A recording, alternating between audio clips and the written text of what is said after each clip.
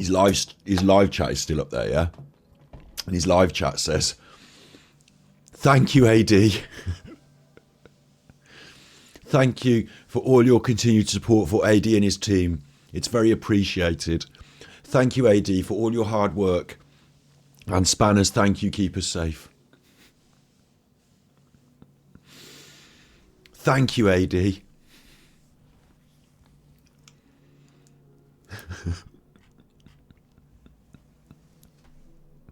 Thank you, AD. Thank you.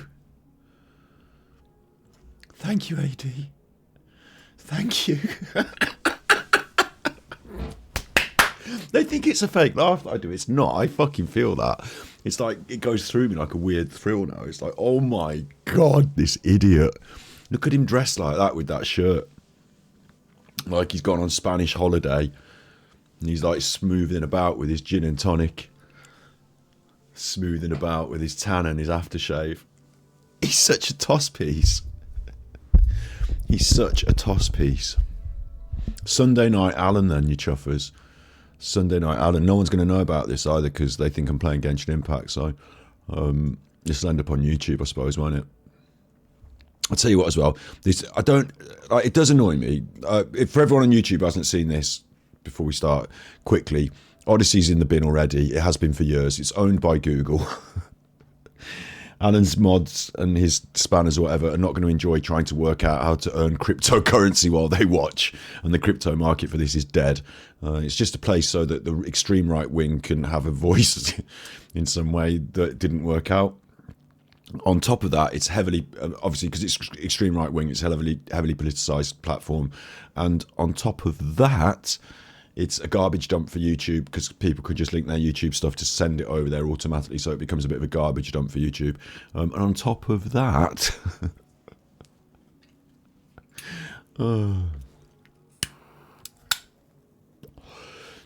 don't worry, it's absolutely a nightmare, Odyssey. He's not going to work out for him. It's nothing to be thought highly of. I tweeted about it earlier, just quickly. I tweeted about it. The new YouTube for the far right. So it's being sued out the whammer as well already.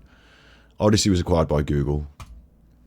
And then visitors mainly come direct from, in the 60% of people that go directly to Odyssey end up, the 6% go to YouTube. In most cases, after visiting Odyssey, users go to YouTube.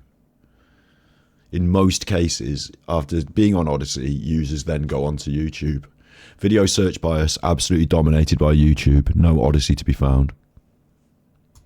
So, in simple terms, uploading something on Odyssey means it stays there forever and can never be removed. Blockchain. So Alan really shouldn't be playing with that sort of fire, because do you want something on there that can never be removed, Alan? Never? With all the things you say, the way you go on, do you really want something that can never be removed on the internet? You want to be really sure about that content you're putting up there, I tell you. Never be removed. Not like that YouTube that can bin you off, eh?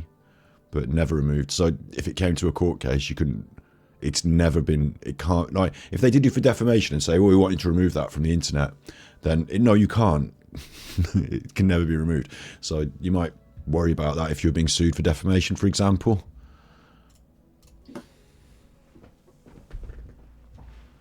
So, I could hear him clicking away in the background, turning this on. At least he's learned you're on from the minute you're on, so you might as well play this and then just start. That's what he's doing. I said you should talk for a bit until, but instead he's going to play this for 6 minutes at the start. He's desperate to use copyright content for some reason. I don't know why he does it. The only thing I can think is that's stupid to think that you're all right with just taking anything you like off the internet, any old piece of media, something from Netflix, a song from the charts, and just using it. I just don't think he understands copyright at this point. I am the armchair detective. It's a cross between the Truman Show and the Hunger Games. That's right. I'm hunted down. Hunted down. So we're just going to skip this because it's just bollocks, isn't it?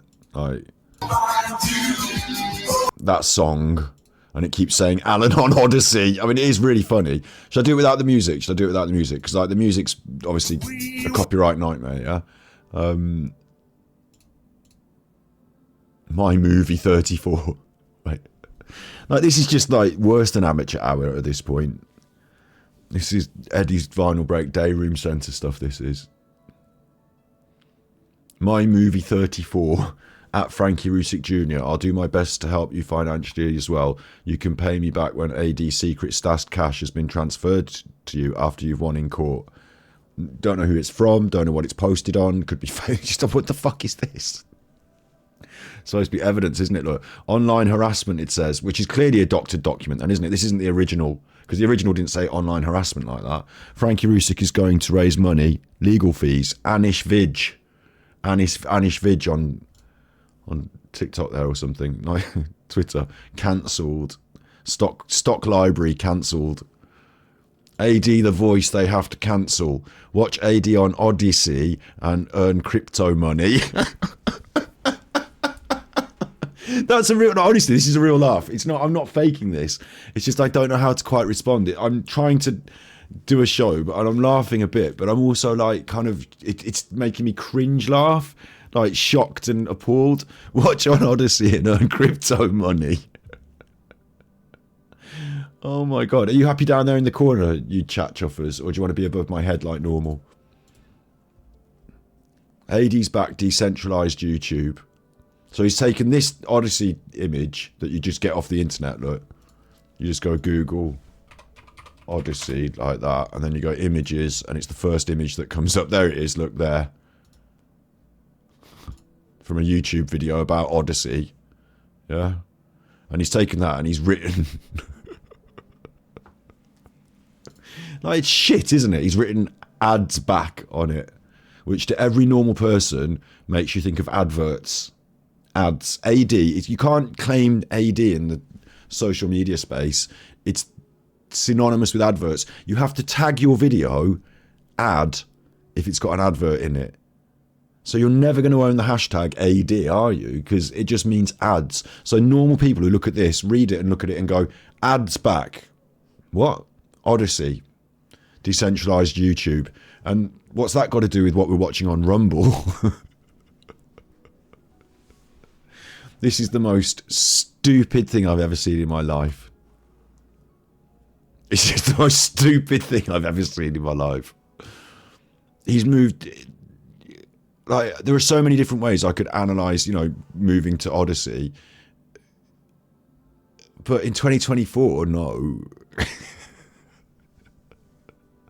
I don't want to give him any tips, really. What I said earlier, I'll repeat it quickly again if this is going on YouTube, is that what Alan should have done when he got kicked off YouTube, what he should have done is he should have spent 2 or 3 days, maybe 4 days a week, deciding what the best platform was for the move forward, making sure his show is really tight. His internet's working. He knows how it all works. 2 or 3 test streams just to the spanners, not to the public. Don't tell anyone. Keep it a secret. He could have drip fed. He could have said, something is happening on Friday. Watch this space. You won't watch. Wait, I will tell you which space to watch, or something. You know, and people go, "What? He's going to come back? Where's he going to come back? Where's his channel going to be? I hear he's doing this. I hear he's doing that. I saw there's a channel pop up over here. He's not going to, is he? Is he?" And like, he could have built up to it. And then when everyone was looking at the most, because he didn't have as many eyes on him as he did ever leading up to that Rumble fiasco, like as the point where he got kicked off, and like that's interesting to people. So at that point, he could have made a really tight show and done a really good show and come back and shown everyone, like, you know, I've got this, we're good. And it's a different platform, but like with a little bit of planning and preparation, he could have wowed. Like, there would have been people, like after a week of not knowing what was going on, after a week of questioning, is Alan over? What's he going to do? And then to see him come back on a platform and really wow it with a solid show, and this new platform is going to be great. Like, that could have worked, but instead he scrambled. I can't be off the internet for more than 10 minutes. I need their money. I need the money. And he spent an hour talking about money, looking like he'd slept on a park bench. And it was just a shit show. So he ruined any sort of impetus and jump back that he could have made. and instead made it clear to everyone that he was a shambolic mess, and without YouTube, he was nothing. Well, things have changed. What do you want to talk about? We can talk about anything. If you want me to talk about COVID, I can talk about COVID. If you want me to talk about 9/11, I can talk about 9/11. Anything. I can talk about anything.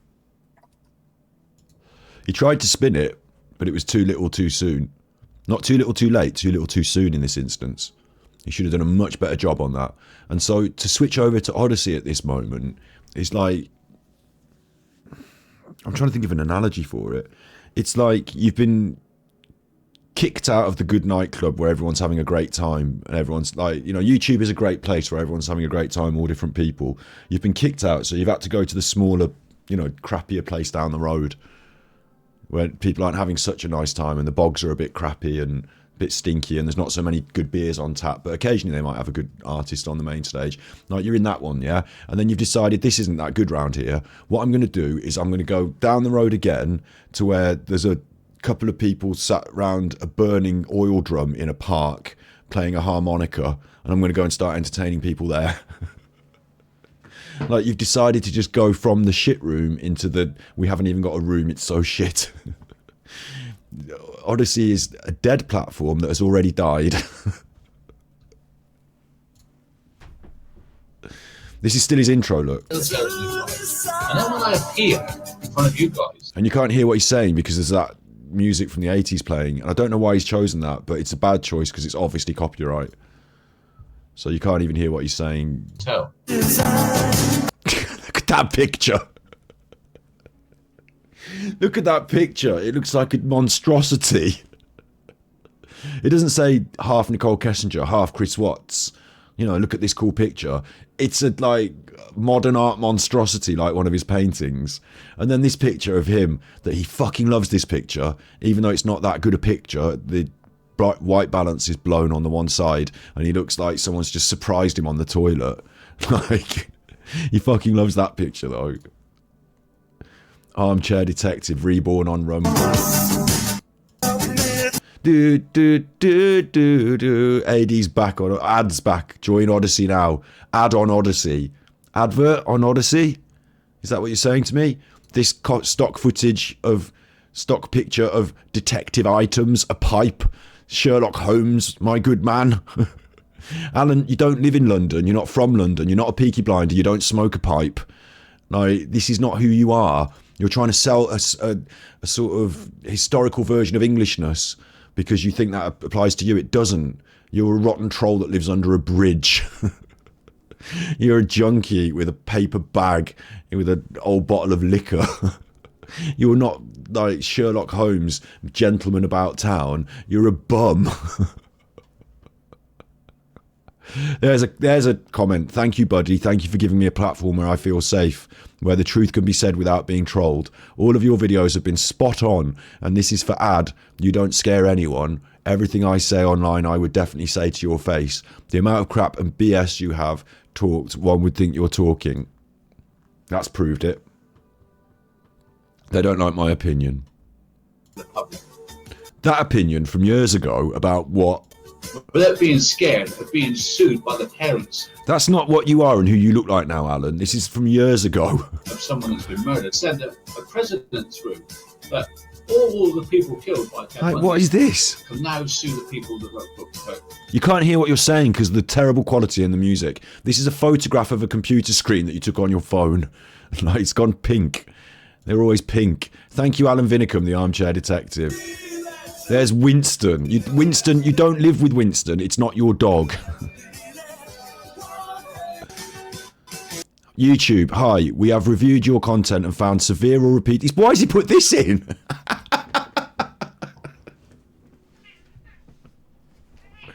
Minky. Why has he put this in? Why has he put this in? Removed your because repeated violations of community guidelines. It didn't say terms of service, it said community guidelines. That's what it said. If that's the real thing, because obviously he scribbled out the name and it's not even like, it's so close. Like, I could write that and do that on Photoshop and you'd never know. Like, who would know? What's the name? It begins with an S. Why does the name begin with an S? Here's a really interesting thing. Let's play detectives. Let's play detectives.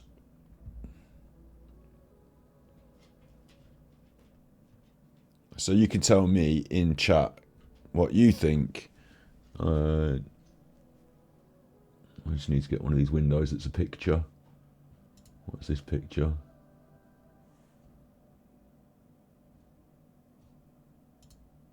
That's that picture. That's the mug. Nice. What's this picture? Nothing. What's this picture?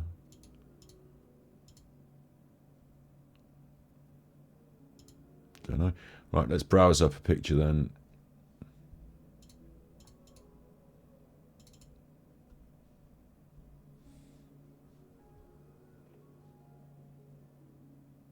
Which one is it? It's the one I literally just took, no?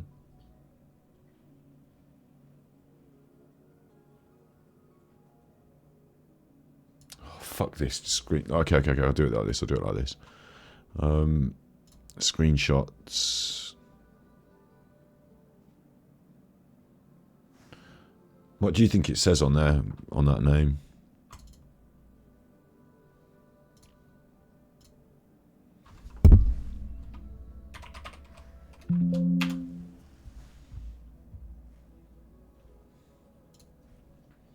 Browse. Screenshots.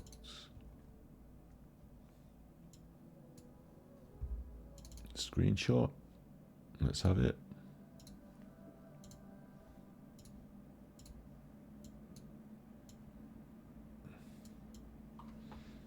What do you think that says?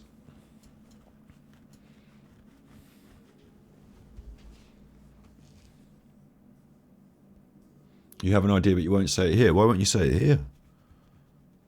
Name he uses to pay the USA money to.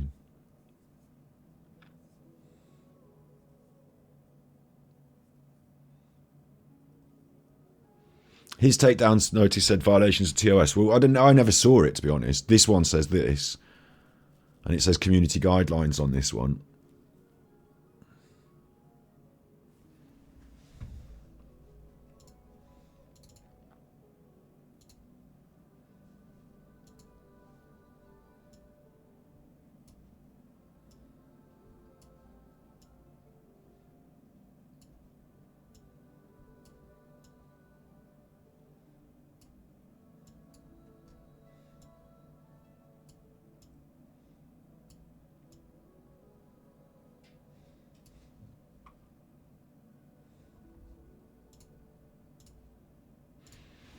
That's it with the Brighton thing's changed. It's got a G at the end. Or something like that, hasn't it?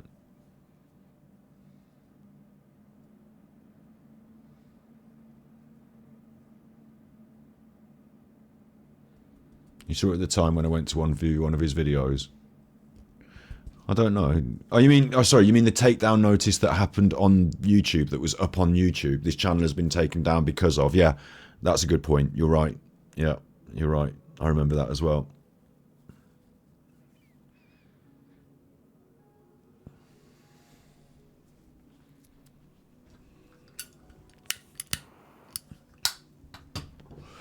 First letter S.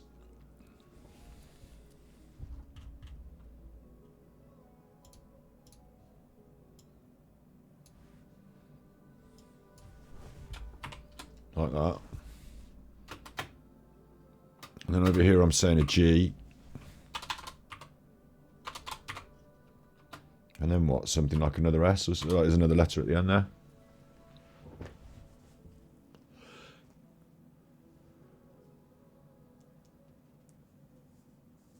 Yeah, Alan doesn't begin with an S. Armchair doesn't begin with an S. Well, I'll tell you what does begin with an S.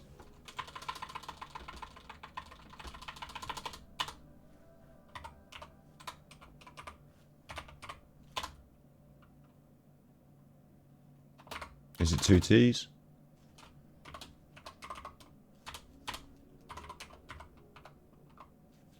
That doesn't quite work, does it? What's this over here at the end? Like, this appears to be lower. Like, at the right-hand side, I'll point with the S, because I can't show you my mouse, but I'll point with the S. This bit here appears to be lower than the line, doesn't it? Like, the line seems to come down too low over here. So that might be a G that goes below the line. But what's this one?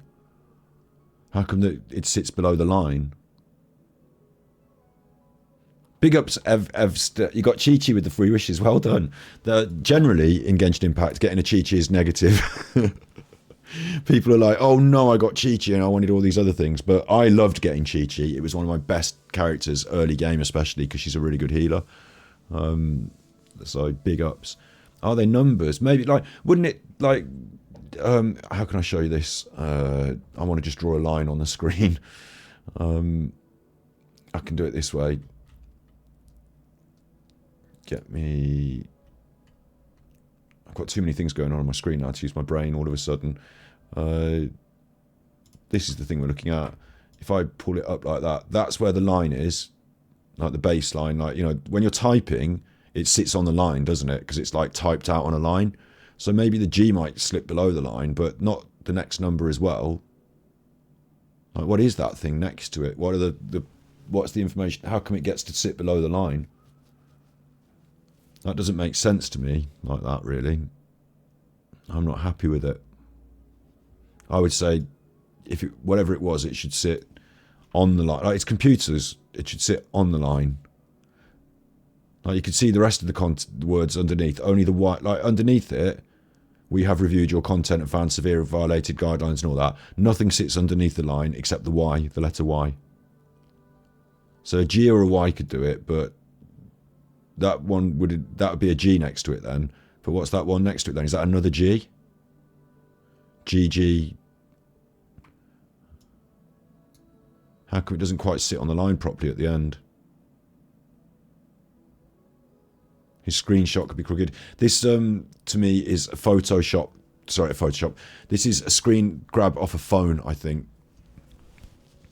My guess. I'm not Mr. Metadata. There's no metadata. But the way this has been scribbled out is the way he scribbles things out with his phone. Because you take a screenshot and then you choose the thing and then you go over it. And the first time you go over it, it doesn't completely obliterate it. So that's how someone would do that. So we'll come back to that name in just a second as well. I want to just quickly check YouTube community guidelines. Because I agree that could be, like, this could be someone else's picture. Like, it doesn't have to be his picture. He might have just picked it off the internet. And he might have... No, we looked at this before, didn't we? We looked at this before, yeah. The reason you get kicked off... This is bad because it's not about copyright or anything like that. This is about hate speech, cyberbullying, child safety, fake engagement, misinformation, medical misinformation. Like, that's reserved for the, you know, obviously, you know what kind of things that's reserved for. Election and medical misinformation, scandals. Alan's on there for hate speech. He would have been done for hate speech, I think. He wasn't selling illegal firearms. Other people would have reported him for harassment and cyberbullying, hateful, dangerous content, but hate speech. You can't call people homophobic slurs on YouTube. So that's what I think it was, really. But these are the topics that would have been violated for community guidelines. I think that's what it really was. I actually do think that's what it was. I think it still comes under terms of service. So I think when... Like, this is part of the terms of service, I think. When you get the message, it might look like this. But I don't remember what he said when he read it out. When he read it out, I thought it was terms of service, but he might not have... You know, he doesn't read properly, does he? He just makes things up. So who knows? But overall, this is not in his name, for sure. I mean, if you... Would mine be in my name? Would mine be battery exhausted? Or super chuffer, or I don't know what they would refer to me in correspondence like this. They obviously have my proper details because I've got an AdSense account and all that. This is what I wonder as well, I wonder if it's connected to his AdSense account. Is that the name on the AdSense account? Is that where the money goes? And I've always questioned this. If the money didn't go to somebody else and then he gets paid. You know, he talks about being paid by YouTube. What if all that money goes into Scarlett's bank account and Scarlett has to deal with the tax and all that, yeah? And then she just gives her dad an allowance, you know, or something like that. Like, that could change the way he's doing his money, couldn't it? It could mean that he never showed any profit because all that money never even went into his hands officially. All the donations and that never officially went into his hands. The YouTube advertising money never officially went into his hands. Like it looks like a strange thing to have an S name on there anyway. And it looks like a strange thing anyway. Let me just quickly, like if you were Alan and you wanted to Google up a community guidelines YouTube ban letter. If you Googled it and wanted to grab one off the internet, you might get that one. This one has a name on it. Hi, Freya Landlord Lara. Hi, Steve will do it. Could it be that? Steve will do it. You know, could he have literally just taken someone else's letter and just scrubbed that off?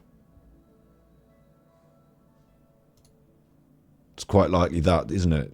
Don't you think? Maybe we're barking up the wrong tree here. So the possibilities are he's got a fake name that he's been using on YouTube and the money's been going through some other account some way. You know, not Alan, not Armchair Detective, but something else beginning with an S. And if it was that, then the most likely one would be Scarlett. And then if it wasn't that, he's just gone and got, you know, a generic one of these off the internet because he wanted a picture for his thing. And he doesn't want Steve will do it on it, does he? So that's what I think about that. Bit of a armchair investigation of our own there, eh? Before we even got started. We got him. We got him. Add the voice. They have to cancel. They have to cancel their Patreon membership. Cancel your Patreon membership because this is rubbish. I had a note this morning, a termination email for all my channels one by one. A termination email for all my channels one by one, or for all of your channels in one email. He never tells it straight. Never tells it straight. And look at the difference in him between what he just showed you in that. Like, it's funny the way he's done this. This is really funny, actually. That picture there to this. And in his edit, the way that he's made this edit, it happens like overnight. I'm on YouTube and things are brilliant. And I look great and things are great. I'm off YouTube and I'm a fucking potato sack full of ham. I'm on YouTube and everything's fucking awesome and I'm great. I'm off YouTube and you've just had to wake me up in the gutter after the horse racing has finished because everyone's pissed on me and I need to get up and leave the premises. I'm on YouTube and everything's going absolutely spanking, and I'm off YouTube and honestly, I'll get you that tenner next week.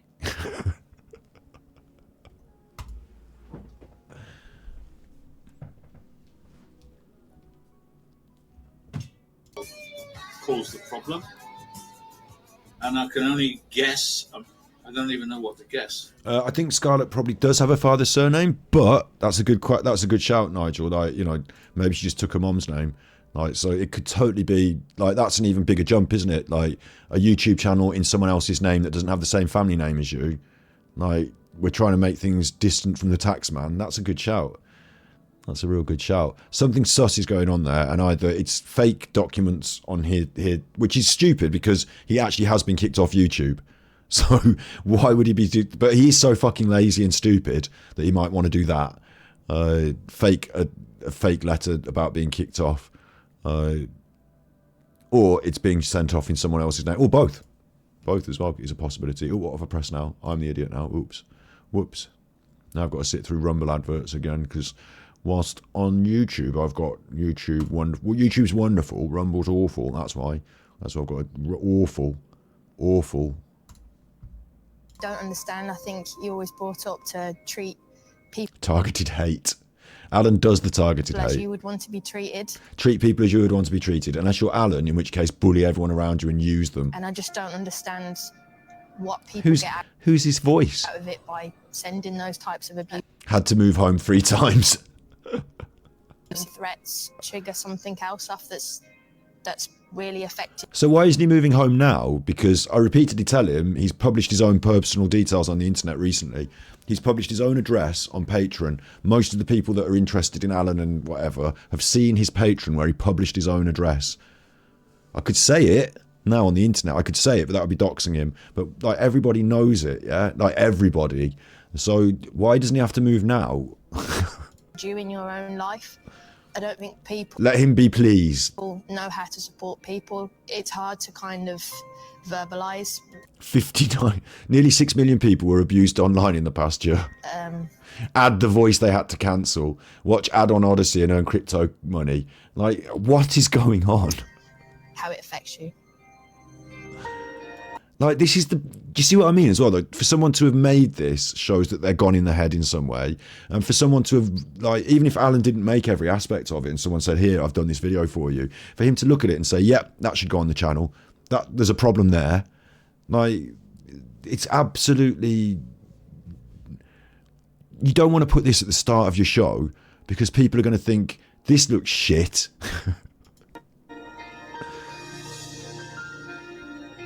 This again. Here he is. Good evening. My name. Good evening, you. What are you wearing? Why'd you do it to yourself? You're not a teenage girl. So why are you wearing a teenage girl's zip-up hoodie? Icy white, brightly, just freshly bought. And a little pink number underneath. I'm not. Boys can wear whatever colour, but Alan here looks well weird in those clothes, doesn't he? He looks really strange in those clothes. He looks like he's broken into a young girl's house, done a sex crime, and then dressed up in her clothes. Even the picture on the wall behind him with the pink and the this looks well creepy. Looks like he's got a little bit of lipstick on and everything. He looks like, I'll tell you what he reminds me of, when Jimmy Savile showed us inside his mum's bedroom and he had all her clothes all in plastic bags in the cupboards, all like, saved forever. He looks like he's been trying on his mum's clothes. I'm Alan. I am the armchair detective. It's a little brief synopsis of my story. 5 years. That's not a brief synopsis of your story, right? I mean, how am I going to get through this? How much of this do you want me to just let it play? Because that's not a brief synopsis of your story. That's a load of bollocks. Like, just the fact that he says it as well makes me... I'm kind of in shock sometimes myself about how... Like, it's an hour and 40. Oh my God, we're going to be here all night. Let me let it roll a bit, but... How do you... Like, imagine anyone had watched, like... Imagine I've made that video for you about you, like that, and you've watched it and you said, yep, put that on the internet. And then after, I'll come on and I'll say, that's a brief synopsis of my story. Like... What? Years on YouTube. Thrown off with no bilingual leave. You were dumped off because you were nastis. Sorry, you got to go. Off you go. Done it to thousands of us. Not just me, right? That makes you feel better, doesn't it? But Alan, you're trying to recontextualise the truth. You're trying to make it seem something that it's not. You're trying to change it and spin it. Trying to create a story so that people will continue to believe in you, but also so that you can believe in yourself. And you can't. You're not Jesus. Sniffing your own fingers. Like Captain Birdseye without a beard.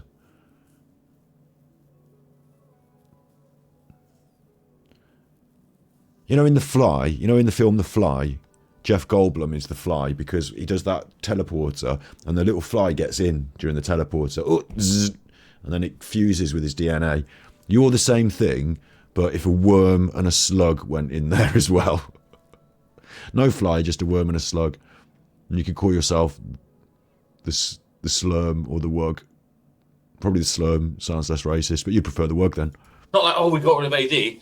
You can't be racist against worms and slugs. YouTube are destroying You can probably. a lot of people. And it's not just like destroying it for, like, you have that channel. It's like, you will He's touched his nose twice now, so he's on the coke tonight, is he? ever be involved with YouTube again. No. You can't have AdSense. You can't have an ad blocker.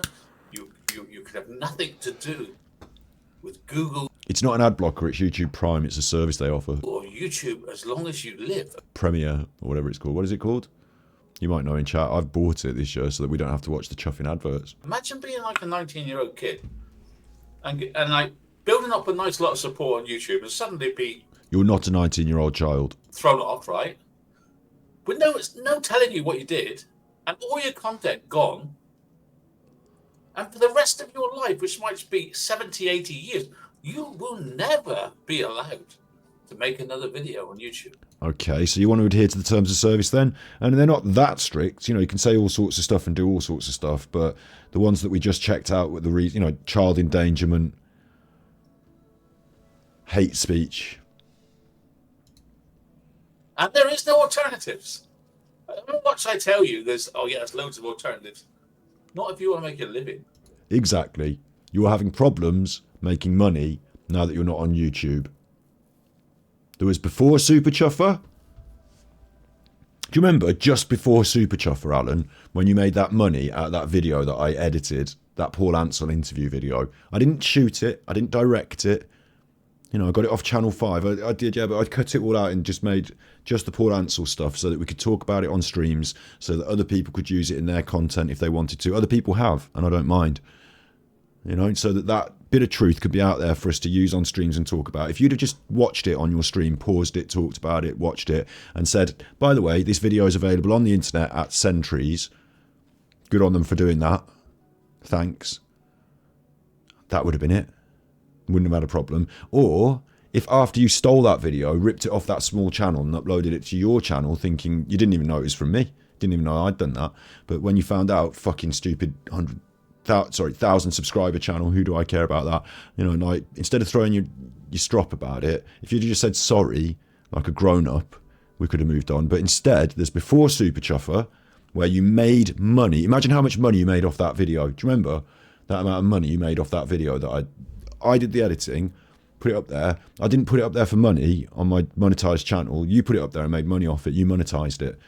Do you remember that? I thought to myself, that's the last bit of money I want you making off my content. What about the last bit of money you making off YouTube content? What about that, Alan? How long was it before Super Chuffer and after Super Chuffer, before you got banned? Do you remember before Super Chuffer, Alan, when you were on YouTube? And do you remember after? Well, I say Super Chuffer all the time. What about Battery Exhausted? Do you want to call me Battery Boy? Don't you? You like Battery Boy. Where's my buttons? Let's get the buttons out. High heels. Where's Nancy? Hang on. Torchy the Battery Boy. That's the one. Do you remember that? Torchy. Light on. Yeah, Torchy that. I remember Torchy when I was a little tiny boy. I used to love Torchy. Torchy the Battery Boy. Really did a number on you, didn't we, Alan? I say we, 'cause it wasn't just me, was it? Loads of people had ill feeling toward you, but really did a number on you, didn't we, Alan? You got so wound up, you shit your own pants, moved out of home at one point, we caught you singing with kids on Smule, exposed you on the internet, you went to Malta, we found out, you ran home scared. You know, you had a right year of it, didn't you? Such a stressful year. You ended up calling people all manner of hate slurs on the internet until YouTube took you down for hate speech, in my opinion. Do you remember before Super Chuffer, when you could make money on YouTube? And do you remember now? Do you remember yesterday and the day before?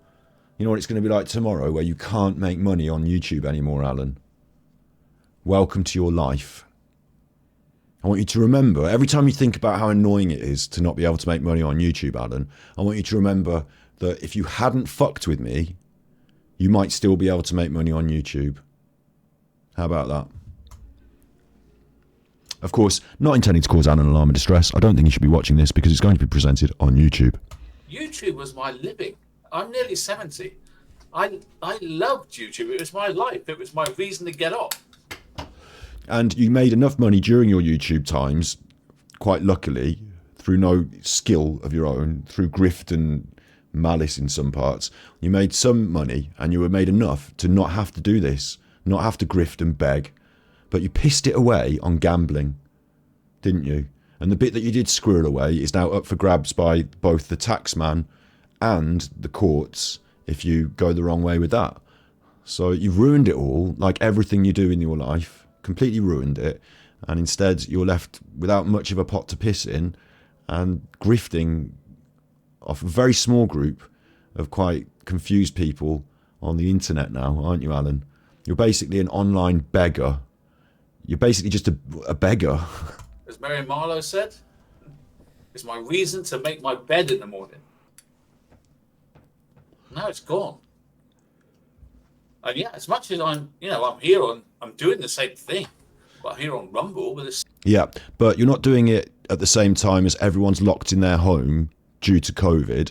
You're not doing it at the same time as Netflix is pushing a massive multi-million-pound documentary full of sensational revelations. You're not doing this at the same time as the YouTube trend for true crime is really breaking out and pushing and kicking off. You're not doing this at the same time as lots of other people are doing their stuff at the same time, pushing it. You don't have the same luck of the trend or any of that, and that's gone. That's done. You can't recreate any of that because it was never about you, Alan. It was never about what you were doing. The only things that you did that were unique and that you brought to the table were lies, conjecture, the ability to take someone who's a bit malleable, a bit vulnerable, a bit sensitive, and manipulate them. Like, that's what you were good at. You were good at showing up and gaslighting on the hour, every day, showing up and gaslighting. So your form of manipulation seemed to suit the mode of the time and what you were doing. But it's not going to work forever, and it didn't. Now you're exposed, cold, and alone. That's what you are now, Alan. You can't retread those times. Those times are gone. And you're not going to be able to regain that, because through doing what you did on the internet, when you first arrived on the internet, people didn't know all about you. Now people know all about you. So it doesn't matter what you talk about, Alan. It's tainted by the fact that it's you. And all that stuff, you're not on the internet anymore. Or you're not on YouTube anymore. You've been banned off YouTube. Your stuff's gone. Well, I'll tell you what's still on YouTube, Alan. I'll tell you what's still on YouTube, right? If you go to YouTube and you search for Alan Vinicum, then you get my playlist of all of our videos. This is one from Val. There's another one from me. There's Cheddy's Naughty Vinyl Trees. Send Trees, the original. This is another one from me. Maybe a lot of mine come up for me. I don't know. But there's a lot of videos here about Alan Vinicum.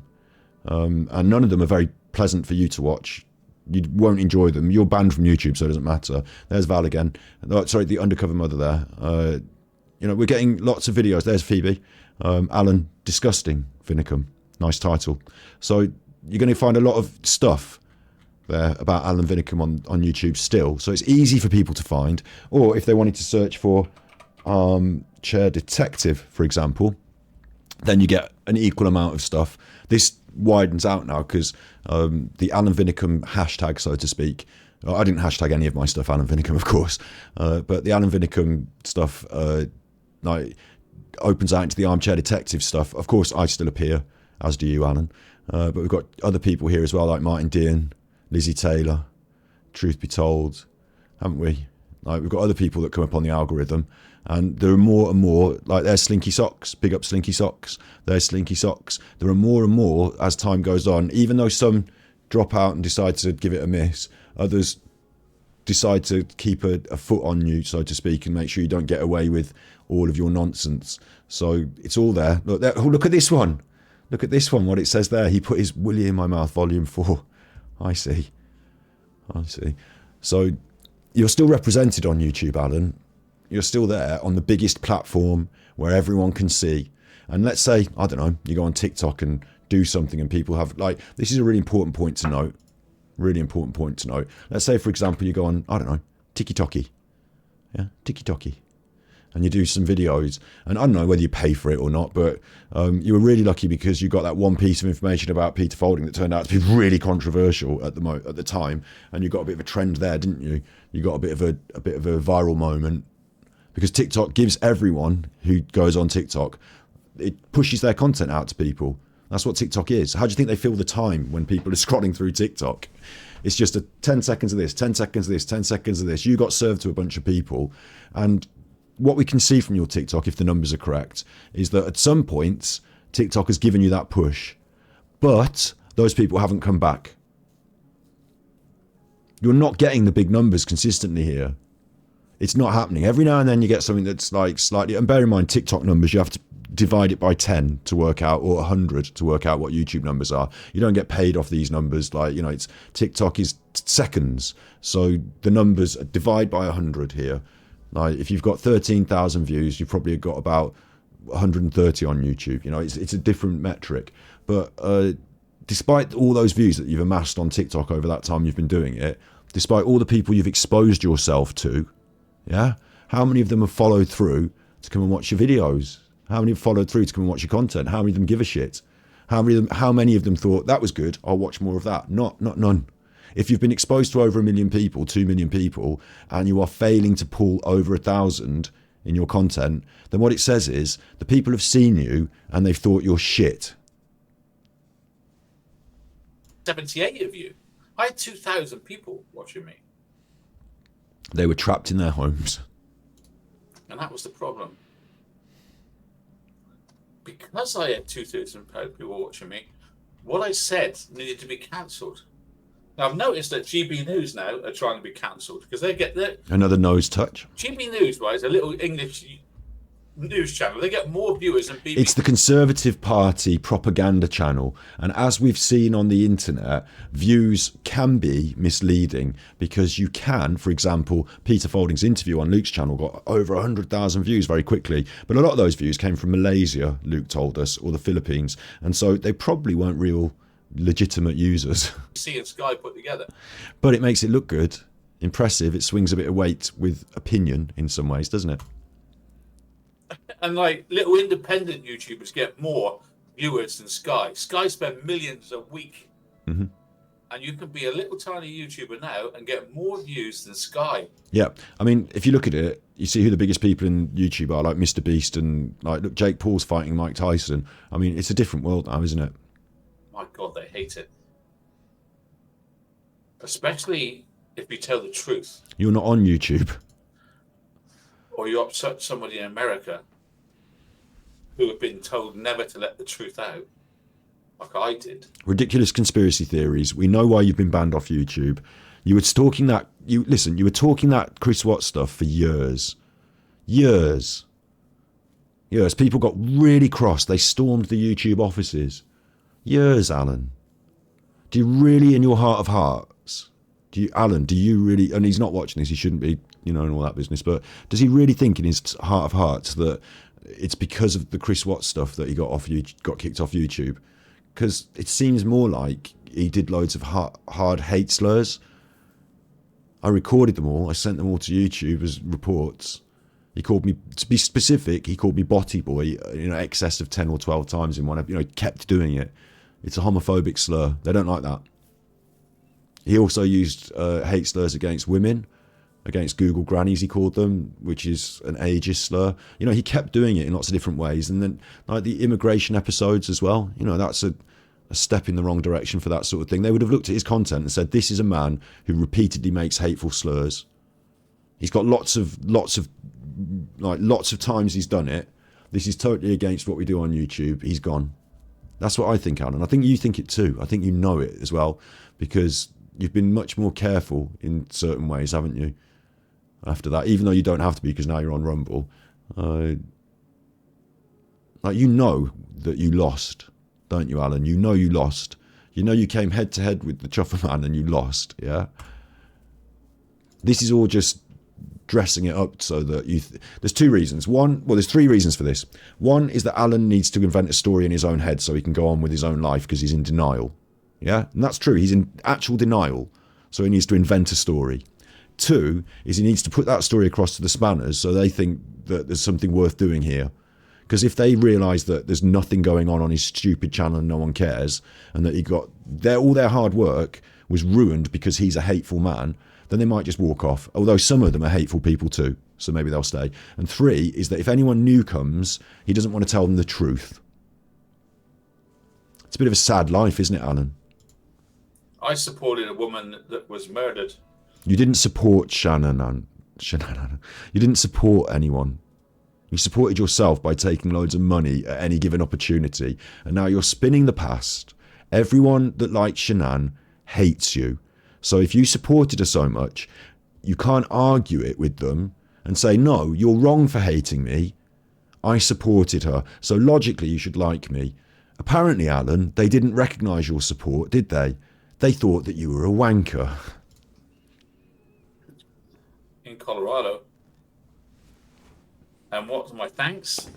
I've been sued by her parents, right? And I don't think I've ever done anything to them. I wanted to say that a woman called Nicole Kessinger needs questioning because she lied a lot about gays. Alan, are you going to talk about this indefinitely forever? Because if you want, we could just record it this time and then we could just play it over and over again on a loop. I assume that's what goes on in your head in some way. This is why I think he's on drugs, because someone who does like a line of cocaine or a bit of he told us he's addicted to tramadol. Yeah. So it's not a great leap to think these other things. Go and look at the reviews for Vinny's Bar on TripAdvisor. I think that what happens is you're high, maybe drunk as well, and instead of having the mental agility to construct new words as the situation requires on the fly, you just say the script in your head that you've said 1,000,000 times and it fills the time. I think we are looking like the difference between this and somebody needing like care, like, and I'm saying this in a serious way, you know, somebody needing a mental health intervention team or whatever. The difference between this and that is simply the internet and a fresh jacket. Like, put this man on a park bench, even rambling into his phone about this on the internet with a can of Tennants. Like, he's not that far away from it. Like, this is not good behaviour. Like, this is another thing, right? I did watch. I just showed you about. You know, we searched Alan's name and we saw these videos come up, and one Val made, and she directed it to a member of his family. And I did think, like, I have seen that video, and it does rattle in my mind just now. Like, we talked about another, you know, name from his family earlier. It's almost immoral. Like, if this was like, we talked about once about what it would be like, you know, Eddie's handlers taking him off the internet and stuff. Alan needs handlers, and he's for his children, I suppose, to watch this or to not watch it. I suppose they don't, or whatever. Like, how, like, if this was a member of my family, the intervention would happen because I would love them and I would go and do something about it. Like, Alan needs someone to just really get a hold of this, because this has gone too far now. Like, this has ruined his life, and he continues to ruin it further. You Google someone and their wife months before you. Like, if you think about it as well, he thinks that Nicole. I'll tell you, I'm pausing this a lot, and we're going to be here all night. But Alan thinks that Nicole Kessinger and Chris Watts and all that, it made him loads of money, so it's one of the best things in his life. Because before that, he'd managed to fuck up his restaurant business, and he'd managed to fuck up his poker thing, like, and he'd managed to fuck everything up. So what he really needed was to reinvent himself in a new way, and that's what he did. He just pretended he was a detective on the internet because he watched Richard D. Hall. Alan watched Richard D. Hall and thought, he's good. And he got that Colin Sutton, or whatever his name was it that policeman that he did? He did an evening with him, and he thought, oh, this is really good stuff, this. I'll be that. That's me now. I am that. I've always liked detectives and conspiracies. I am that. And what you were is just an idiot wearing a jacket pretending to be a detective on the internet. For some reason it works. Somehow idiots bought into it. They don't buy into it now, right? But Alan thinks that was probably like, you know, without that, oh, what would he have done? He would have been just a loser with a failed business. But now he's got some prestige and he's a bit of a someone. So he like in the end of it all, after what he says, he's been around for 60 something years. He's tried being a DJ, he's tried being a pub owner, he's tried being a restaurateur, he's tried being an author. He's tried a lot and he's failed on everything, to the point where he's not allowed to run a business anymore, compulsory order, disqualified. But at the last leg, at the very last moment, I'm a detective now on the internet for a couple of years. And that's the big thing. That's this whole, like, put it on my gravestone, the great armchair detective. I finally found my cause, reason to get out of bed in the morning. For how many years, 50 years of your life, this was not your reason to get out of bed in the morning. All of a sudden, like, it's your big thing and that's who you are, your identity, which is ridiculous because it's not even your identity. You are not a detective. You do sit in an armchair. So, and even that's a cliche. The phrase was coined by someone else before him. So it's all made up fantasy bollocks right at the end of your life to make you feel better. Yeah, he stole all his research. We all know that as well. Like, he's a con man, isn't he? He's a facade, a con man. And for some reason, people bought into it. So my point being that that's his great achievement in life. And it's not even anything real. He didn't achieve anything. It's not anything great. But you would think to yourself, or I would think to myself, if I'd watched one of my parents do this, that I would then say, hey, this thing that you did during lockdown on the internet has got hold of you and you think you're a detective in some way, and that's not who you've been all my life. That's not who you are. So stop pretending you're a bit far gone in this now. Put down the internet and let's start being a bit more normal again, yeah?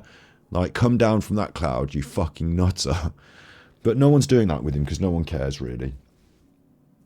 They want the money to come in. Where's the money, Dad? So no one really cares. And no one's going to help him in this situation. But it is actually a catastrophic... and I'm being slightly serious here, even though I'm going to continue to rip the piss out of him. It's like, Alan has a mental health condition because he's a narcissist. So that's a problem he's got. But this is like a catastrophic mental health situation, or whatever you want to call it, like life situation in itself. Delusional man will not let go of the delusions. And the people around him, the ones that are left, because he's got no friends, he's told us, he's lucky he's got his family, they won't even help him with it. Like, he'll end up lost in his own source. He already basically is. I think they've probably washed their hands of it. It's really bad, actually, isn't it? It's like really bad. Like, if this was, like, he'd been kicked off YouTube, bear in mind, we're talking about someone who's been banned from YouTube, cannot have an AdSense account, Google, and all these things. Would you not think, like, are we, I say allowing, like, is it okay that he's still doing this on the internet? Because whilst he thinks it's really been the best thing in his life, and now he's got all this status as the armchair detective, and he made all this money as the armchair detective, when he adds up his whole life, it's a very little bit on the end, and it doesn't mean much, and it isn't the main thing of his life, but it's ruined his life. He thinks it's been the big win of his life. It's ruined his life and continues to ruin it. He does all the ruining.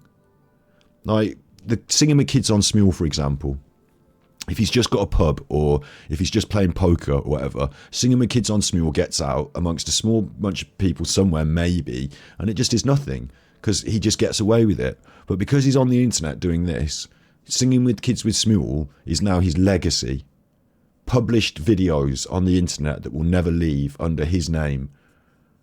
Like, he's making his life worse. He's the thing that does the bad things, but then he's making his life 10 times worse by pretending to be something that he's not. I'm not letting it go. And it's delusional, self-sabotaging narcissism. And it's a disgusting shame. But, on the other hand, it's a real joy to watch because he's an arsehole and he deserves everything he gets. Start a job where they are and they end up dead. That, to me, needs an investigation. But in this case, the DA stopped the clock. Before he checked the DNA, before he interviewed everyone, he just stopped the clock. And now, on YouTube, lo and behold, I watch it and then someone comes on and says, okay, lied. I go, no shit, Sherlock, she lied. I never knew that. And the people go, did she? And then people say all she did was sleep with a married man. It wasn't that. That's not all she did. But let's not go there now. They're trying to take away free speech. Unless you say what they want. No. If you say what they want, you're fine. If you say COVID was a terrible thing, and Oh cost my millions of God. lives, you're fine.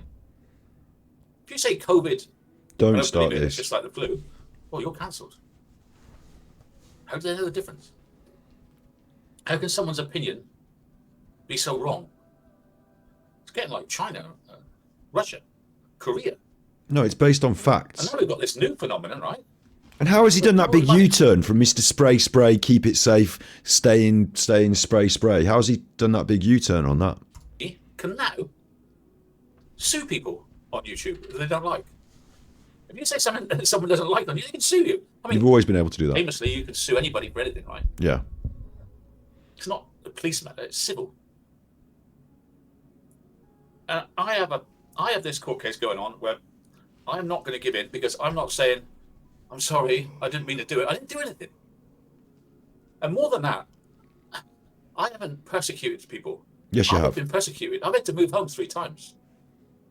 I've had my family bothered. I've been called a P. I've been called a sex offender. I've been called a con man, a crook, and everything you can imagine. Yeah. But that's okay. Yeah, it is. Yeah. That's okay. Because it's me. No, because there's evidence to back it up. Yeah, if I say someone in Carolina is like just like onto me all the time, and I can prove it,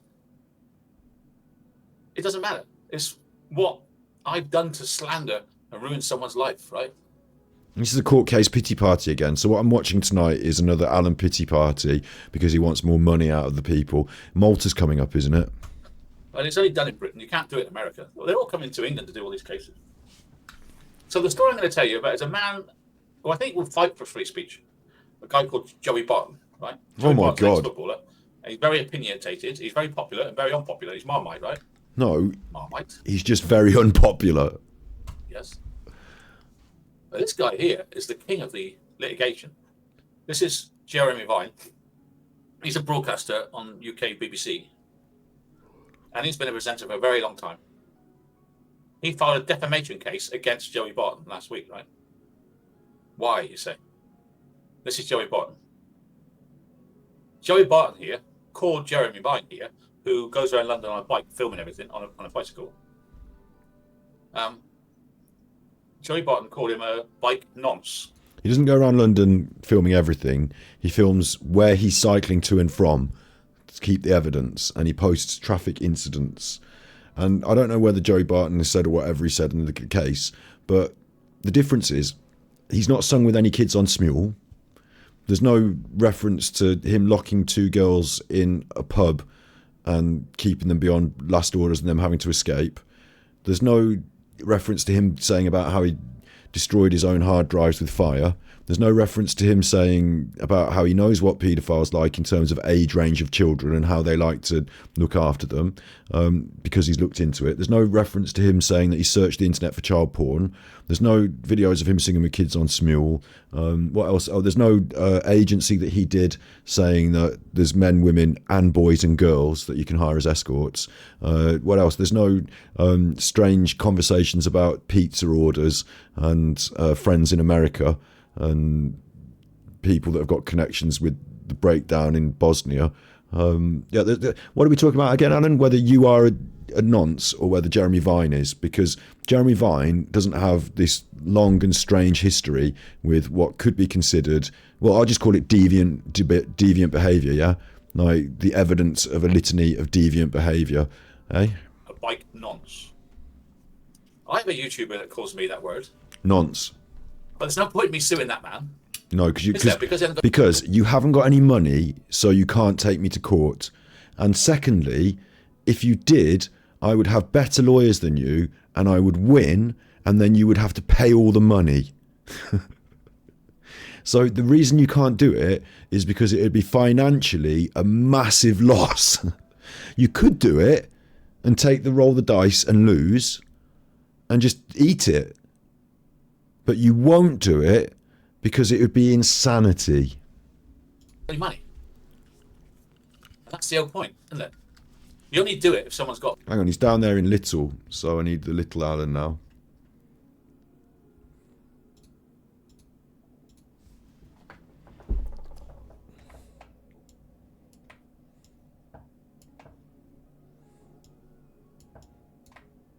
Hiding on his own show again.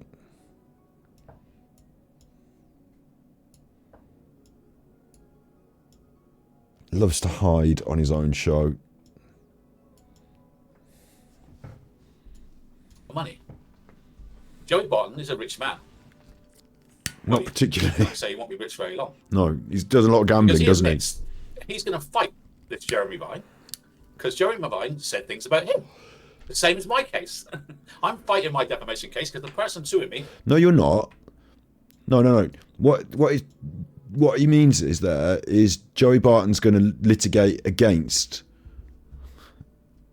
Like, Joey Barton's going to litigate, yeah? You're not. You're just going to go on the internet and talk shit. They said things about me, calls me Vinny Scum. And you think that you can go in the court, like Richard D. Hall thought he could go in the court and start talking all a load of nonsense, and the court won't let you. And I'm going to be locked in irons and put away for the rest of my life and stuff. And it's only a civil case, nothing to do with the police. So I'm fighting mine, and he's going to be fighting his in the same High Court in London.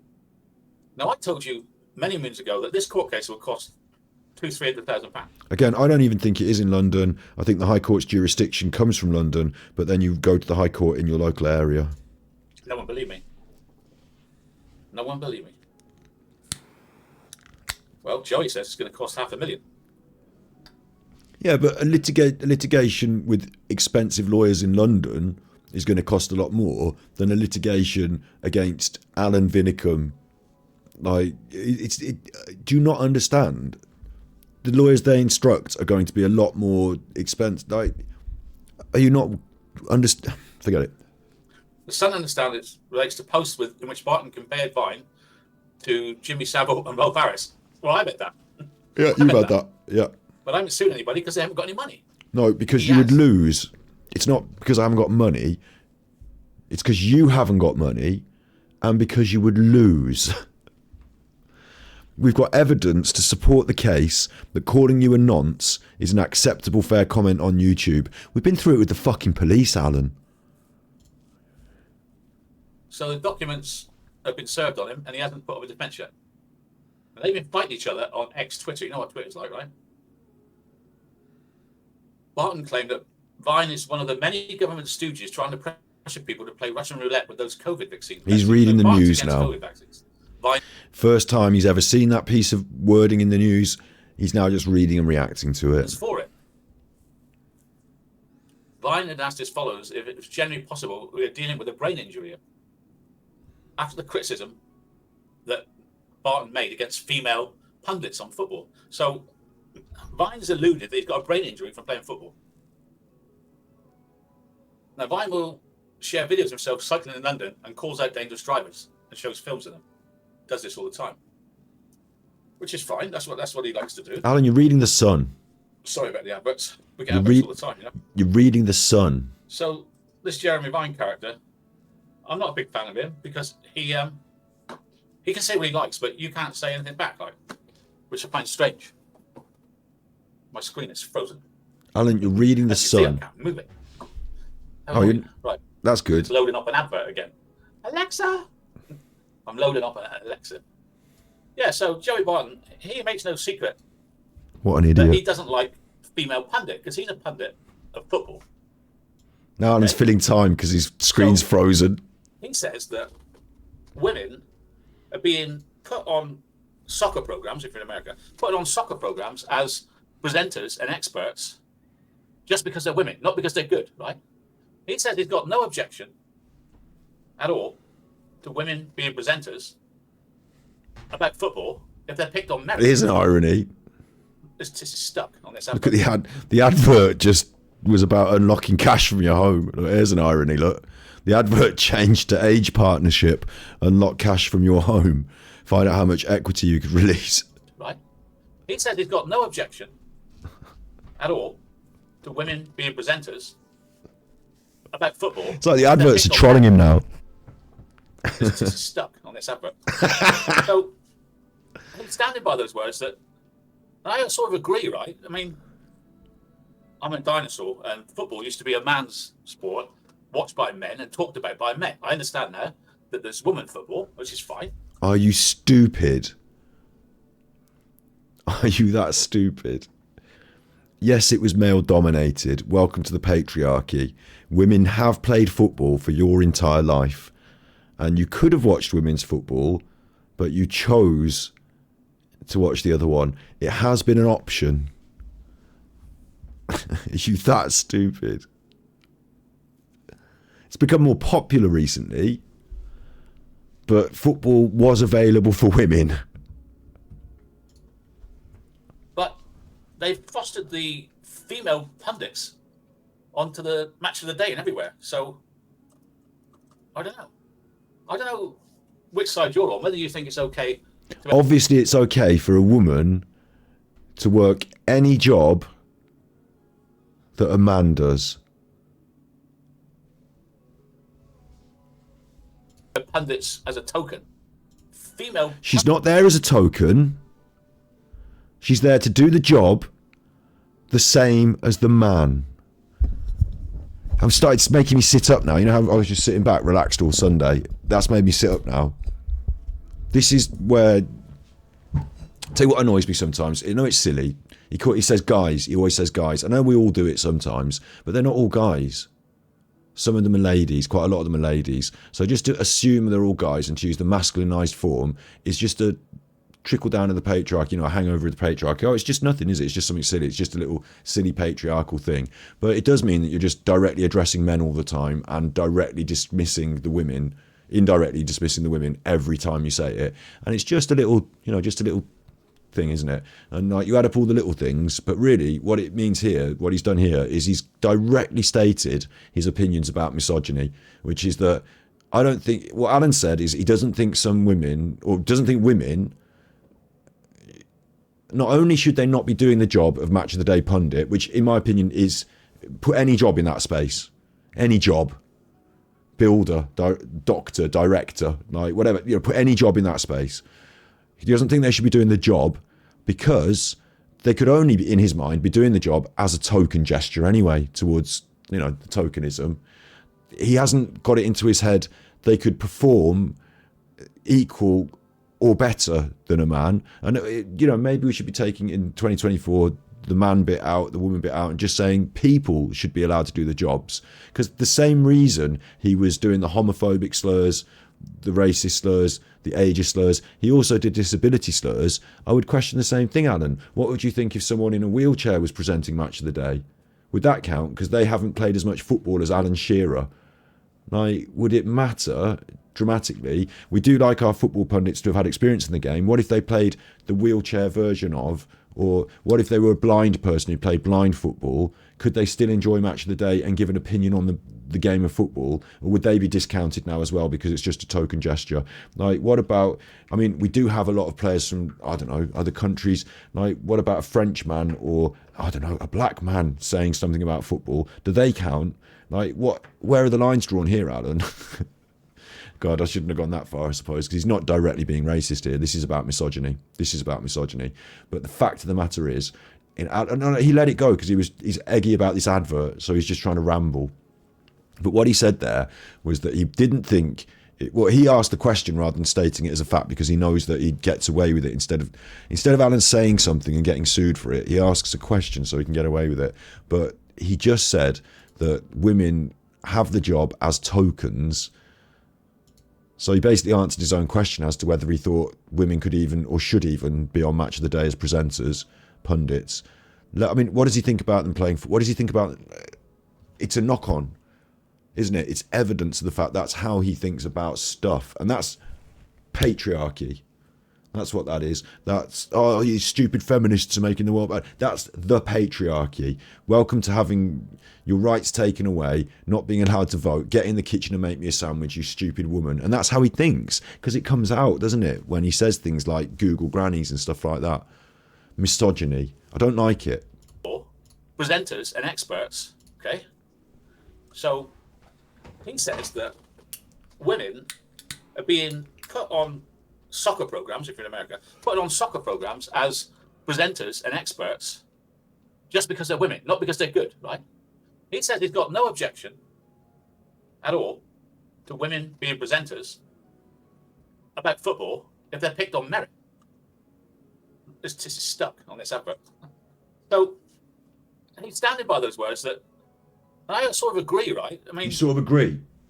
I'm a dinosaur, and football used to be a man's sport, watched So no, by wait, men wait, and wait. talked about by men. I understand. It used to be a man's sport, watched by men and talked about by men. It was also watched by women. They didn't get to go on the telly and talk about it. They could talk about it at home. And like even in the world you grew up in, Alan, women were also able to watch football and did and play it. But like we've gone off Joey Barton's ideas now. He said I basically agree with them. He said, and now we're going on to Alan's ideas and thoughts. There that there's women football, which is fine, but they've fostered the female pundits onto the match of the day and everywhere. So I don't know which side you're on, whether you think it's okay to have pundits as a token. Okay, I don't think it's okay to have pundits as a token necessarily, no. But what side are you on then? That it's not okay to have female pundits on even as a token? They don't have to be a token, do they? Can they not just be... Or pundits as a realism. As a realism? Now, my TV is really, really You slow. see, and now the realism didn't even mean anything. He doesn't know what that even means. No one knows what that means, a realism. He's actually just having trouble with his computer and his mind's gone on to that now. But as he got there, he let some of his true thoughts come through and it was pure misogyny. In here to move. Not much I can do about it. I have to sit here and talk until I can move it, but it's not moving. Ugh. It's not moving. Refresh, AD. I can't refresh because I can't move my mouse. Brilliant. Man who is a professional internet content creator can't use his mouse. Alan has had hundreds of thousands of pounds. Nancy herself gives him approximately £25,000 a year. And with that money, he can't afford to have a nice computer, a strong internet connection. He can't afford to service his business, improve any of his... Like, he's got a crappy microphone plugged in behind him. He can't afford to do anything to make his life better or his content over... What is it now coming on? What's his legacy? How long? 8 years on the internet? What is it? Oh, no, I did 8 to 9 years. He's done 5, hasn't he? Like 6. Like, he can't even improve with all of that money. So you might as well not give him any more money because it's just going in the toilet, isn't it? This is an unusual situation. We're stuck with unlock your cash from your home and me not being able to move it, right? As a spectator, you want commentators to know the game. The gender isn't important. I totally agree. Now then, I call it like a shaft of light. You know, when a commentator's commenting on the sport and he or she says something, you go, yeah, that's right. So I agree. But to be honest with you, the public tune in to hear experts on sport. So he did what he said there about someone in chat said, I think it's good to have a female commentator. And he said, I see it as a shaft of light. It's good to have someone say something good. That meant nothing. What he meant was it's good to have someone illuminate the game, a shaft of light. What he means is it's good to have someone elucidate is the correct word, which means to explain, to make it more clear. So someone that's an expert could watch the game and you could watch it and you might say, that's a good kick up the field. That was a good kick up the field. And they might say, well, they're not just kicking it up the field, you know. They're passing it out to the wing so that they can open up this line of attack, draw the players across the field as they stick to their formation and create space on the other wing, whereupon they will cross the ball as you see someone now flying up the fullback position to receive it. You see how I spotted that? Because of that shaft of light that I can put on the game. And you don't think a woman can do that because what? Played that game, that know what it's like to be in that dressing room for an FA. Yeah, but women do know what it's like to be in those dressing rooms. That's why they're now being put on Match of the Day as commentators as well. On the sport, and he or she says something, you go, yeah, that's right. So I agree. But to be honest with you, the public tune in to hear experts on sport that have played that game, that know what it's like to be in that dressing room for an FA Cup final. So he's literally like, because this was today, yeah. So he's literally just watched the FA Cup on the internet, on the telly, sorry, and he didn't like the commentator that was a woman. Then, yeah. Whatever, they know that's what they want to hear, an expert. And you speak for all of the public. Then you are the public, Alan. You, elderly white man, privileged, selfish. You speak for the public, do you? I don't think so. And that's one of the problems. That's why you're so horribly racist late on. That's why you're so horribly nationalistic and fascist, because you don't represent the whole of the public. Most of us are quite happy with a range of voices on Match of the Day. If you'd have advertised like the 3 female presenters that were on the other night, Oh my God. people wouldn't have tuned in. What? They want to hear. They wouldn't have watched the football if they knew there were women that were presenting it. How is he doing this? Famous ex-footballers, like internationals. They are. I don't know if you noticed, but the women that in the main are used for the commentary on the football, like they've achieved, some of them have achieved more than the England men's team in their football career. Did you not?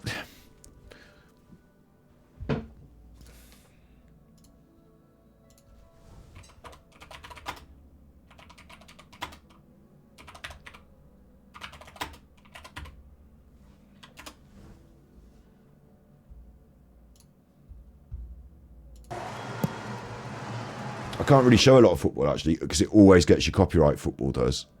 But this literally made, like I say about being emotional sometimes on the streams and whatever. I do get silly emotional sometimes on the streams, but come on, I'm an England fan, yeah? And like you've watched England and nearly get there, nearly get there, nearly get there. And then the women's team come out and do this against Germany and win the Euros. And like I know girls who play football. I know people who, like, when I grew up, it was a family occasion to go to the football. Like, you know, me, my sister, our friends in Birmingham, like, it would, like, be a group family. Women are involved. So I know women who played football. And, like, to see the England ladies go and do this.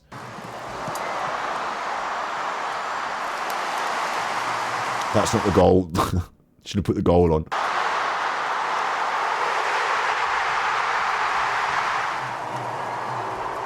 Fucking beating Germany in the finals, in the Euros. It's 1-1 now.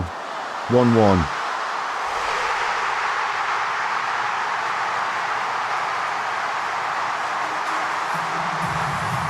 And the reason I felt quite emotional as well, actually, is when she took her shirt off. Is because, oh, not because I get to see her titties, but Eddie likes the titties, but because, like, she was considering, like, I'm going to tear my shirt off and just celebrate. And she was thinking, and then she just did what come natural. And that's football. And, like, the men get yellow cards, the ladies get yellow cards. You tear your shirt off and you celebrate because you're a football player and you're representing England and you've just won. Like, it's making me emotional now. You've just won the Euros. So, like, rumble, young man, rumble. You know, not to be sexist. Rumble, young England warrior, rumble. Like, that just won us the Euros. So, like, I'm even feeling emotional now just describing how I felt at the time. Like, we've come a long way, haven't we, from women being second-class citizens. And they shouldn't be, should they? And that's what this really represents in many ways to somebody who's, like, and it should represent to Alan as well. Like, when he saw this, he should have been so proud of our nation and what we can achieve, you know? Or what... You know, because if you go right now and do the boxing in Saudi Arabia, a woman tears her shirt off and runs around after scoring a goal, she might be in trouble. So I think I'm very proud of this. Pride's not a virtue, but I think I'm very proud of this. Or a better way of saying it is, I see it making me emotional, but a better way of me saying it is I think they made us, or they did us proud. I think they did us proud.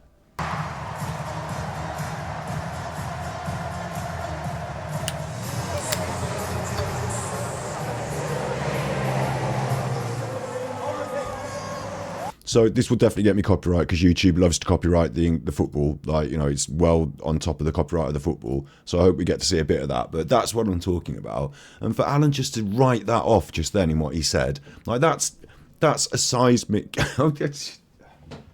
Why am I getting so emotional? I don't know. I feel like it's a seismic shift in like it's a flag in a map moment where like we ascribe the burden of our national success in football to the men's team.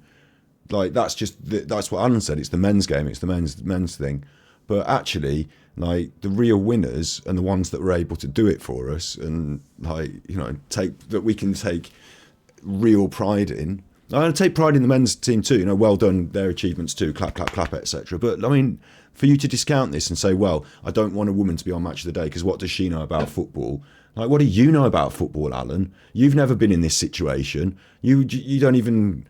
Like, what the fuck do you know about football? You played for Exeter, like, B team or whatever when you were a young whippersnapper, did you? Exeter. Why don't you support Exeter then? Because you support Chelsea. Why do you support Chelsea? Because you're a glory-hunting dick. Like, get off, Alan. These people know far more about football than you ever will. And you can't come close to the achievements they've made and the way they've provided role models in our society.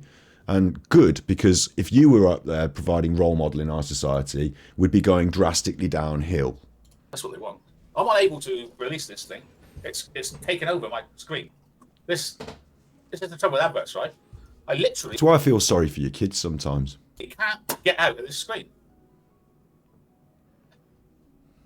So let's have a cup of tea and relax. Well, I physically can't... I'm unable to release this thing.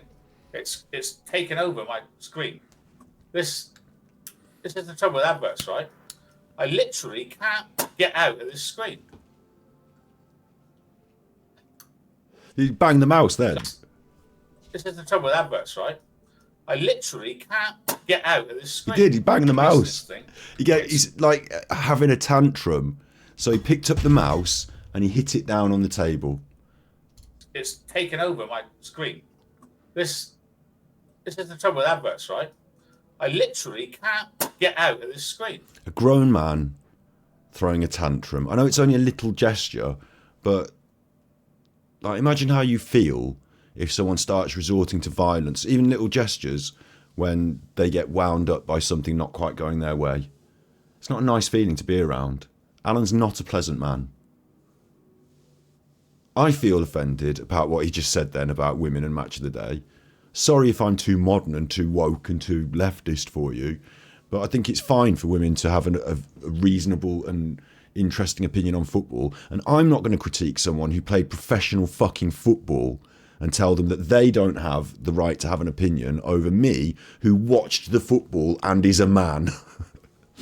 Like, it's just fucked. And then his anger here and the slamming of the thing. Like, well, I'm not going to help you then. Sorry, well, I'm not going to help you then if you're going to get angry, Alan. I'm not going to. That. Why does he deserve anyone's help? He certainly needs it. So let's have a cup of tea and relax. Well, I figure out what the hell I can do to release myself. I take it you can hear and see me. I can't move the screen. We can't It's hear you literally well stuck. because your crappy microphone behind you. Wow. Wow! That's Eddie does that. Wow! What the hell I can do to release myself?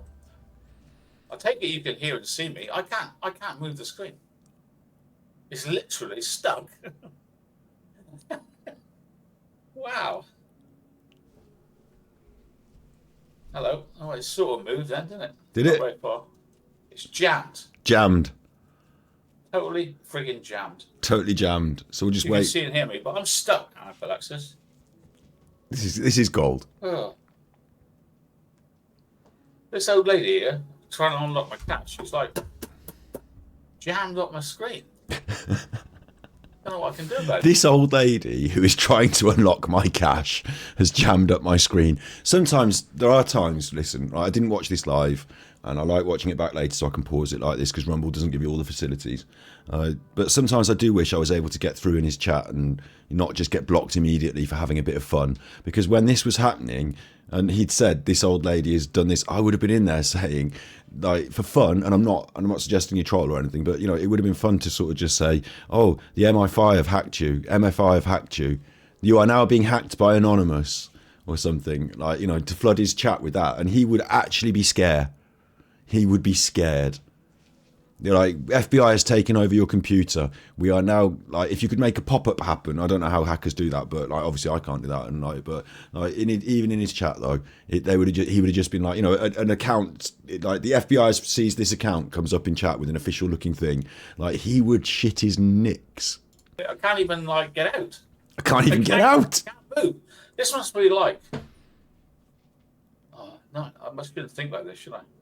Well, was he going to say this is what it's like? Do you know what I was going to say?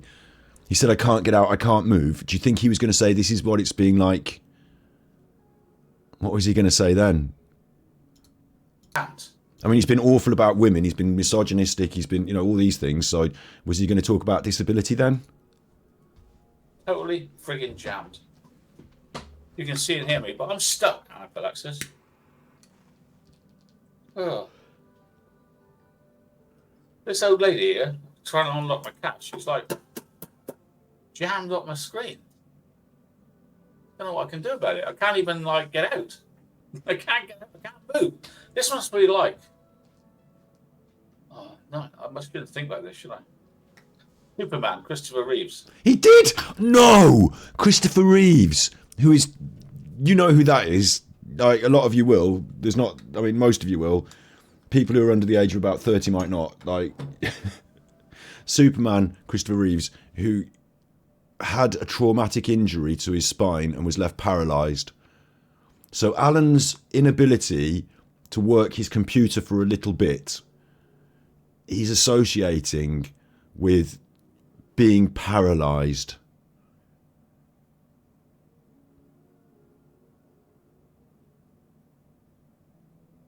No wonder they try and make him keep on the script.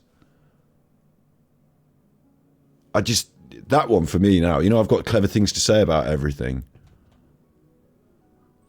This is what I've got to say about this one.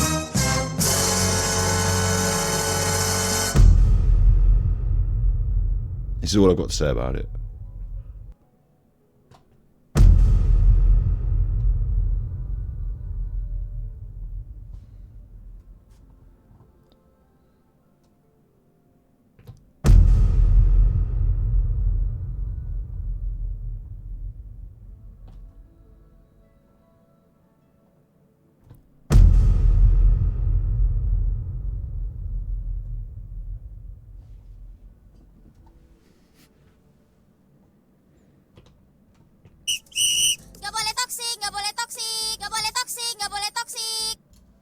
Brain's fine, can't move his body. That's what I feel like.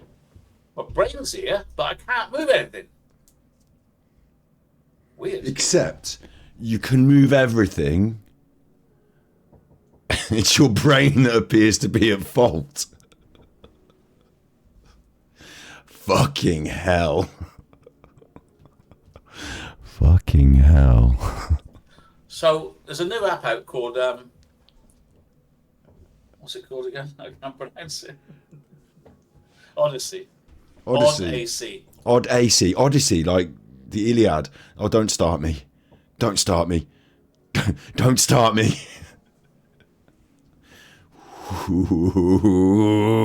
You. It's not new. It's not a new app. Which is And because he can't do his show and things have gone wrong, he's now just going to switch into grifting. that copy of YouTube. So if you want to join it, we'll put it in chat for you. And if you look at it, it's exactly the same as YouTube. No, it's Identical. not. It looks like shit. But it's not YouTube. If you look at it, So it I'm looks gonna like shit. Did we do this already on this episode? I'm starting to lose my mind now. I can't remember. I showed it you at the start, didn't I? But did we do this already on this episode? If you, because my computer's not stuck. If you look at Odyssey, like this, and you go on it, it doesn't look like YouTube. It looks shit. Yeah, and then if you search for true crime, then it takes a little while because it's Odyssey. It also looks shit. No one's doing good numbers on here with their true crime things. It's not going well over on Odyssey. Let's just say that.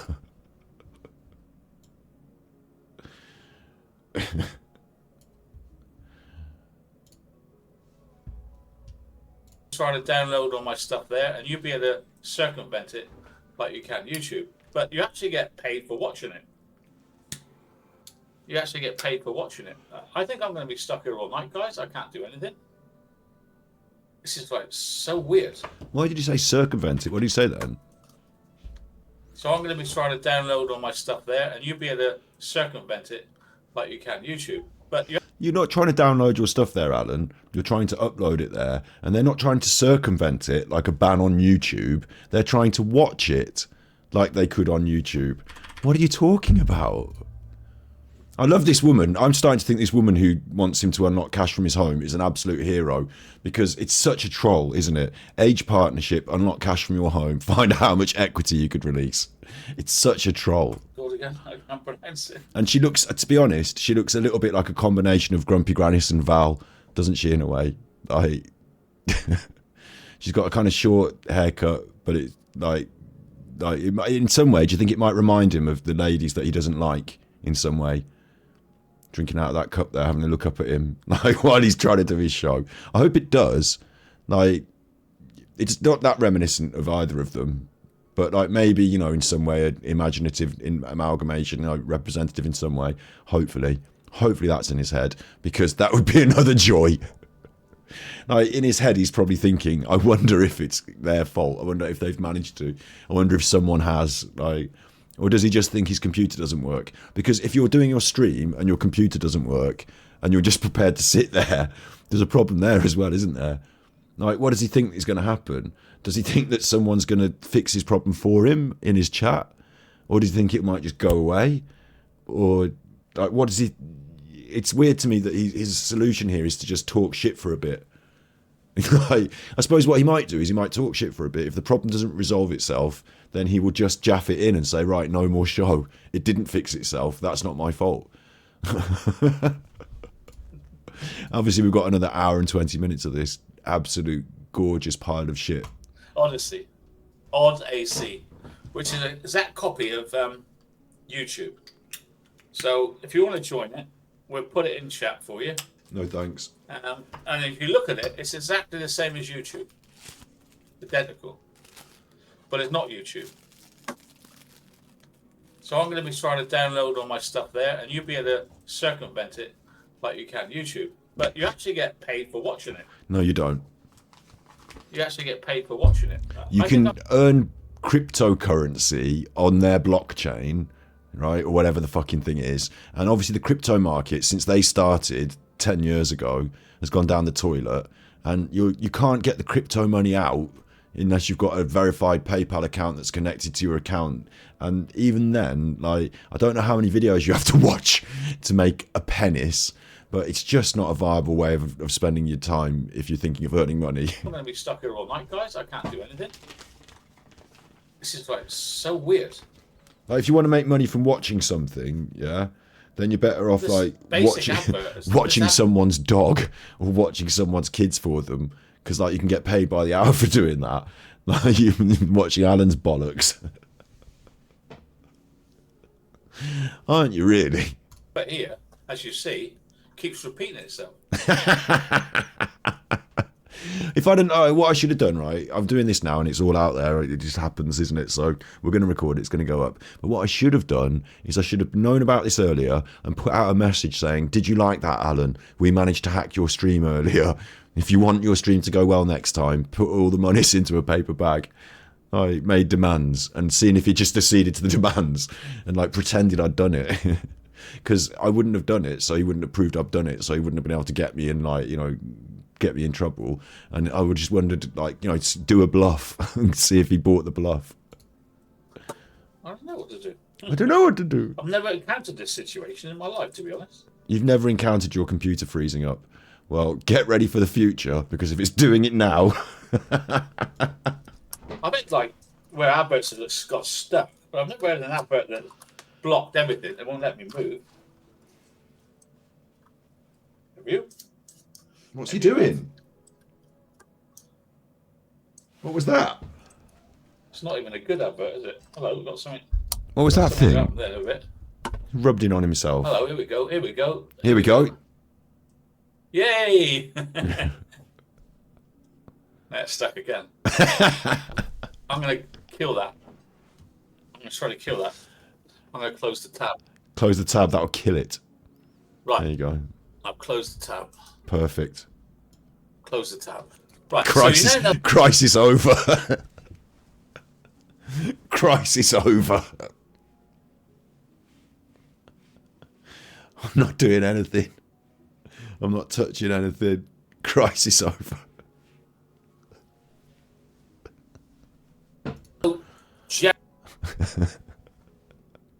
Jeremy and Joey. So let's listen to Joey Barton so you can understand what Please his no. position is. And he talks a lot of sense. He doesn't. He's not sexist. He's not misogynist. Yes, All he he's is. saying is he doesn't think you should get a job. I mean, you see a lot of it, ticking boxes, don't you? Do we have to? Does he pause this and then talk through it, or does he just play it and then talk after? Because I don't want to listen to Joey Barton talking. They're doing it on all sorts of TV programs, aren't they? Ticking boxes. It could be colour of skin. You know, I mean, like, being white and old, you don't get any jobs anymore. That's what he's saying, basically. You see what he says? Being white and old, you don't get any jobs anymore. Thank God for the lucrative Christmas trade in Father Christmas impersonations. Otherwise, I wouldn't be able to do any work whatsoever. I don't know if you noticed, but the world has been fucking dominated by old white men, and that they hold loads and loads and loads of the positions of power. I don't know if you've noticed.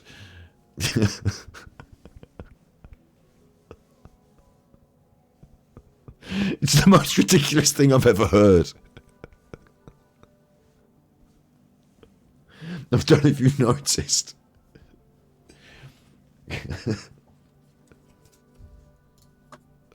The king. Come on. The king. Oh, it's Club Med, look. If the only reason This you is get up part of being banned by YouTube. is to lie down Not somewhere the ad else, blocker anymore. that's l'esprit libre. What are you watching YouTube, Alan? Club Med. So Joey Barton. That's another advert. Here's Morgan Starling Kite is the on food. his side of the A story. really interesting debate was had. There we go. It's YouTube, isn't it? Messed Talk right up. Sport. Messed him right up. It's a lady on Talk Sport. It's weird, isn't it? It's weird. She's got an opinion and she's on Talk Sport and she works on the. Such difficulty, guys. That can't be right. It's not my fault, really. That's not what we were trying to do at all, is it? Show a lady just doing the job on Talk Sport. That goes completely against what we're about to say. So let's not have that. Get her right back in the kitchen. Let's get Stephen. What's his name? Stephen Barton. What's this guy's name? Pokey Morgan out. Barton stirred up a sexism scandal by launching a furious broadside against female pundits analysing men's football on television.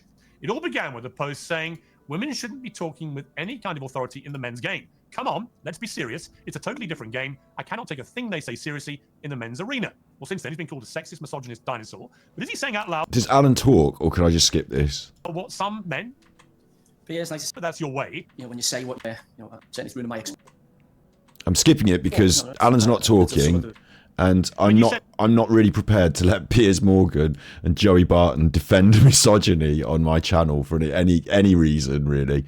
I just don't want to hear it.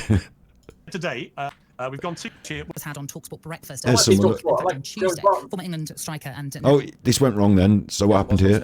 and a really interesting debate was had on Talksport Breakfast Alan clicked it by mistake again. this week, on Tuesday. Former England striker and now director of football, Enya Luko, was along. That's the other side of the argument that he doesn't want to hear. We're not here to platform political arguments about bloody misogyny. Like, I get dragged into the one about, well, not dragged into the argument, but, I get to take down the idiocy that he talks about immigration. So we do that sometimes. Some people think that's too political. They don't like it. Like, here, let's not be silly. We're 2024. There isn't anybody that thinks that, we've been through the conversation now. I just went through it earlier, so I did do the political bit earlier. We're beyond that now. It's not about two sides of a story, making sure the debate is heard on this channel.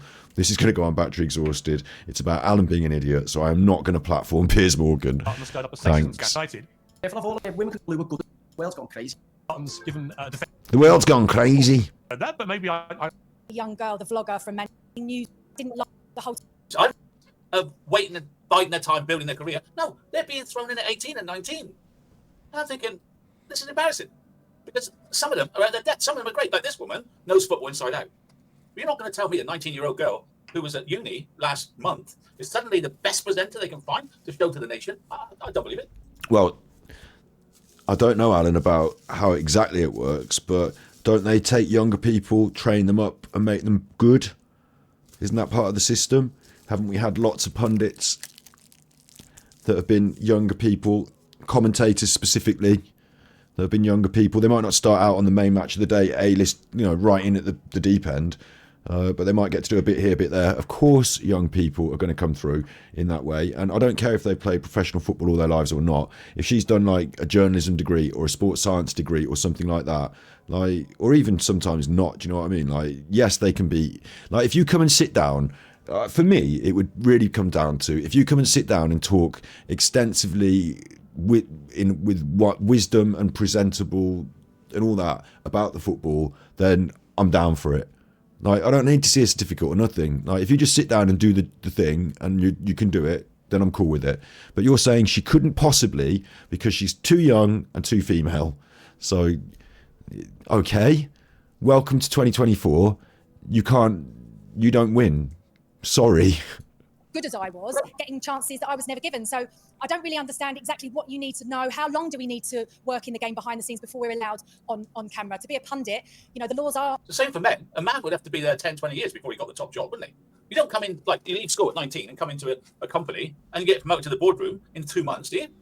When Gary Lineker took on, I mean, this is a different point because he did play in football, but when he went on, he was just sort of pushed straight in there, wasn't he? And, like, got quite a good job straight off because he's Gary Lineker. Like, don't talk to me about patriarchy and getting jumped ahead of the queue and not having to have the skills and all that. Like, welcome to 2024 when we've done all the investigation about that, and it turns out that no, Alan, you're wrong. It turns out that men do get a little bit of a shoe up sometimes, and certain people get a bit of an easier ride without the skills. I mean, for crying out loud. That's what they're doing, and I can see it's being done to tick boxes. Not the same. I can read a game of football. Emma Hayes, Serena Wiegman can qualify that. What's she getting all the same? Well, that's it, yeah. Commentate. And... I'm not watching this. Unless it's Alan talking. Is this a journalism? All right, let me bring Joey back. Let me bring Joey back. And when they're all talking and he's shouting over it, it's interminable, if that's the correct word. Alexa, what does interminable mean? The adjective interminable is usually defined as incapable of being terminated, unending. For more, ask me to give you more definitions. Okay, don't worry. It's an interminable torment to listen to them all talking, including Alan. Meritocracy, you said women. Bianca, can I say yellow card, red? Neither of many. The problem is with Jeremy Wine, and he's being sued for free speech. Just hang on with it, Bob. Nearly finished. He's talking to Bob in chat there. We're nearly finished with the video. Bob doesn't care about the video. You know, Piers earlier, you had a problem with women who weren't qualified to talk Because this is really annoying. It doesn't matter what your point is as well, right? I'll tell you something. I'm on the side, obviously, of certain people on that panel, maybe, depending on whatever they're talking about. I don't care. It's having them all shout about it in this way. Some people think that's good dramatic content. Piers Morgan's happy because they're having a row. But I don't want to hear them having a row. I'd rather hear a reasonable discussion. And they're not having that, so I don't want to hear it. I just don't want to hear a load of people having a shouty row. What are you saying? You don't have a journalistic background to talk about the game. And that's Alan's stream that he's allowed to be completely taken over by just playing Talk TV off YouTube because he's shit and has nothing. Filling the time. The problem is, Joey, when you talk about... All right, I've got to leave it there. So you see what happens when you try to have a conversation about it. They've taken it personally. I'm giving her the red card. The older woman, she didn't let anybody speak. They're taking it personally. It's their lives. It's their jobs.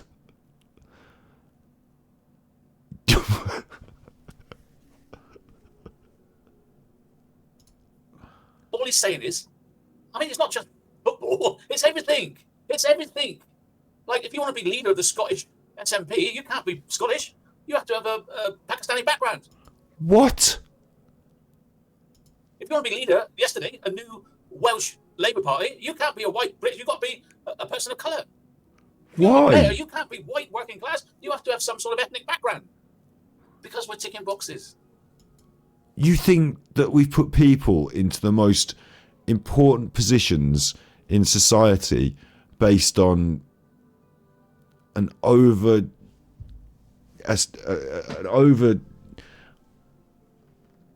overemphasis on political correctness. And it's not like, there is another option here, right, which is that when you remove the barriers of whatever their bollocks is, all that prejudice and nonsense, that really smart and capable people just rise to positions, and sometimes they're white and sometimes they're not.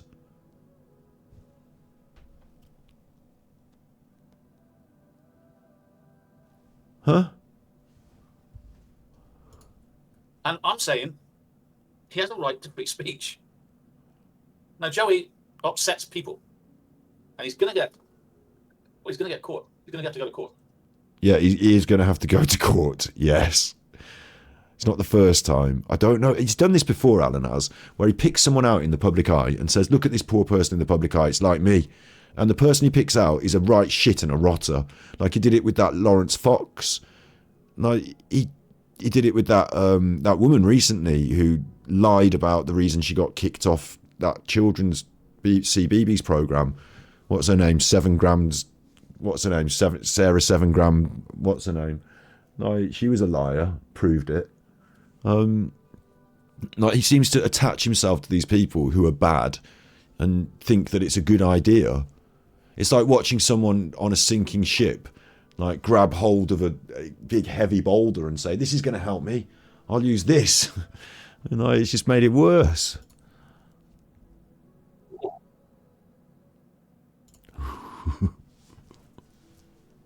There's the face. There's the face. Ain't no stopping us now. We got the face. Ain't no stopping us now. Got the face.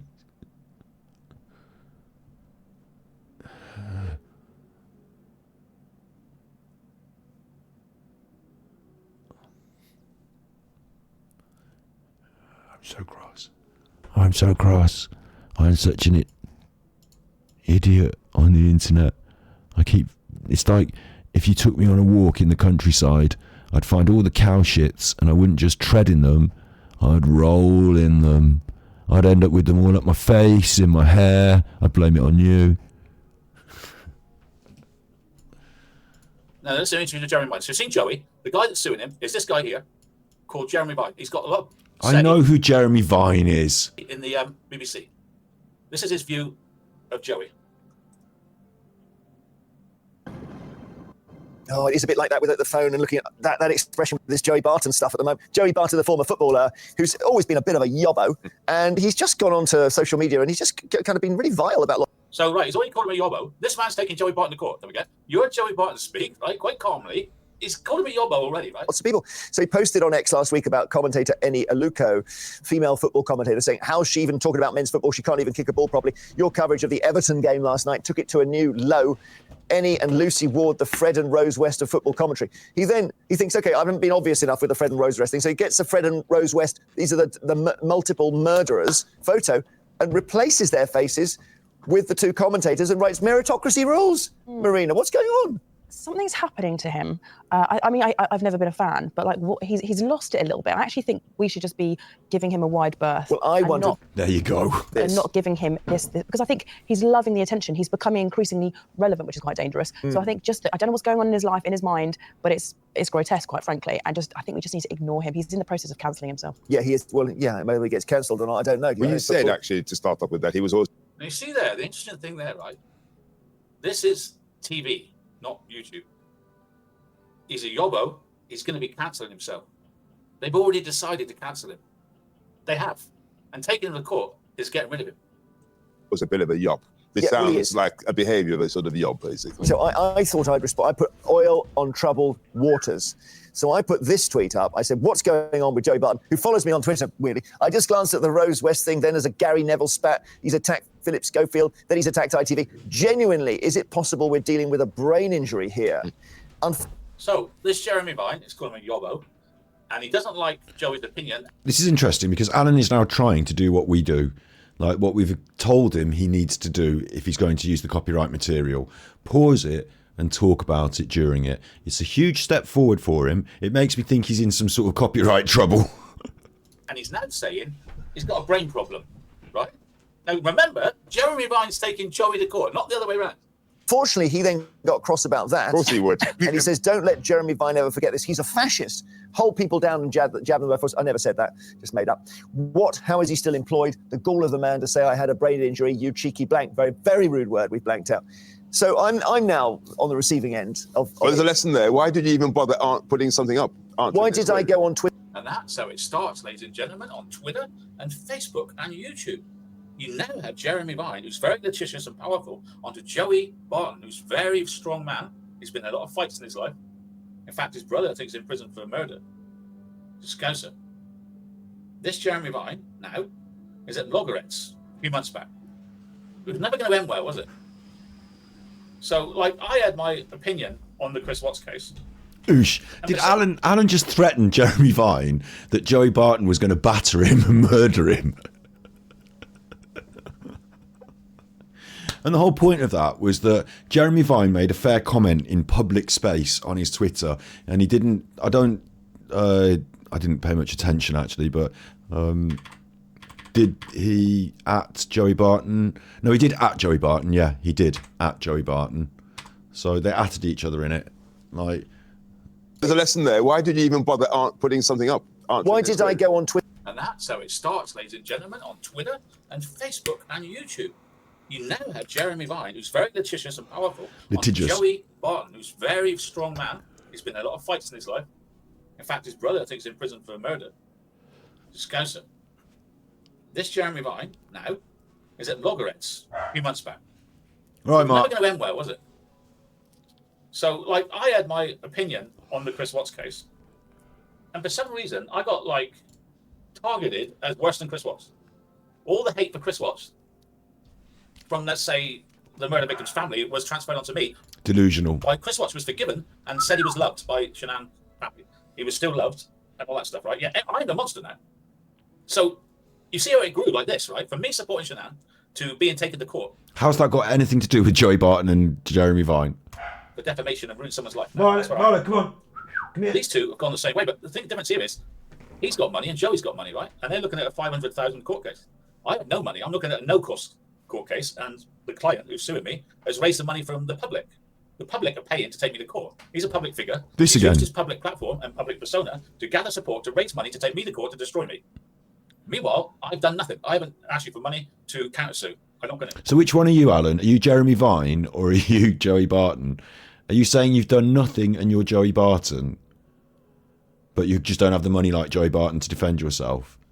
But Joey Barton obviously has done something. That's what Jeremy Vine was replying to. The picture of the people dressed up like the murderers, like the attack on the female presenters. Myself the best way I can, which is my voice. That's all I've got is my voice. He's got thousands of supporters and £60,000 given to him. Not his money, given to him by his supporters because he's a public figure. Now, Joey Barton can't afford £500,000. He started to GoFundMe to take this guy on. Hey, you're getting there now. You're getting to understand where we're going, right? Twitter on a Saturday is the big question here. Exactly. You go on. I bet you go on a Saturday. I go on every day. He's going after anyone with a platform. So I know a few people who've just commented on him. Don't really actually know who he is, just commenting on what they've seen, and he's gone for them. And then what ends up happening? He's got quite a loyal following who then just have pylons on people. What's the right? I've had pylons. I've had over 50 channels, YouTube channels, hated me. You've had pylons. Yeah, you and 3 dodgy men in Thailand on top of a 14-year-old girl. Pylons. It's a joke. It's fair comment on YouTube. Have you seen the picture of him in Thailand? Pylons. Yeah. You have that. You'll like that.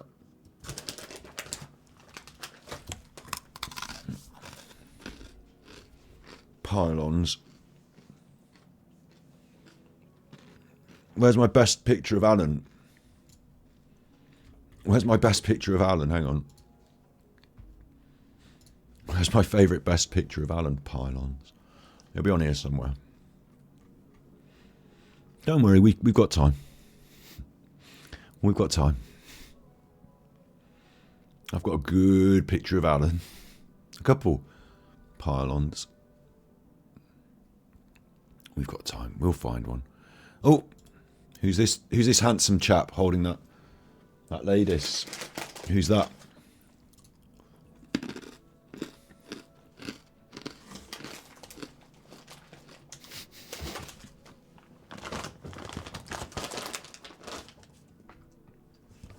Pylons.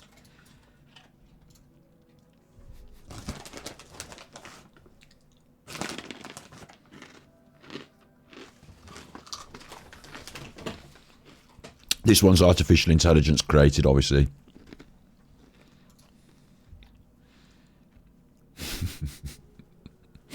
That's the base stock image.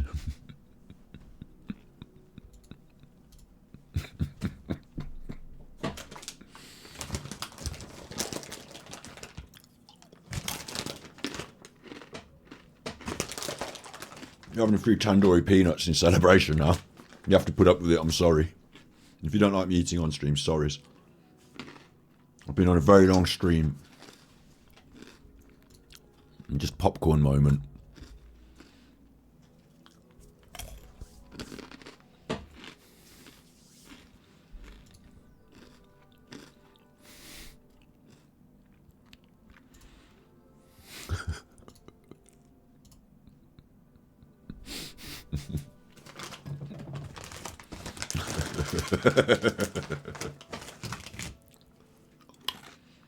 See it.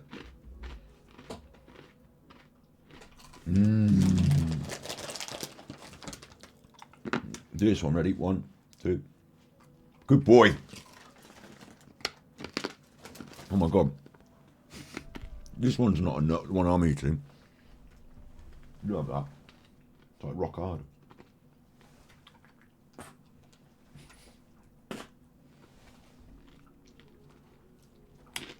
Daddy's had enough of them. Ugh.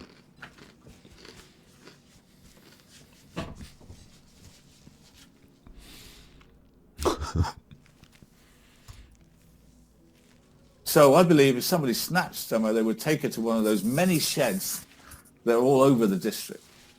That's what I would, just looking at the data. Of course, I'm been working on this for the next, God knows how many weeks.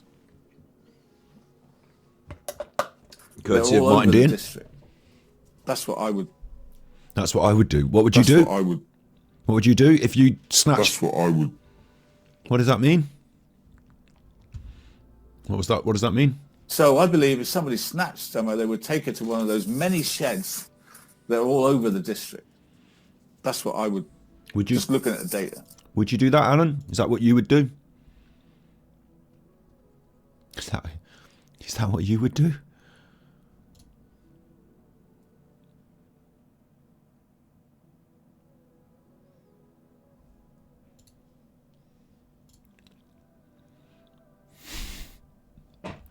More of that later, if you like. Thinking they're defending a family. And the client that's taking me to court goes into all those YouTube channels and supports them. Give them praying hands, give them support, say, well done, this man's despicable. He's a coward. He says all these things about me. And he's allowed to do that, Emily. I've done nothing. I've had to sit there and watch him in fundraiser weekend where many channels raised money, ridiculing me, raising money to give to this claimant to come and get me. I've had to sit and watch it. Alan, you are a figure of ridicule on the internet. I did nothing about it. I was gobsmacked by how they raised money and dehumanised me, and yet I'm taking the court. I'm taking the court.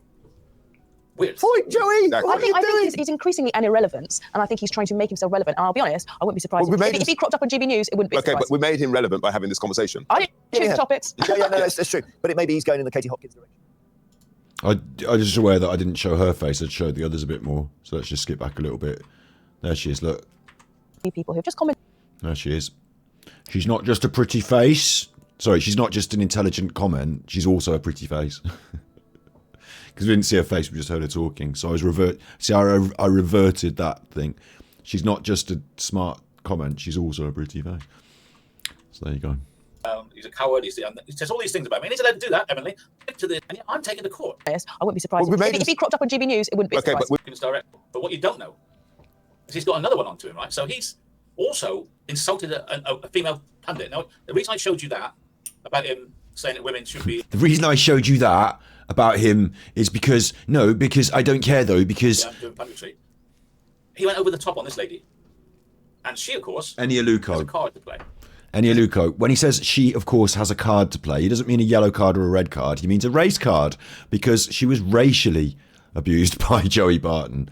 So, oh no, was it Joey Barton, or was it because after Joey Barton's comments she got racial abuse? Wait, I should be careful what I say there. I don't know exactly what Joey Barton said. I'll take that back, whether he racially abused her or whether she just received racial abuse. But I was really sad for this, because Enya Luko, brilliant footballer, played for England, to receive racist abuse is unacceptable. A few cards to play, and she does it well. Open and honest, and I'm human, right? And I'm more than happy to admit that I've been scared this week. I've genuinely been scared this week. I didn't leave my house until Friday, and I'm now abroad. Because the joke is as well, Alan's been like, oh, I couldn't leave my house, I had to move home, She was genuinely scared. Alan claims the same thing. Alan has white privilege. He's an old man who has done his whole life and has made his own bed and now can lie in it. She has no real fair reason that she should feel scared. Alan's done bad things, so he feels guilt, and he's scared that the people who know about the bad things he's done might come and do bad things back to him, as a sort of like, like the whole nonsense with kids on Smule, right? Imagine those kids' parents, what they would think. Alan's probably scared that they might find out where he lives and stuff like that, yeah? Enya Luko was scared of racist violence. So it's different, isn't it? Enya Luko, high-profile England footballer. Alan Vinicum, nobody. really important to say that online abuse has a direct impact on your safety and how you feel, how safe you feel. I'm glad you said that. I've had to move home 3 times because of how I felt about my safety. I had my home doxed by, I'm not even going to name them, there's no point, they are. They doxed my house. I'm keeping it at this speed at the moment because it's a lot to get through, and I can understand him at this speed, and it's all the same bullshit he's already talked. So when it gets to something interesting, I will slow it down a bit, yeah. But at the moment... And my address, and where I walk my dog. Alan, you posted your own address on the internet. You posted videos of yourself walking the dog on the internet. You didn't get doxed. You posted it yourself on the internet. I stay at, where I play poker, and what day I go there, what hotel I'm in. And even when I was in Malta, they told the people watching the Malta poker that I was a sex offender. Well, I'm there live with my friends. Yes, they did, didn't they? Now, I'm allowed... Look, my life was YouTube, but you have to have an outlet. My outlet is poker. I love poker. You love gambling. It's my hobby. It's not a hobby, it's an addiction. Destroyed that. They've destroyed my hobby. We haven't destroyed your hobby. You can't afford to do it. You're shit at it. Sometimes you can get lucky if you gamble, but if you gamble long enough, you will find out that you are poor and shit and broke. I've had to move house 3 times. They make channels hating on me, all in the name of supporting this man who's taking me to court. Does it make sense to anybody? If she's telling you, she had it for a week, and she doesn't feel safe. I've had it for 4 years. 4 years. And only 2 weeks ago, they told people where I was playing poker. 2 weeks ago. I told people I spent £2,000 to play a poker tournament. I didn't spend a penny. I went to watch someone. It's not, honestly, it's not right. In real life, I felt under threat this week. I felt like something was going to happen to me. And I don't say that for anyone to feel sorry for me. I say that for people to understand the reality and the impact that hate speech has, the impact that racism has, the impact that sexism and misogyny has. They're creating a culture where people don't want to go to work, people don't want to leave their house, people feel under threat. Okay, she is also taking this Barton character to court as well. She's taking the court as well. When I said card, I think there's a sort of victim thing here going on.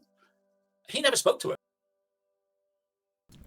Playing the victim card, says Alan, after 50 minutes of pity party, so that he can grift money to go and piss away on poker. That's why poker came up then. It's because he wants the money for the poker. Malta's coming up. He's angry because he hasn't got enough money for Malta, and he's going to play pity victim.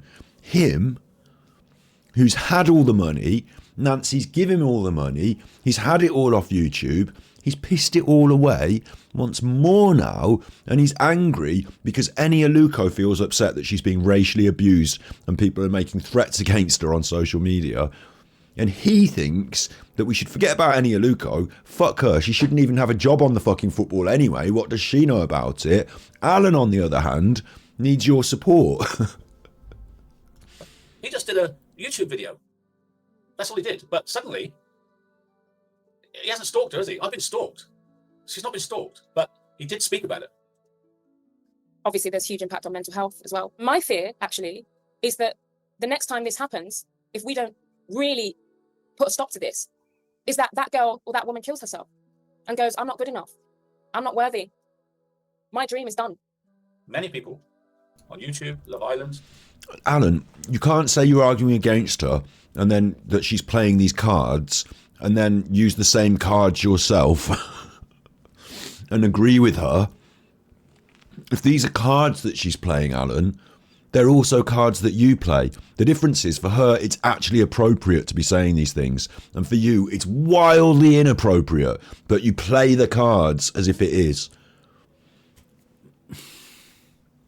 In many walks of life, school children have killed themselves because of hate speech, online abuse, and threats and harassment. I've been said 3 times. I've had my younger children had songs written about sex. I've had There was no... me called everything the sun. Alan, you're a noncer. Alan, you were singing with the kids on Smule. I keep saying it. There's a video on this channel about it.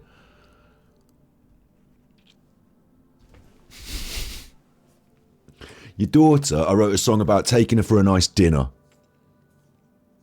I know her dad likes to pass the buck, but me and her, we could always get together and go for a nice dinner.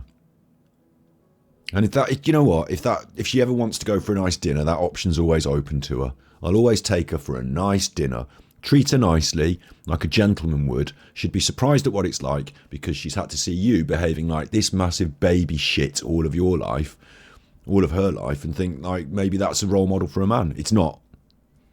Even go there. I know people that have ended their lives because of this.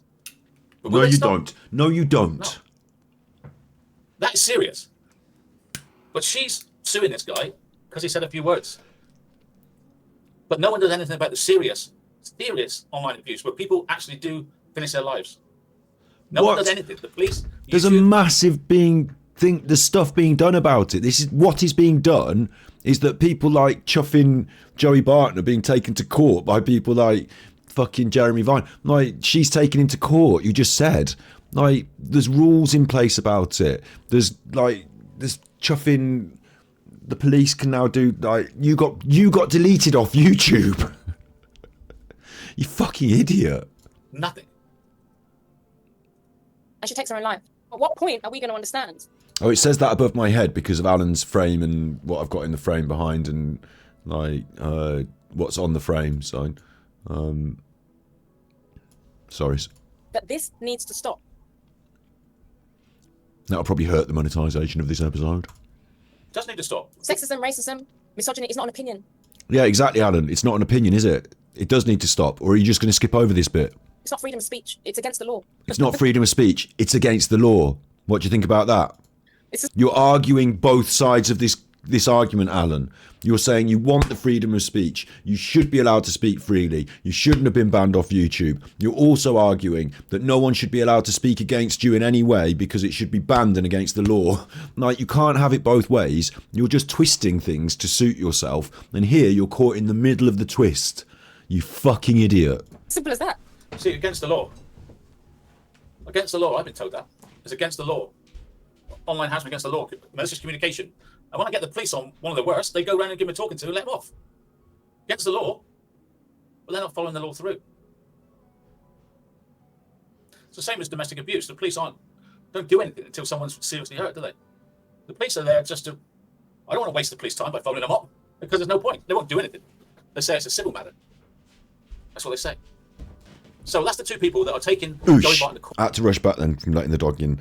It annoyed me then that he said they let him off. It's a civil, like, sorry, what did he... This one, right, he's lying we'd done it with the episode. It's on this channel. The police did not come round and give me a talking to and then let me off. The police invited me to go to the police station to talk to them, which I went with a lawyer.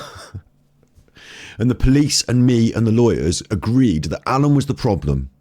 Alan has been flagged on the police system as a problem person, harassment.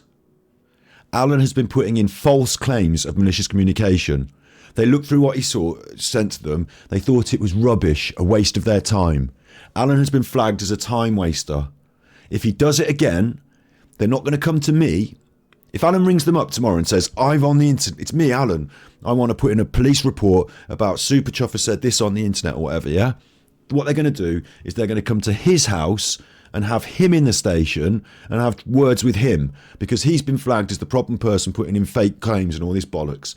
With me, they're very happy with me. They told me, fair comment on YouTube, you can say, you can carry on, it's fine. They're not cross at me. They're angry. They had to even invite me to talk to them and had to waste their time with this shit because someone like Alan was using, and they knew it themselves, they know the law, they're the police. They said he's using the wrong law to try and use, this isn't for people like him to defend, like he's twisting it and it's not appropriate in this case.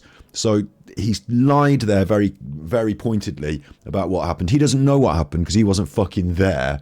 I know what happened because I fucking was. Right. But it gets more sinister. It gets more sinister. First of all, let's have somebody who's actually going to stick up for Joey Barton first, see what he's got to say. Someone here agrees. Alan thinks that he's put together like an episode here, like, you know, he's put together this and this, and then he's going to tell the story with these clips and stuff. What he's actually done is just roll around in misogynistic shit for an hour. With him. And not many people do, or a lot of people do, but not on TV. Oh my This God. is someone from Talk TV I'm going to say about it. Talk TV. Let's just line up the Talk TV playlist about the Joey Barton stuff and play it on our episode. Sometimes people think I'm being silly when I said this about that GB News Andrew bloke, whatever, who was dressed in the denim shirt. I'm wearing a snazzy jacket. I'm a YouTuber. This guy's wearing those glasses on the telly there. He's gone into the shop and he's bought them. That's a fashion choice for him. A fashion choice. Yeah? So immediately I'm worried. I don't care. Oh, you can't just say about someone's glasses they're an idiot. Well, it's a choice they've made in their life, an outward display of their choices. I don't like your hat. Yeah, it's not about liking my hat. Look at the choice. Like, it's a fashion. There are certain things about like fashion. It's not about rules. It's might be about taste or whatever. But it shows something, and if you either know it or you don't, right? And if you think that I'm wrong because I'm critiquing him just because of the glasses, right? Doesn't matter. Doesn't matter. You can think what you like. I know what I think. And I know the people who understand what I'm saying are going to understand what I'm saying, and we're going to be okay. Okay? Is tonight refusing to back down over incendiary comments aimed at female football pundits. The former Manchester City man shared a Skip. Skip. They were from, and it was seriously. Right, skip. Alan was having a drinky. Alan's having a drinky. A learning curve for some of our agency of broadcasters, and we hired people who were good enough, whether they were women or men or whatever ethnic background they were from. And it was. What's he got today? Orange juice. Probably just orange juice, not vodka and orange or gin and orange. Just orange juice. A bit of a learning curve for some of our radio stations out there who couldn't get their names. Sharp orange juice. Names, so we shamefully have to put emails into. Are you right? Because we can skip this, yeah. I'm skipping this. Like, I can't sit and listen to people argue about the woke agenda on Talk TV. It's like if you are that stupid that you will listen to heavily politicized. People get eggy on this channel, battery exhausted or whatever, when this goes up because we end up talking politics because of this. But if you're that stupid to watch fucking GB News or this and not realise that it's just heavily politicised propaganda designed to get you eggy about a certain thing to twist your mind, like if you're not awake to that, then forget woke. Like, you need to go back to bed. It's just fucking ridiculous. 9,264. And the point is, men. I'll tell you what as well. It doesn't work on the majority of the people. It's fewer and fewer people this talks to and works on these days. And then now two afraid to stand up and say, actually, I don't like having women at our games. I want it to be men talking about men. And that's all he said, really. And the point is, right, if you were to put on a show, then Western-super-Mare, and you got owed 3 You wouldn't put it on in Western-super-Mare anymore, Alan, because you don't live there. England footballers to talk about football on stage, Yeah. it would sell out. It'd sell out. If you got 3 winning ex-footballers on stage, it would be a damn squib. It would be a damp squib. If you got 3 Euro Cup winners to talk about their experience on stage, it would be a damp squib. It's totally relevant to who they are, like their profile, all different things. Like the men are currently paid a lot more money. Like it just like you could get 3 England players who people didn't give a shit about, and it could be a damp squib for the either. And you can get 3 England players who people thought were brilliant, and it would be a sellout for either. I just don't think you're right. So, and I think it's a very unfair comparison anyway. Like you're saying, after like the entire evolution and after the entire oppression of the patriarchy, like in social evolutionary terms, we're in this fresh new world, and women haven't got as done as well, have they? Women haven't done as well, so that proves it. I'm seeing pushing people for the sake of it. That's what I'm seeing, and that's what he's saying. Should he be sued for that? That's the question for you. Has he done enough there to be sued? Yes. And that's not exactly what he just said, is it? And he just went through like debates of him saying all sorts of shit, which I had to skip through. Like, fucking hell, Alan. Are you here to defend Joey Barton for being a misogynist? Do you know what I actually think? I've got this in my head a little bit. This is an emerging idea for me. Is that he might go up to Vinny's bar and there might be some fucking horrible racists there, and they might say to him, "Oh, Alan, that fucking Joey Barton's got problems, hasn't he?" And Alan might go, what? And like, you know, dodgy fucking whoever this is, like maybe dodgy Steve or whoever, you know, goes like, "Yeah, that fucking Joey Barton, he's a brilliant guy and like he's got loads of problems. You should do an episode about that." And Alan feels like compelled and pressured. And like when he goes back to the pub later, like they're like, "Yeah, well done, Alan. You did a great show." And he's like, "Yeah, I'm the king of this pub with these 3 fucking nationalist idiots in this corner. I'm the king because I did the racism they like." Like, I feel like there might be a sort of direct personal reason for him to be doing this, and that there might be people in his life that like egg him on to do it in a way. Do you know what I mean? And I think it might be a couple of sad acts at a local pub or something like that, or at Vinny's bar, or maybe a relative of his. But I feel like, is this really his true heart? If it is, it's a dark heart, isn't it? But Alan doesn't really have this on the internet. He will say anything he needs to for popularity and money. It's not all about having a dark heart. Like the Chris Watts stuff was dark, but to be honest, the nonsing stuff is dark as well. So that is about having a dark heart, to be honest. But Alan doesn't sit down and think, "I'll say the darkest shit for money." It's just he doesn't care if it's the darkest shit. He'll still say it. But to be true about it, Alan does think, "Oh, I love the dark shit as well." So like there is that. But it's this idea that like he has no filter in terms of like depravity, and if he thought there were people that wanted to hear this that were going to support him financially and get behind him, or even, like I said, socially at the local pub. I suppose at some local pubs there are more racists than not racists, yeah? And you could be the king, like I said, he could be the king of Vinny's bar because, "Wait, there's Alan. I heard you stick it to the Muslims on that last episode, Alan, buy this man a pint." And like he might be that pathetic that sort of boorish, masculine persona in the pub might pressurize him psychologically to play along with their nonsense to achieve a social status. Instead, he might be scared of those people. You know, it might be that he's scared of so-and-so that might flip out, and he wants to make sure he's on there. Like, "Oh, he's never going to punch me in because I do those episodes about the Muslims. He loves me." Like the big scary nutter. Like, it might be that, but it feels like that's an option to me as to why Alan is motivated to be this kind of horrible on the internet, because otherwise it could be his personal feelings, just feelings, and he just wants to do it, or it could be, like I said, primary financial, like he thinks this resonates with an audience and will get him money out there in the world.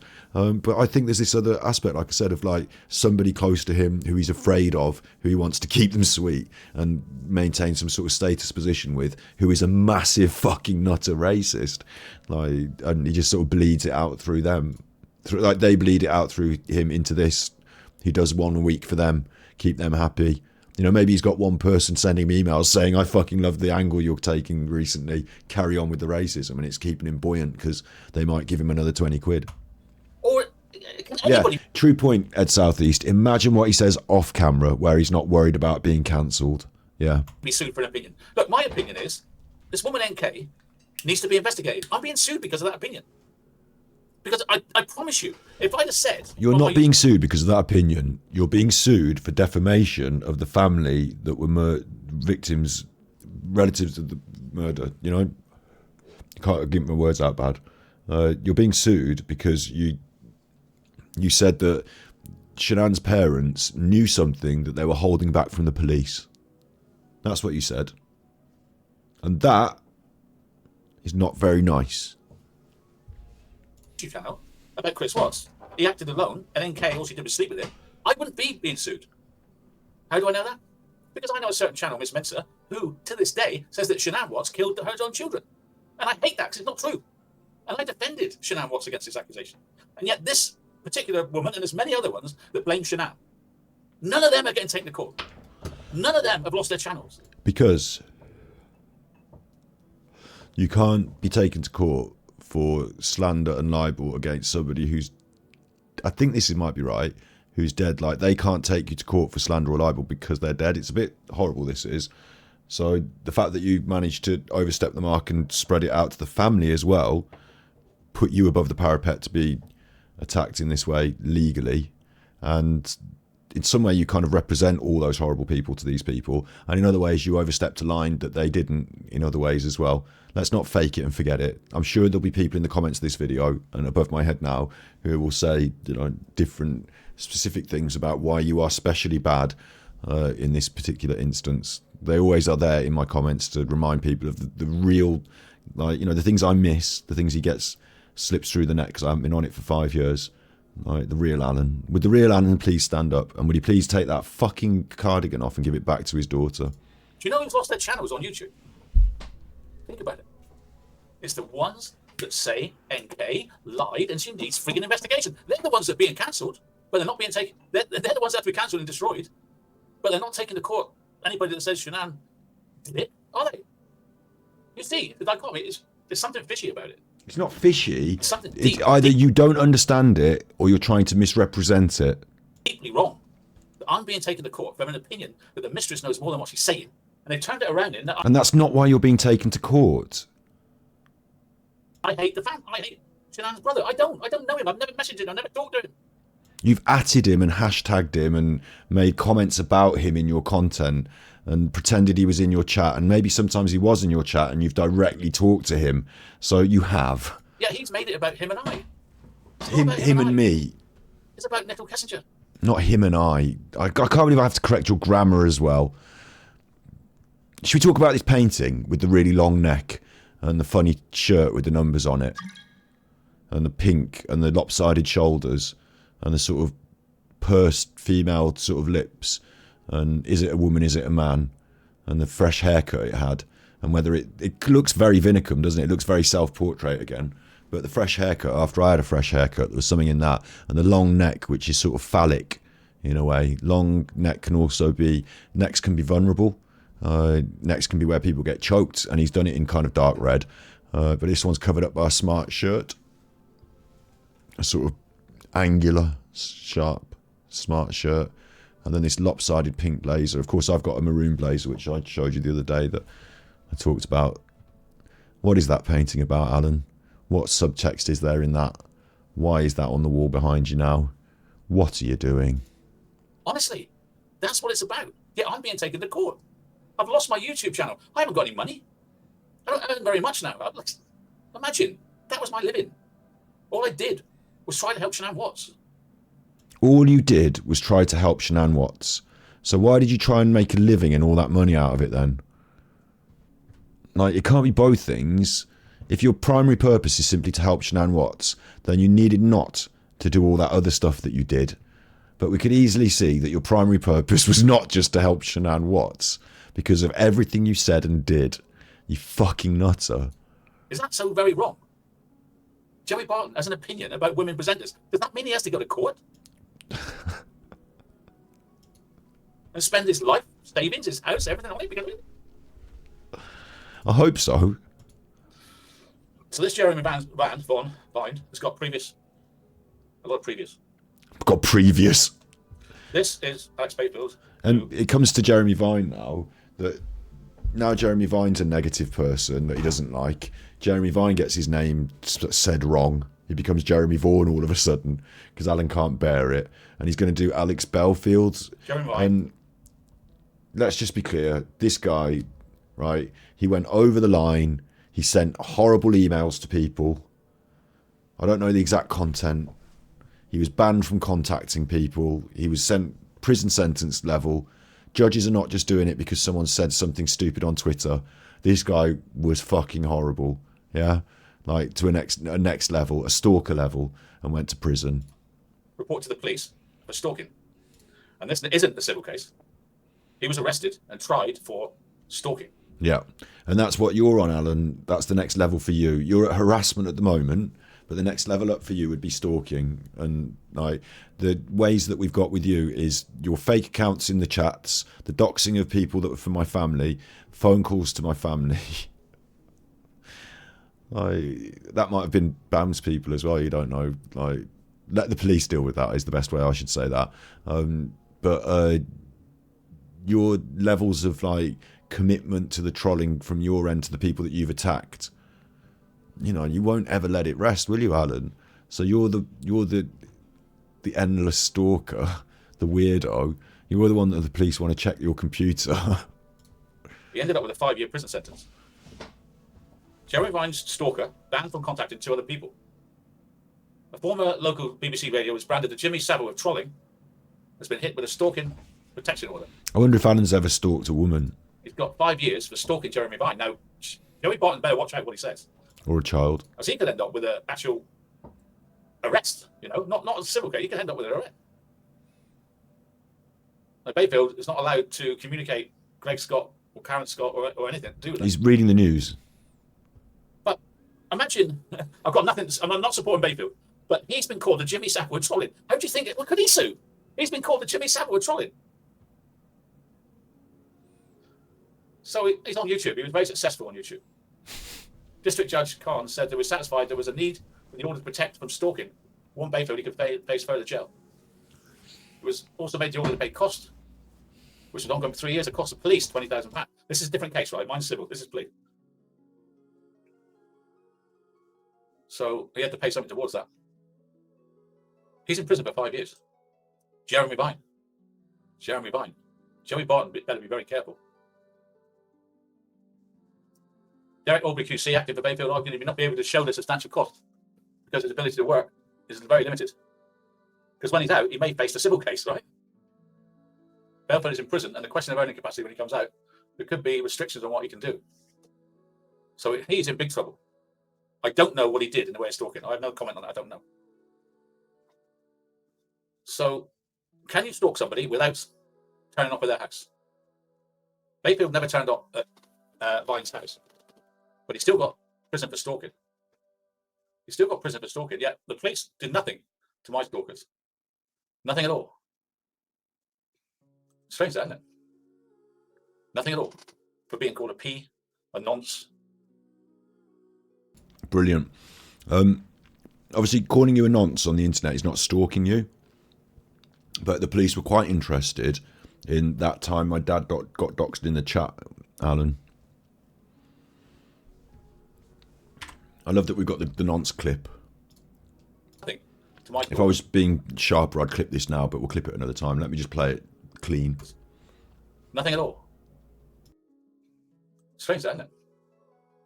Nothing at all. For being called a P, a nonce, write songs about my children. Can't press charges. Isn't it? Nothing at all. For being called a P, a nonce, writing songs about my children. Can't press charges. Nothing at all. For being called a P, a nonce, writing songs about my children. Can't press charges. Nothing at all. For being called a P, a nonce, writing songs about my children. Can't press charges. Can't press charges because I remember you doing loads of videos where you said that the police were coming around my house and I was going to prison and it was malicious communications and all these videos and stuff. And then you did also bits where you said you felt like you could murder someone and you wish you could drive up to my house and kill me and stuff. So that was malicious communications and I could press charges against you. The police said so. But it turns out, Alan, that it was you lying before or were you just making it up to scare me? Which one was it? Did you just get confused? Because it turns out that you've changed your mind now. Nothing at all. For being called a P, a nonce. I'm sure Val would be interested to hear that there were no charges going to ever be pressed after you absolutely guaranteed her that she was definitely going to prison. Writing songs about my children. Can't press charges. If they did... What if I wrote a song about her saying, I really love her hair, I really love her hair, I really love her name, I really love her hair. Scarlett is brilliant, I really love her hair, she's got really lovely hair. I'd like to really touch her hair. Oh, I'm going to touch her hair, I really love her hair. Like, you can write songs about people. The song I wrote wasn't even about her necessarily. It was a joke about taking Alan's daughter. I didn't name her by name. It was a joke about taking Alan's daughter out for a dinner.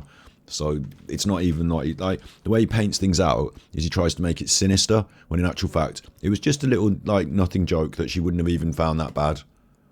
Like, she herself wouldn't have been offended. Like, I can't speak for her, I suppose, but there's no need for her to take any great offence at me suggesting in song that I might take her out for a nice dinner to have a pop at her dad. Like, it's just a concept. It's just something silly. So Alan makes it sound sinister, and I won't accept that it ever was.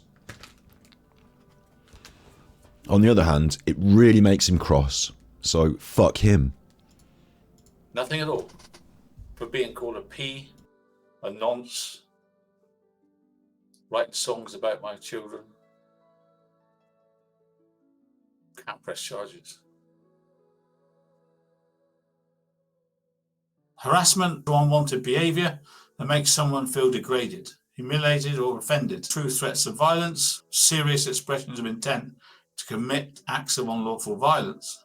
Misinformation, false and inaccurate information, false rumours, insults, pranks. Deliberate misinformation includes malicious context, propaganda, false statements, obscenity, swearing, sexual obscenity, revenge porn. All these things are easy to ban. AD's sexual deviant, AD's a con-man, AD's a crook, AD owes tax. AD. There is no child porn on the internet. I hate to warn you that.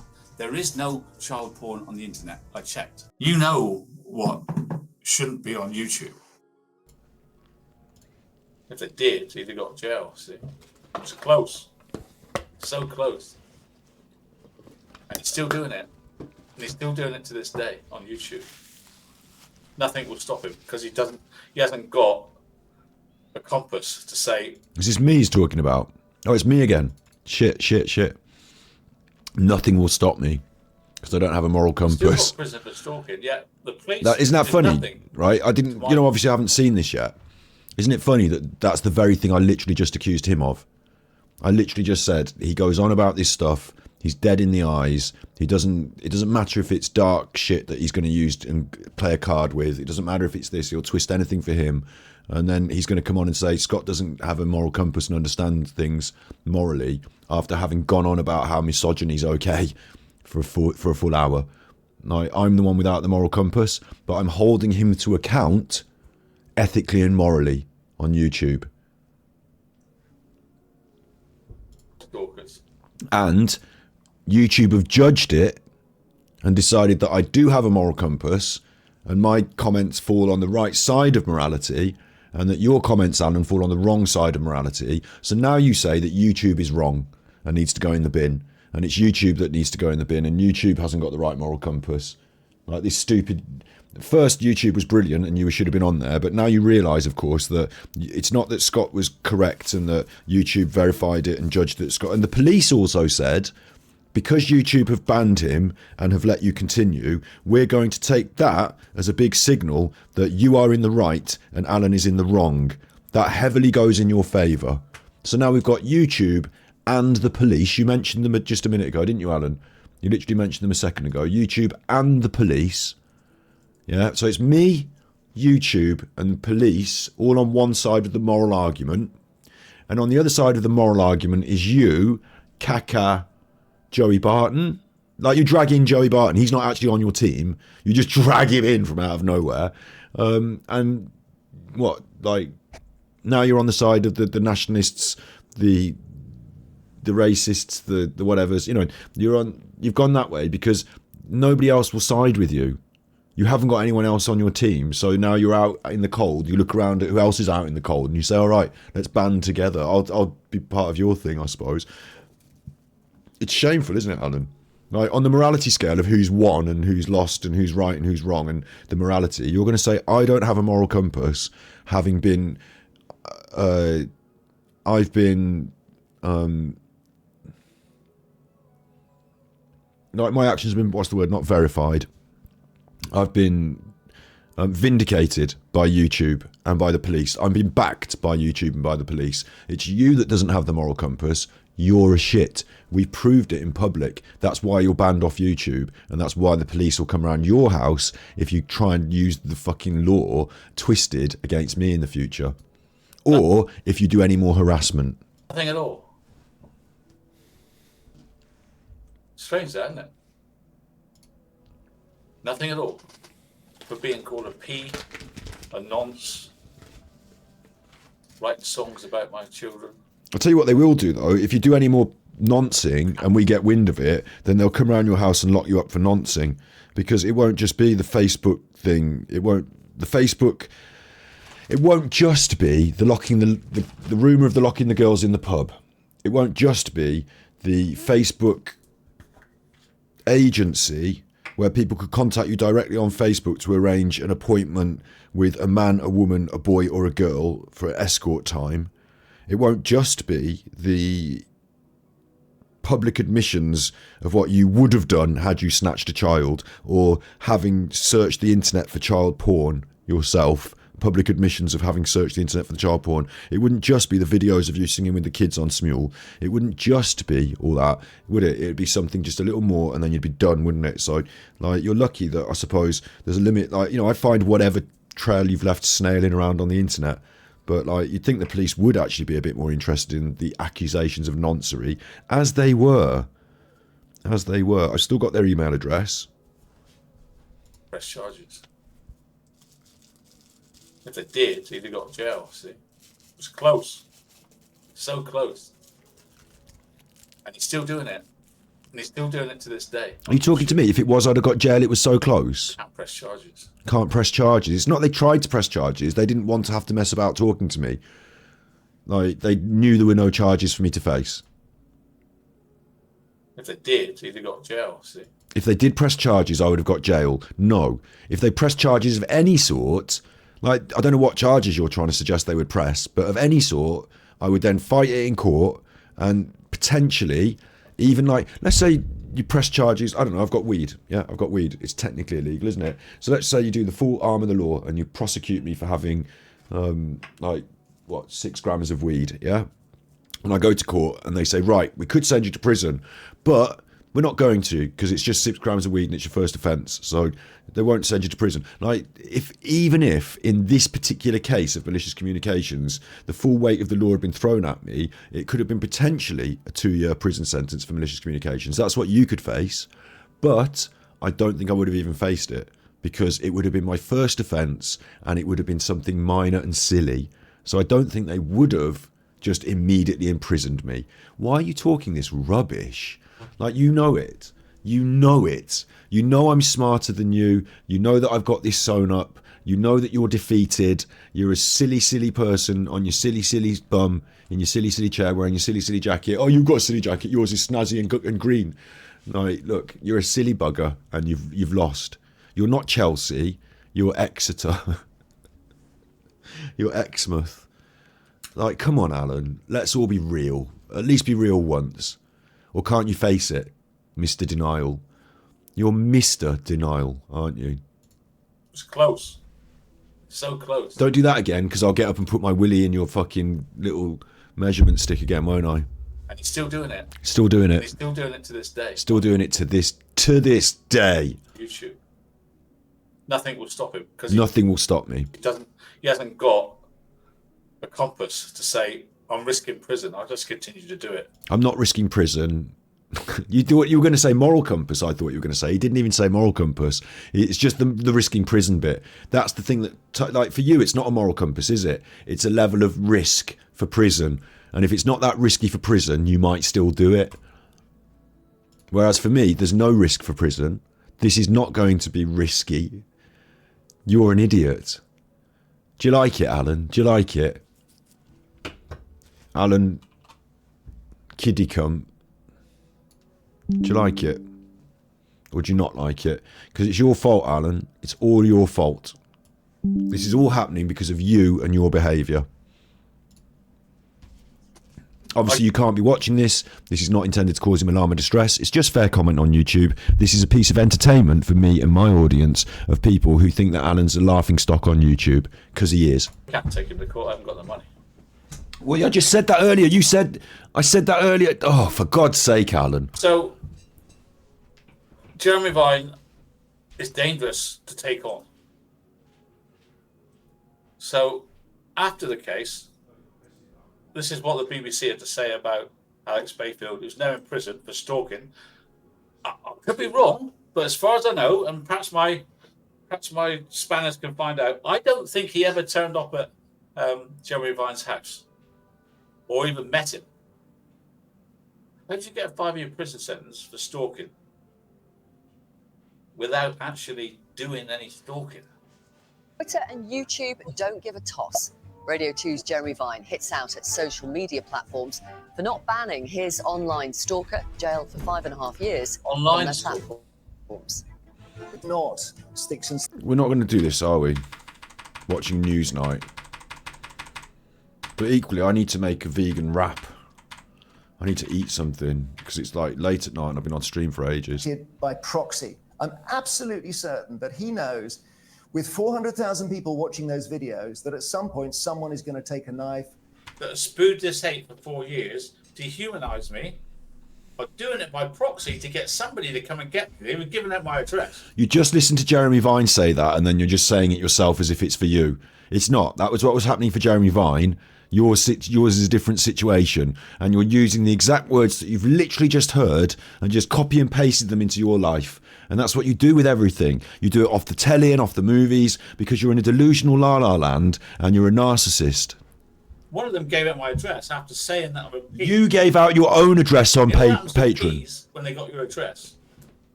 It's by proxy. They're trying to entice somebody to do me harm. They deny that. But if they went to court, they'll all be in prison. But I can't get them to court because the police won't act. Take their own life. We heard about someone trying exactly that in a court case, one of the victims. 2 of them described themselves as becoming suicidal. That is not to be taken lightly. I think if the courts hadn't stopped Alex Belfield, somebody would have died. Someone who stalks in person, we imagine to be hiding in the shadows. But what Alex Belfield and his army of followers was doing was in plain sight. Everyone could see it on Twitter and YouTube. It's extraordinary. And I think there's a business model here, and this case has broken it, which is great news for everyone. But the original business model was started by Alex. Everyone has seen the hate poured out against me. It's on YouTube, it's on Facebook, and it's there forever.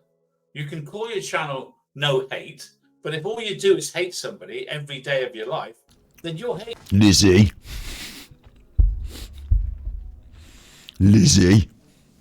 Now everyone's going to start to get it in the barrage fire. He watches this. He's hated Jeremy Vine. He said he was wrong. Now Jeremy Vine is talking. He's agreeing with Jeremy Vine and saying whatever's happening with Jeremy Vine, that's what it's for me. It's me. You're supposed to be defending Belfield, you fucking idiot. This is Jeremy Vine, the man you don't like, who's suing Jerry Barton. someone. And it's there forever. For my grandchildren and everything. All these lies about me are there forever. Alex Jones in the USA, and it's basically selling massive amounts.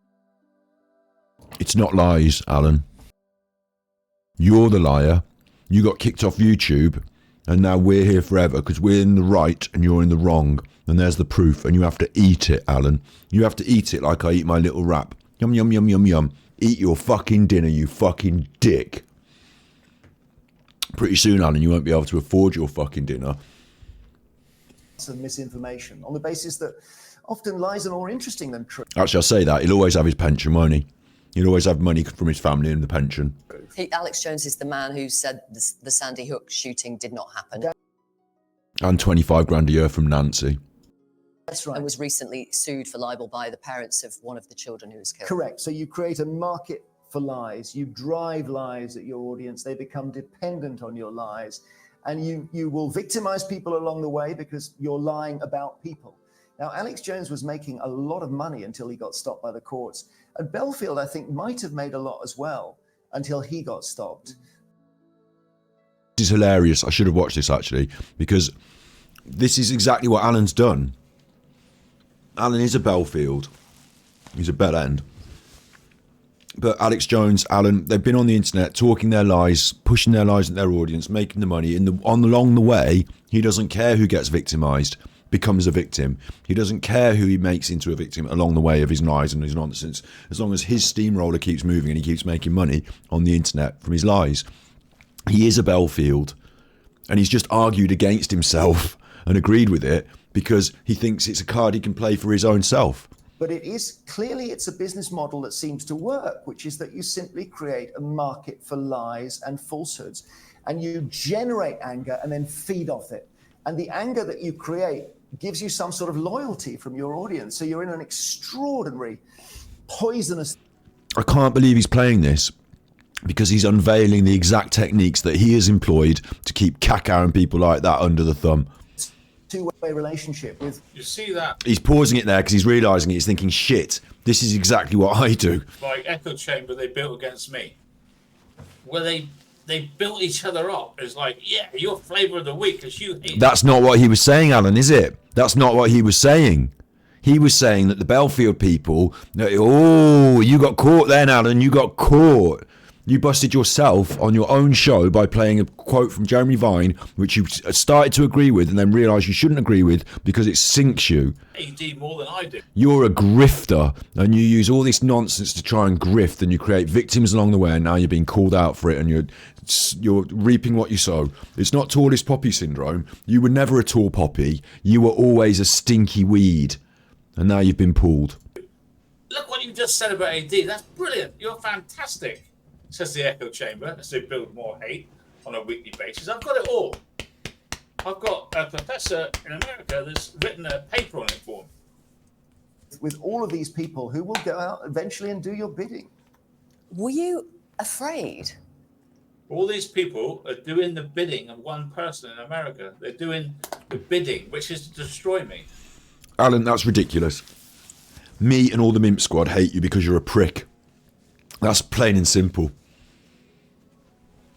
I only know that you're a prick because of my personal dealing with you when you stole content off me, plagiarised me, called me names on the internet, made a big stinky fuss about it. You're a prick. That's why I don't like you. Never any interest in the Rusick thing, never any interest in the Shannon Watts and all that. Nowadays, obviously I know all about it, we talk about it, it goes on because of you and the talking. I'm not motivated by the Rusicks in any way. Had to be informed of that after I'd already started attacking you on the internet or defending myself on the internet against your attacks because you're a prick. And they queue up to do the bidding. Of him. I was afraid of what he could do to my family. I was afraid because you have to think round corners with this stuff. And, we've seen knife attacks on MPs being killed, people who are prominent being attacked. So I'm not trying to give myself undue status here, but I had to think this through. So I can see this YouTube channel is an absolute fountain of hate. He wants that hatred to be so great that someone pays me a visit. And I know he wanted that because he put my home address out. That is the I had to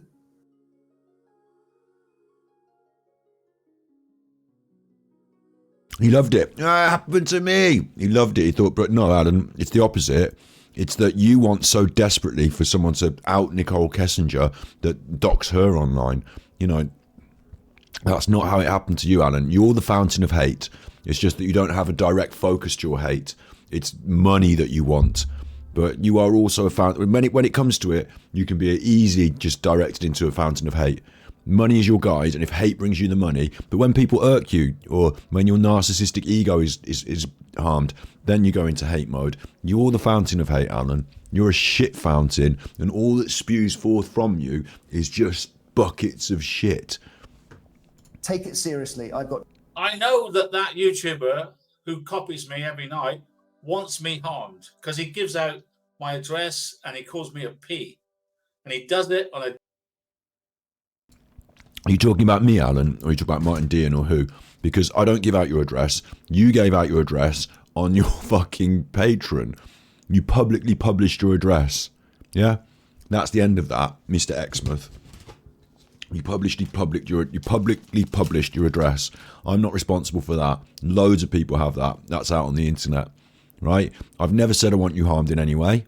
I've offered you a boxing match on the internet. The police have said, why don't we sort this out on the internet? And I said, because he wouldn't come on the stream and talk because he's a coward. And I said, all right, fair enough. He's a coward, isn't he? Like, nobody's worried apart from you about this nonsense. And you're making it up, you fucking idiot.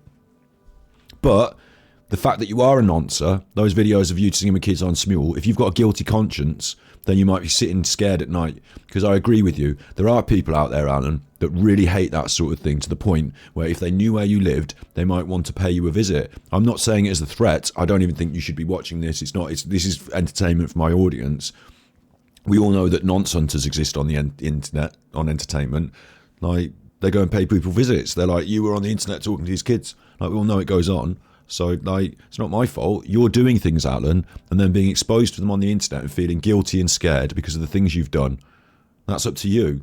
If you can't sleep soundly in your bed because you're scared because people might want to take out some sort of... Those kids from the Singing with the Kids on Smule, right?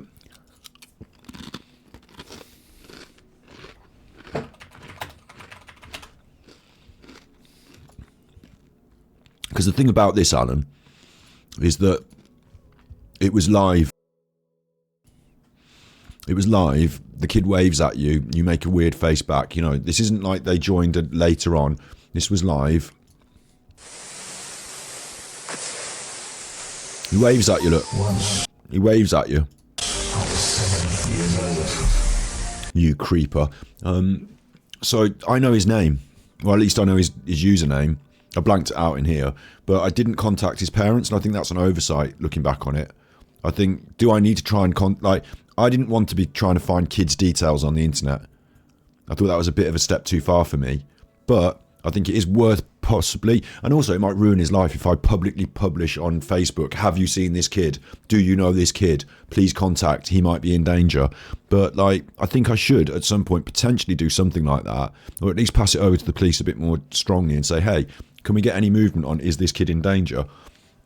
Because what happens if their parents find out, Alan? What happens if this kid's parents find out about this video and you've published your address on your public Patreon page? Is it still there on the Patreon? I don't know. But you've published it on the Patreon page. There's lots of people out there that saw that. That's just out there, yeah? So what would their parents think if they saw this video? And it's 3 kids. It's not just one kid, there's 3 kids. It was like, you've got your room, and in your room you can see on your phone 3 different people in the room with you. It's like a group room, and any one of them can make a video with you at the live recording session that you've got set up because you're a VIP. They don't have that facility because they're not a VIP. So I don't know what goes on after that, whether you talk to them after the recording, whether you have access to them over contacts, whether you get them to do things, whether they feel embarrassed or shy, and whether you get email addresses or further contact details. I don't know. That's how nonces use this app, though. I found it all out. We put a video together. It's on Battery Exhausted, explaining about, from doctors that look into this stuff, about how people use these apps for those purposes. So if you not want to be called a nonce, don't go on the internet and solicit songs with kids, record it and grin all over it while the kid waves at you. The song's called 7 Years Old, Once I Was 7 Years old. And the reason that these paedophiles use songs, certain songs, is because they're attractive either to the paedophile audience or to the kids in some way. And it can be like silly songs about Crazy Frog or something, or it could be this one particularly, 7 years old. You know, it's called 7 years old, isn't it? So maybe there's something in that. If you then click, you can't do it here because this is just a video that I'm showing you, but if you're on his Smule account and you click through to the contacts of these people, you'll see that the contacts of the contacts and some other accounts that look equally quite suspicious, some very suspicious looking accounts.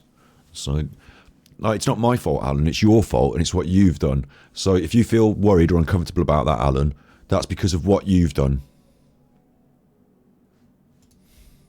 Daily basis, week in, week out. And if it ever happens, I want you to know why it happened. 2 teenage daughters, you know, I can't be casual about it. So at that point, I was scared for them. How would you describe this experience? What words would you use?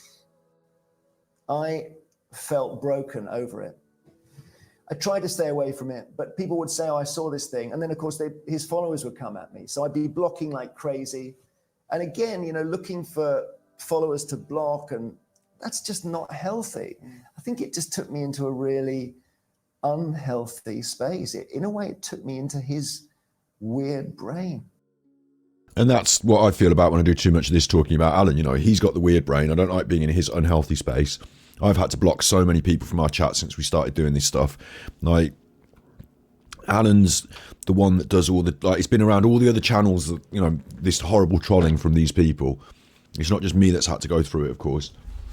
You know, other people have had it too. And, like, Alan doesn't have to put up with that. His spanners do everything for him. He just turns on the computer and talks shit, grifts for money, goes and plays poker. He's not on other social media accounts. He doesn't have Twitter. He doesn't have... if he the social media accounts he does have, the spanners just block everyone. He doesn't have to put up with any nonsense. And I don't know if he's got Tumblr or the other things that paedophiles use, but he's not putting up with any like hate campaigns against him on other places. On YouTube, people make content, fair comment, critiquing what he does, and he has to put up with that, but he doesn't have to watch it. So it's not directly in his inbox. I'm not emailing him. I'm not atting him. I'm not hashtagging him. Alan does not have to put up with this. Alan is not suffering this. Alan's insufferable. You know, he pulls people into this. That's where I am now. I've been dragged into this weird brain. It's got this distorted view of me, but I think he's gaslighting his persona onto Alan, you are the gaslighter extraordinaire. me. His fantasies are being gaslighted onto me in some way. What fantasies? That I play poker in Malta? That I locked up some girls in a pub?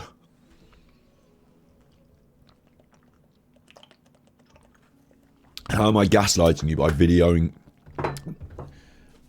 showing you video of you doing the kids on the Smule? Like, how am I gaslighting you? Just using words now. Dark orbit that he's in. Dark orbit, yeah. The online safety bill is going through Parliament. The new culture. And I reiterate, does he not realise that he's now using Jeremy Vine's argument as his own defence? But Jeremy Vine is the man who is prosecuting Joey Barton, and you side with Joey Barton. And this man who's in prison, you were saying he shouldn't be in prison, this Belfield. He's all right, he is. Jeremy Vine is the one you're now using the words of, Alan. Like, you're getting it confused. The Secretary says it's her #1 priority, and it promises, amongst many other things, to make it illegal to send a message causing psychological harm amounting to at least serious distress. Had that been in place, would it have made it any easier or speedier for you? No, because the police do nothing about it. I've been telling the police for 3 years how dark a place I'm in and what I've had to move out 3 times, and they dox me wherever I go in the world. Obviously, the police do nothing about it because you're wasting their time and it's a nonsense to them. But people who are really suffering, they'll deal with it and they'll sort it out, and it does matter. The difference there, Alan, is that it's not that the police don't do anything. They did do something for Jeremy Vine, but for you, Alan, they won't, because you're a liar and you're messing them about and they know it. And they're trying to ruin my life and they go into my children. What? The police are doing nothing. You and others to bring Belfield to court? I'm in 2 minds here, because if I open my Twitter feed, I might be able to describe, since you and I started talking, I might have had 20 tweets that satisfy that description, but that doesn't feel criminal to me. That's just your random, maybe my standards have dropped, but that seemed to me like random trolling. What he did was the threshold was so high that it broke existing laws. So I do think it's more than one message, this. I think it's about persistence and about the desire to cause harm over a long period. And that's exactly what people critique Alan for with regards to the Rusick thing. That's exactly what Alan's got on his rap sheet, is the persistence, the never stopping, the sort of horrible, inability to concede. Like, he's doing it now. We're watching him through the prism of his shit Rumble feed on the shit corner of nowhere internet land. Still won't give it up. 5 years. It will be 10 years down the line. He will not stop. I expect for his funeral, he will want somebody to stand up and say, Nicole Kessinger was probably there, and Alan, and to go all through this, and he was being trolled, and just to never give it up. Never give it up. Can we, once a year after his death, can we commemorate him by going on about the trolls? To just never give it up. Never accept the truth. Never accept that he's wrong. Just never give it up. And that's why he's ruining his own life. That's the sort of the joke of the narcissist in a way, is they think they're so brilliant, but because they do, they ruin their own life. Everyone can see they're not, and they ruin their own life. And they have to force, even though they're in heavy denial, they're forced to actually, towards the end, just to accept or see, even if they don't accept the damn truth, that he's ruined everything. No one likes him. His own family, the only reason they help him is because of the obligatory blood ties, that they can't stand him, just like everyone else. No one can. And I say help him, they're barely helping him, are they? Look at the state he's in. No, it's just an absolute shit show from Alan, all over the show. His daughters can't agree with what he just said about the women and the stuff. Surely. Even if they like football or not, do you think they would enjoy being equally paid as men? Or having the opportunity to work in jobs? What the fuck, man? And if he's had that approach through his life, and he's had daughters, imagine the difficulty. I was saying this, who's your daddy now? Truthfully, imagine the difficulty of being raised by someone who doesn't treat you with respect. It's just bizarre. Persistent hate over a long period of time will end up with somebody. And it should be an absolute joke. We should be laughing at this, that he's using Jeremy Vine's defence as his own, but he's on the side against Jeremy Vine. So if he thinks Jeremy Vine's so good, then he's just invalidated what he did for the first hour of the episode. Right? Seriously hurt. And the police are not listening to me. He had so much warning that he was getting into criminal territory. He was still broadcasting these disgusting messages when he was under investigation by the police. So he obviously didn't really care about the law at all. How have YouTube and Twitter behaved during all of this? I'm amazed at how hard it is to get them to realise. So we went to YouTube and said, come on, what's going on with this guy? You can't allow him to just defame. Then we say, okay, there's a libel action now based on that video. They still won't take them down. Eventually, I have to go through a lawyer. This is like what happened with Alan, though, is there was so much building up of negative against him. Why don't you get him off YouTube? Why don't you get him off YouTube? It might have been that through the change that they made to the terms of service about attacking the dead relatives of the murder victims like he did. It might have been that case. I think personally, hate speech, their moderation on hate speech in the modern way has tipped it over the edge. But it was like that with Alan in a way as well. Does he not understand that what Jeremy's saying is applying to you, Alan, the opposite way? Individual videos, and then when he's convicted, they demonetize him. But half the videos about me are still up there. It's very interesting because I've heard people claim they got me taken down off YouTube. Yeah. No way. No lawyer can get you taken off of YouTube. Oh, not lawyer? Well, it's not the Ruseks then, yeah? So it's not the lawyers then. Who is it then? Because you said it was them because they were coming after you to ban you off YouTube because you'd said the wrong thing. So it's not the Ruseks and it's not the lawyers then.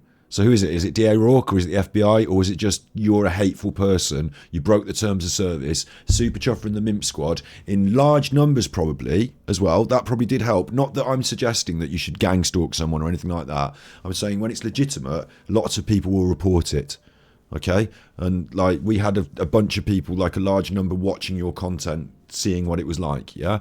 But I think what he tried to do was to create he wanted to create a group of people fake reporting en masse.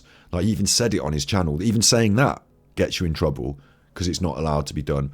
He was like, everyone should go and report Super Chuffer, and there's nothing to report me for. What are you saying?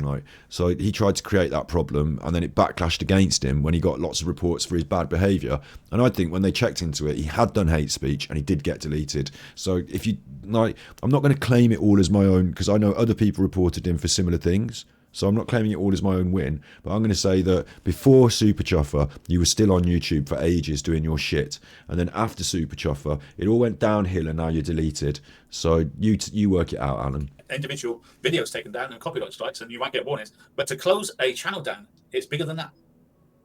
Many people tried to take me down over the years. YouTube took me down because they decided to themselves. Technique was... Why? Did they suddenly decide themselves to do that? I wonder. Had you done much homophobic hate speech before that? To say copy and share. So you'll have someone who takes this video in Moscow and hosts it, and it'll always be out there. I've got to live with that. But the fact that YouTube hosts this stuff, they have no responsibility. They don't care. They don't give a toss. They don't give a toss. Sorry for my language, but I am disgusted by their lack of values. And Twitter as well. The guy, he's in prison and he's still got a Twitter account. What the hell is that about? I don't understand it. With somebody like Belfield, the flagging of those broadcasts was continuous, constant, not just by the victims, by other people who were friends of the victims. One person went into the YouTube HQ and asked reception if they could do anything about it. So it's not a mystery to them which of the problem accounts. And they just need to take them down. Belfield has already put out a video from prison saying he's going to be right back up and running. He's got restraining orders now in 8 people's cases, but he'll start on other people. And I do think, the one thing you can do is deprive people of their platform. Thank you very much. Is he watching that and thinking about it and realising that it pertains to him, but in the opposite way as he's trying to portray? Or is he just fucking gone in the head and playing poker on another window? Well, YouTube told us our community guidelines prohibit content that threatens individuals, and we have removed several videos for... YouTube have told us that we have guidelines that prevent people harming other people. No, it's threaten. She said threaten. You just changed it from what she said. Threaten, Alan. Threaten.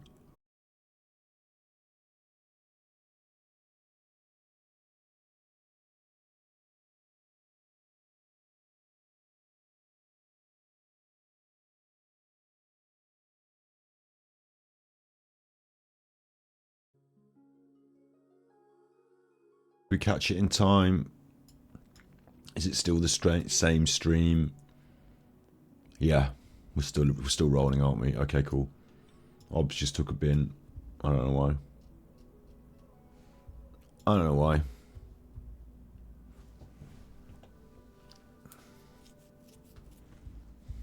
It was when I changed the windows. Just had a little thing.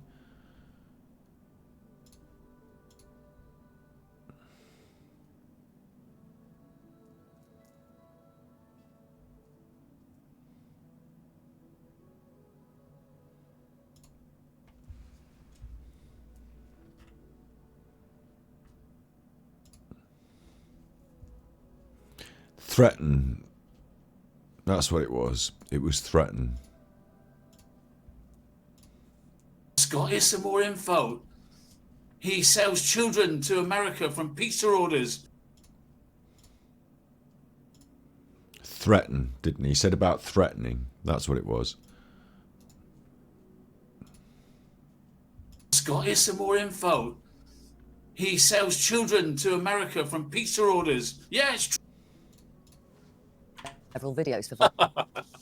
YouTube told us our community guidelines prohibit content that threatens individuals. Prohibits content that threatens. And we have removed several videos for... YouTube have told us that we have guidelines that prevent people harming other people. No, threatens, Alan. Get it right. You're going to need to if you're going to be able to stay on the platform and not breach the terms of service like this. Sexual deviant AD's a command.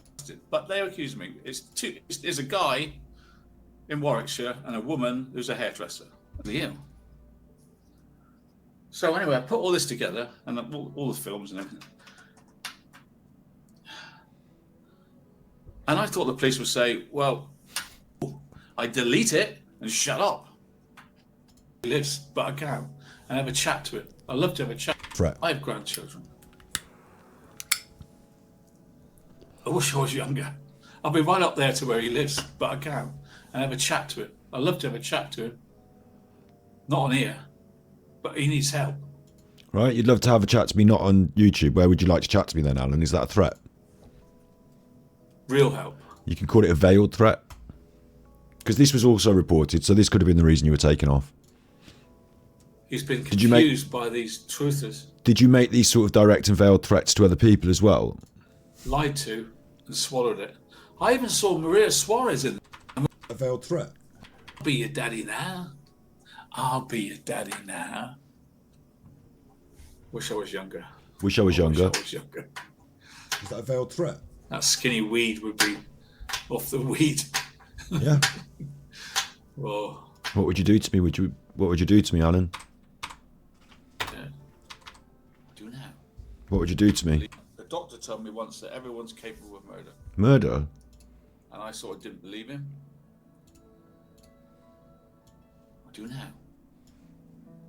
If someone was to attack my family enough, I'd do anything to protect them. Do you mean me? Anything. If I saw somebody who was saying things about my daughter and I saw him in the road, could I stop myself from being physically violent? I mean, if you say things like that on the internet, Alan, on YouTube, you're going to get your channel deleted.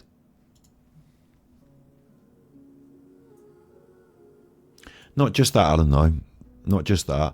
Obviously, there's a few more clips on this particular reel. It's not just that, Alan. If you say that, the police will also be involved because it's malicious communications. That's not a threat. The reason they're not involved, and you shouldn't read this as a threat, is because I hold that card and I haven't played it. If I wanted to, I could send the police tomorrow over to yours. I could send them that file of your threats against me and say, do you know what? After thinking about it and taking advice, I would like to press charges against Alan Vinicum for malicious communications. And the police would say, all right, okay, we've got all the details of that already. Yeah, fine, let's go. They might not be keen to do it, actually, because as we agreed, I said, I think the same as you, it's a load of internet nonsense, and I don't know why he's even turning it into a police matter. But they said, well, the threats are a police matter, so you could take it further. And I said, don't worry yourselves. You know, you do a lot of busy work, a lot of important, like bits of busy work, you know, a lot of actual work trying to catch real criminals. I know Alan's a noncer, and I know, you know, catch him for noncing. Don't catch him for saying on the internet he wants to murder me. I'm not really scared of him. But it's there as a card I hold. And there's no statute of limitations on crimes like that, Alan. So if you got out of hand, then I might be able to play that card. Certainly if you did any more threats. You know what I mean? If I felt threatened by you, then certainly I've got this past record of you doing it. It's malicious communications, all that business. So threats, Alan, threats. Make sure you get the words right. Certainly when you're talking about legal action, you're going to want to get the words right, Alan. And talking of legal action, I'm waiting to see what's going to happen with your court case, Alan. Talking of threats, I'm waiting to see what's going to happen with your court case. And then once that's done, you know, because there's no point in me playing all my cards while everyone else is playing their cards, is there?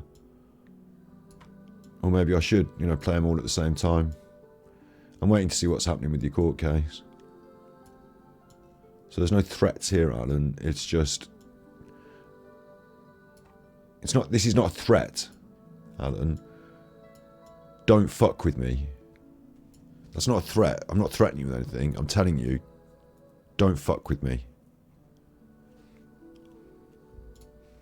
Creator on creator hell. I've got this guy's made 200 videos about me. Everyone hated me. YouTube don't give a toss, like he said. It's just...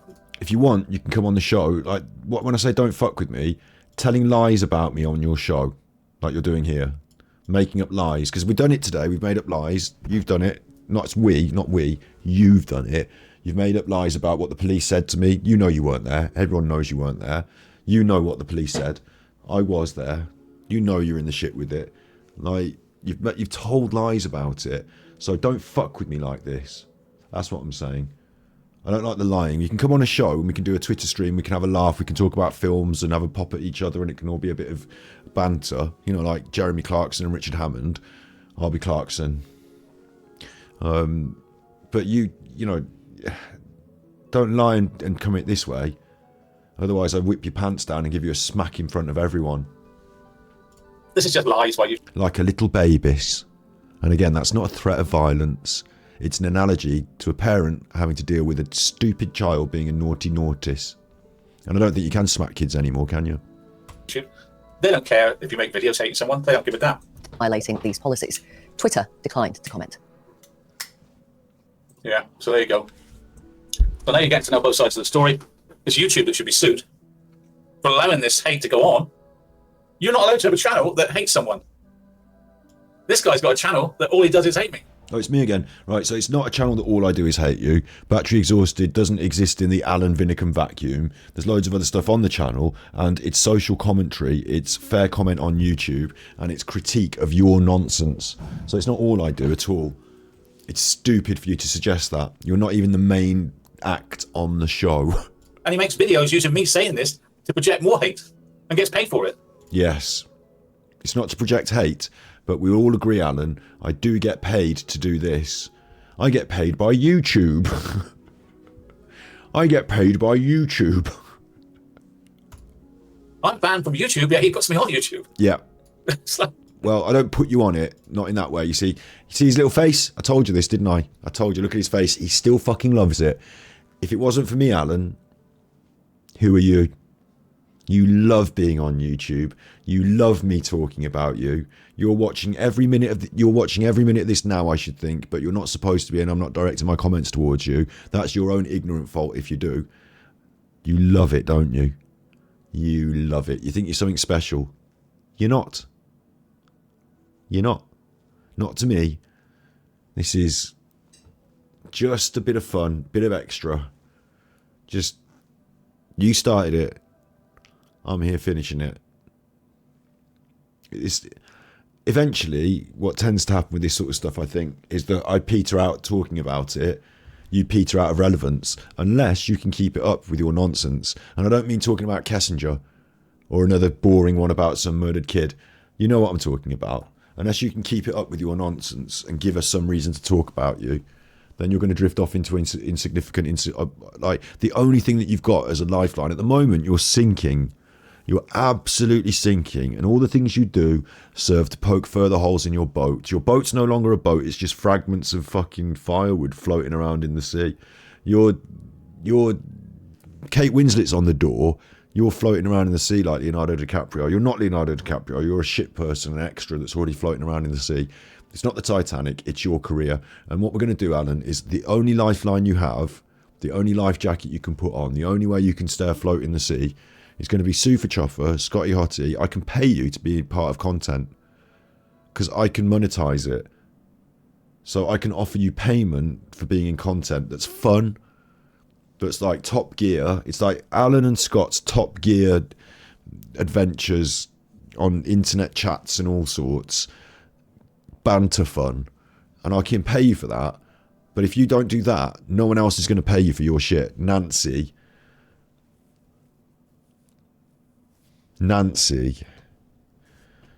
not going to last forever on your paltry diet of bollocks. where's Nancy? Where do I want it? Where is Nancy anyway? Where's Nancy?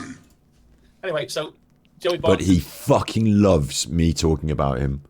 Because Alan fucking loves me. Alan wants to suck me. Alan wants to get on top of me and rub himself on me. Alan, the reason willy in my mouth is the thing that he loves so much is because he wishes my willy really was in his mouth. Alan would fucking love it if he could get hold of my willy. Wouldn't you, Alan? Secretly, deep down, wouldn't you fucking love it if you could get hold of my willy? This isn't homophobia. This is me basically understanding him through his actions, constantly going on about me putting my willy in his mouth. He constantly went on about me putting my... I only messed about once with the green screen. It was only one thing we did once as a silly thing. Alan wouldn't ever shut up about it. That's on his mind the whole time. My willy lives in his head rent-free, going in his mouth all the time. He can't get it out of his head. Sometimes he thinks about me and his daughter. If he was watching now, he'd be thinking about me and his daughter, me touching his daughter's hair like that. What else would I be doing to his daughter, Alan, if he was watching? I wonder what goes on in his head, the sick bastard. I wonder what kind of sick things Alan thinks about me and his daughter, because he keeps going on about that as well, doesn't he? Like, I don't keep going on about it. He keeps bringing it up. Something happens once, like a little thing happens once, and Alan will never, ever shut up talking about it. Ever. So, the willy in the mouth, the kisses with his daughter that he thinks are going to happen. I said it was a nice dinner. He's going on about other stuff. Where does that come from? Like, this is true, right? Talking about his daughter, just for a bit. I said I would take her for a nice dinner, and I made a comedy song about... The reason I did the comedy song is to have a pop at Alan, to get him wound up. Oh, I'm going to take your daughter out for dinner, you old bastard. Oh, that's, you know, it gets him wound up. It's got no real relation to her. It's just a concept, yeah? In his mind, I'm there sticking it in his daughter, giving it to her. She's on all fours, fucking loving it. Throwing it back, fucking loving it. Giving it the pushback. I'm absolutely slamming it on it. That's what's going on in his mind. That's why he can't stand it. Absolutely slamming it. She's calling out Super Chuffer. I've told her, call me daddy.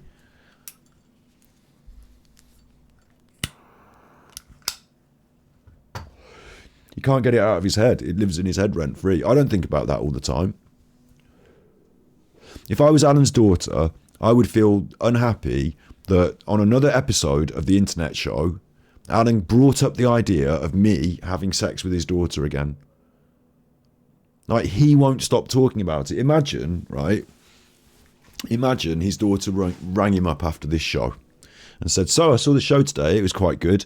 And he said, yeah, did you hear the bit where I said that Scott wanted to do sex to you and was singing songs about sexing you? And she said, yeah, I heard that bit. To be honest, I didn't really think it was good that it got brought up in public again, really. Does everyone always need to hear about how I got sexually abused on the internet? Did you get sexually abused on the internet? Like, that's what he said happened. I don't think his daughter would agree that she was sexually abused on the internet. I don't think she'd like to put on a Facebook post. My dad has confirmed that I've been sexually abused on the internet a number of times. That's what he said happened. She's been sexually abused on the internet. That's what he said. I don't think she would like it that he kept saying that on the internet. Tonight, the implication that he sings songs about my daughter, the things he wants to do to my daughter, the things he says about my daughter. You keep bringing your daughter up and you keep sexualizing the idea of me and her. I sang a song about her and me having a nice dinner, and I made jokes like, your dad likes to pass the buck, but you and me, we could always give a bit of a nice dinner. Your dad likes to pass the buck, but you could always give me a call for a nice dinner. You know, it's a joke, yeah? Like a pun joke about sexual... You could have put a sex word in. Your dad likes to pass the buck, but you could always give me a... and if you're thinking about sucking, that's in your head, because I didn't say it, yeah? I said call or nice dinner. So you're thinking about her sucking me because you're a sick bastard, and now you're angry about it. And you're bringing it up on the internet again and again. Your daughter, sex. Your daughter, sex. Your daughter, sex. Sex, sex, sex. Chuffer, chuffer, chuffer. Sex, sex, sex. Your daughter, sex. I'm calling her your daughter all the time. Like, I'm saying his daughter. Like, in reality, she's called Scarlett, isn't it? And if I was trying to directly have a pop at her, which I'm not, I'd be like, Scarlett, Scarlett, sex, sex, sex. Scarlett. Banging away, Scarlett. Like, that's not what's happened, is it? But Alan won't let it go. Alan keeps bringing it up. Alan keeps talking about it. It's a record that won't stop playing in his mind. Chuffer, Scarlett, sex, Chuffer. He wrote a song, a love song. They're having dinner. They're having sex. Chuffer, hot tub, Chuffer. Oh, like, it's like an ever-living nightmare that he's... Like, all I said was that I'd like to take her for a nice dinner. I've done nothing wrong. All I've ever said is, no, honestly, you can go back and listen to it on Sentries. The whole thing's out there. I never said I was going to do like this and fingers in there and thumb in the thing and, like, you know, grab her by the hair. And I never said that, did I? All I said was I'd take her for a nice dinner and I made a funny song about it. And now we've got this. Never ending. And she has to put up with it as well. That's the worst thing for, I think, in fairness. Like, you know, if I was... her, I'd ask him to stop bringing me up on his channel. Dad, can you please stop talking about me on your show? Stop saying that I'm being sexually assaulted on the internet. It makes all these other people talk about me in the public, and like that grumpy granny's put all pictures of me on the internet. Can you leave me out of this? Because it's only come up because of him. That all he does is hate me. And he makes videos using me saying this to project more hate and gets paid for it. I'm banned from YouTube, yet he puts me on YouTube. Like... Anyway, so Joey Barton's in big trouble. Now, believe it or not, Katie Hopkins is friends with this guy that's in prison, Bayfield. And what does she think about it? Well, you just argued against Belfield by siding with Jeremy Vine. Katie Hopkins is a cunt. We will be skipping what she thinks, if you could call it thought. I haven't got much about it, actually.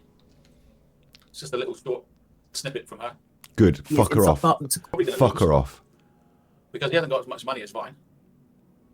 You think that Vine's the good guy, you stupid idiot. You just said that all of Vine's defences were great and they all applied to you. Really?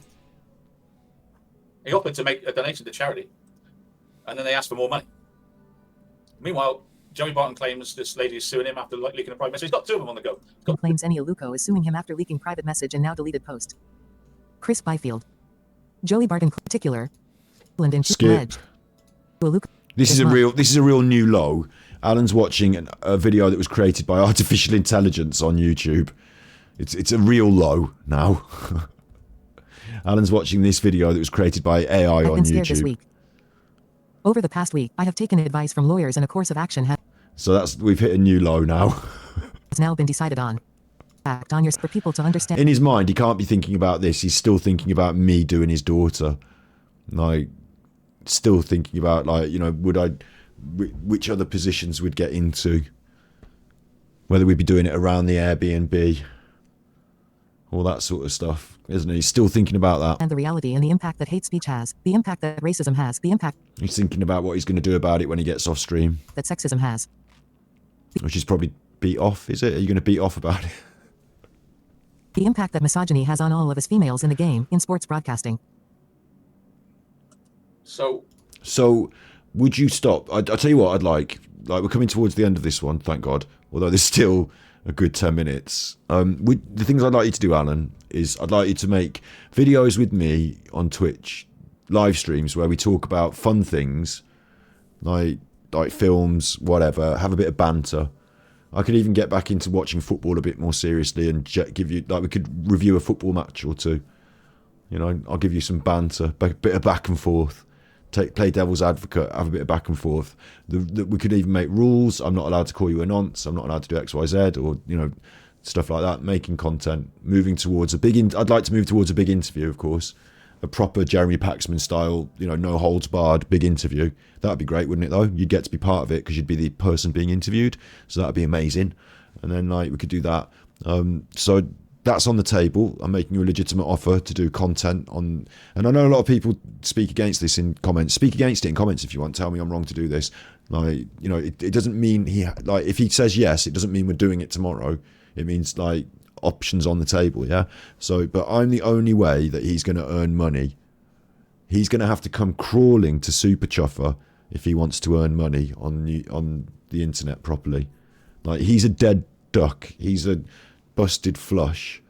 Super Chuffer can give him money to make content, or he can try and grift it this way, and this way's not working for him. So Super Chuffer's going to be the only way he's got, and he's going to have to come cap in hand grovelling to Super Chuffer, isn't he? And we're going to do work together if that goes that way. But the other thing I would really like him to do, I like it when he puts his personality into it. I like it when he does the 10 minutes at the start. I think 10 minutes at the start should be expanded. Maybe do Alan's Mad Hour once a week. Make sure you put his personality into it. It doesn't have to be the dry true crime, you know, 20 minutes of talking about stuff, having a bit of fun. Okay, he knows we're going to rip him a bit, but come on, like, that's the fun game. Or we could go hard this way, and I could tell you to stop talking about your daughter in sexual terms and bringing me into it on your platform. Stop bringing up your daughter and me and sexualizing the concept on your platform, yeah? Like, stop going on about that. I'd like you to do that for your daughter's sake. Really? I can see it. Joey Barton is deep in the soup. Or are you some kind of fucking dirty perv that keeps thinking about it all the time? And every time we start to talk about these things, the idea of me having sex with your daughter pops into your mind. Is that a problem that you have? Because if that's the case, then it's not just stop talking about it. I would rather you go to seek help. Right? But what has he actually done? What has he actually done? I showed you what he's done, right? What's going to happen to YouTube if people can sue you for doing so little? It's not even if you get found guilty or not. It costs you like hundreds of £1,000s. Doesn't matter if you're guilty or not. You're going to go bust. Oh yeah, and like if we're gonna have rules on like if I'm not allowed to go at him for being a nonce on these fun streams, because I think I've got to set some ground rules that because otherwise he's not going to do it, is he at all? Like, so maybe I'm not allowed to have a go at that yet. And I don't want to have a nonce on my stream like he did. He had a sex offender on his stream, didn't he? Do you remember? And he encouraged people to be friends with him. Obviously, we'd all know there's a bit of a thing with me and Alan, and that we're in contentious positions. But for the sake of content and to drive something forward, like. For me to even be able to hold him to account at some point with a big interview, which I'd like to put on the table, I might have to accept that I can't have a go at him about being a nonce on every episode all the time. But maybe ground rules the other way is I don't want him to start going on about me having sex with his daughter all the time, and for his daughter's sake, that is, because I don't mind. I would take his daughter out for a nice dinner. I would. I'd be really nice to her. But if for his daughter's sake, I'd prefer if he'd stop going on about me having sex with her all the time, or her having sex with me, basically. And the other thing I'd like him to do is to not make up lies about me, the police, Val, all this stuff. The lies. We just heard a load of lies today in this one. Just straight out lies that he knows are lies. Like, they annoy me a little. It's not annoy me. It's just like, how can I work with someone who's going to tell direct lies about me like that on the internet? What's happened to your neck?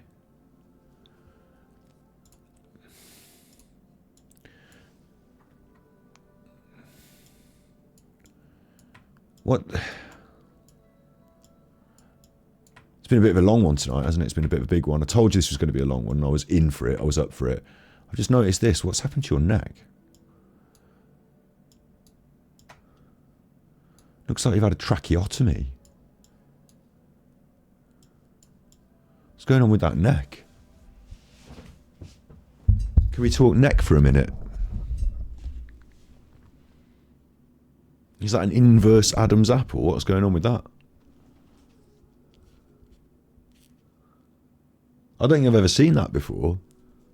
Has someone been sexing his neck? Got neck fingered. What's going on with that? I'm not having a pop at how someone looks. I just honestly think that's strange. Looks like a golf divot. It's like a pokey hole in his neck. I've got an Adam's apple there. He's got a pokey hole. Wookie hole. Someone's had their fingers in his Wookie hole. What's with the neck? Like, you see where the chin starts? The chin... I'm not having a... I don't know what's going on here. Like, the chin starts right up there. And then it's neck all the way. Yeah, but we've got this... We've got the second neck. And then we've got this... Is that the top of his chest where the sternum, like, is that bit? And the reason it looks funny is because the neck fold just comes all the way down to there. So I'm not seeing Adam's apple or anything like that. That's just all extra bit of neck. And are we not doing the filters again today? Because, like, it's sometimes you have all the filters on and your stream's really starts and all that. And then sometimes you don't have all the filters on. He doesn't have all the filters on. And it looks like he's been... He looks like a speckled egg compared to any... Like, and the reason... I'm not saying this like to have a pop at his looks. Again, I don't care if he's got spots on all up his face there. Like, whatever, yeah?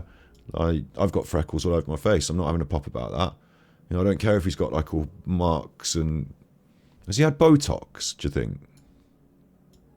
Looks like he might be a bit puffy in places as well, with, like, funny marks on his forehead. Which I don't really care about. But the thing is that he lies about it and fakes it with all the filters. And then when the filters are off, all of a sudden he looks like he's aged overnight 1,000 years old. And he looks like he's been left out in the sun to rot like a raisin. Like, it just... Something looks wrong all of a sudden because it happens overnight, doesn't it? And then it's gone again the next time the filters are on TikTok or whatever. It's kind of creepy in a way he does that, isn't it?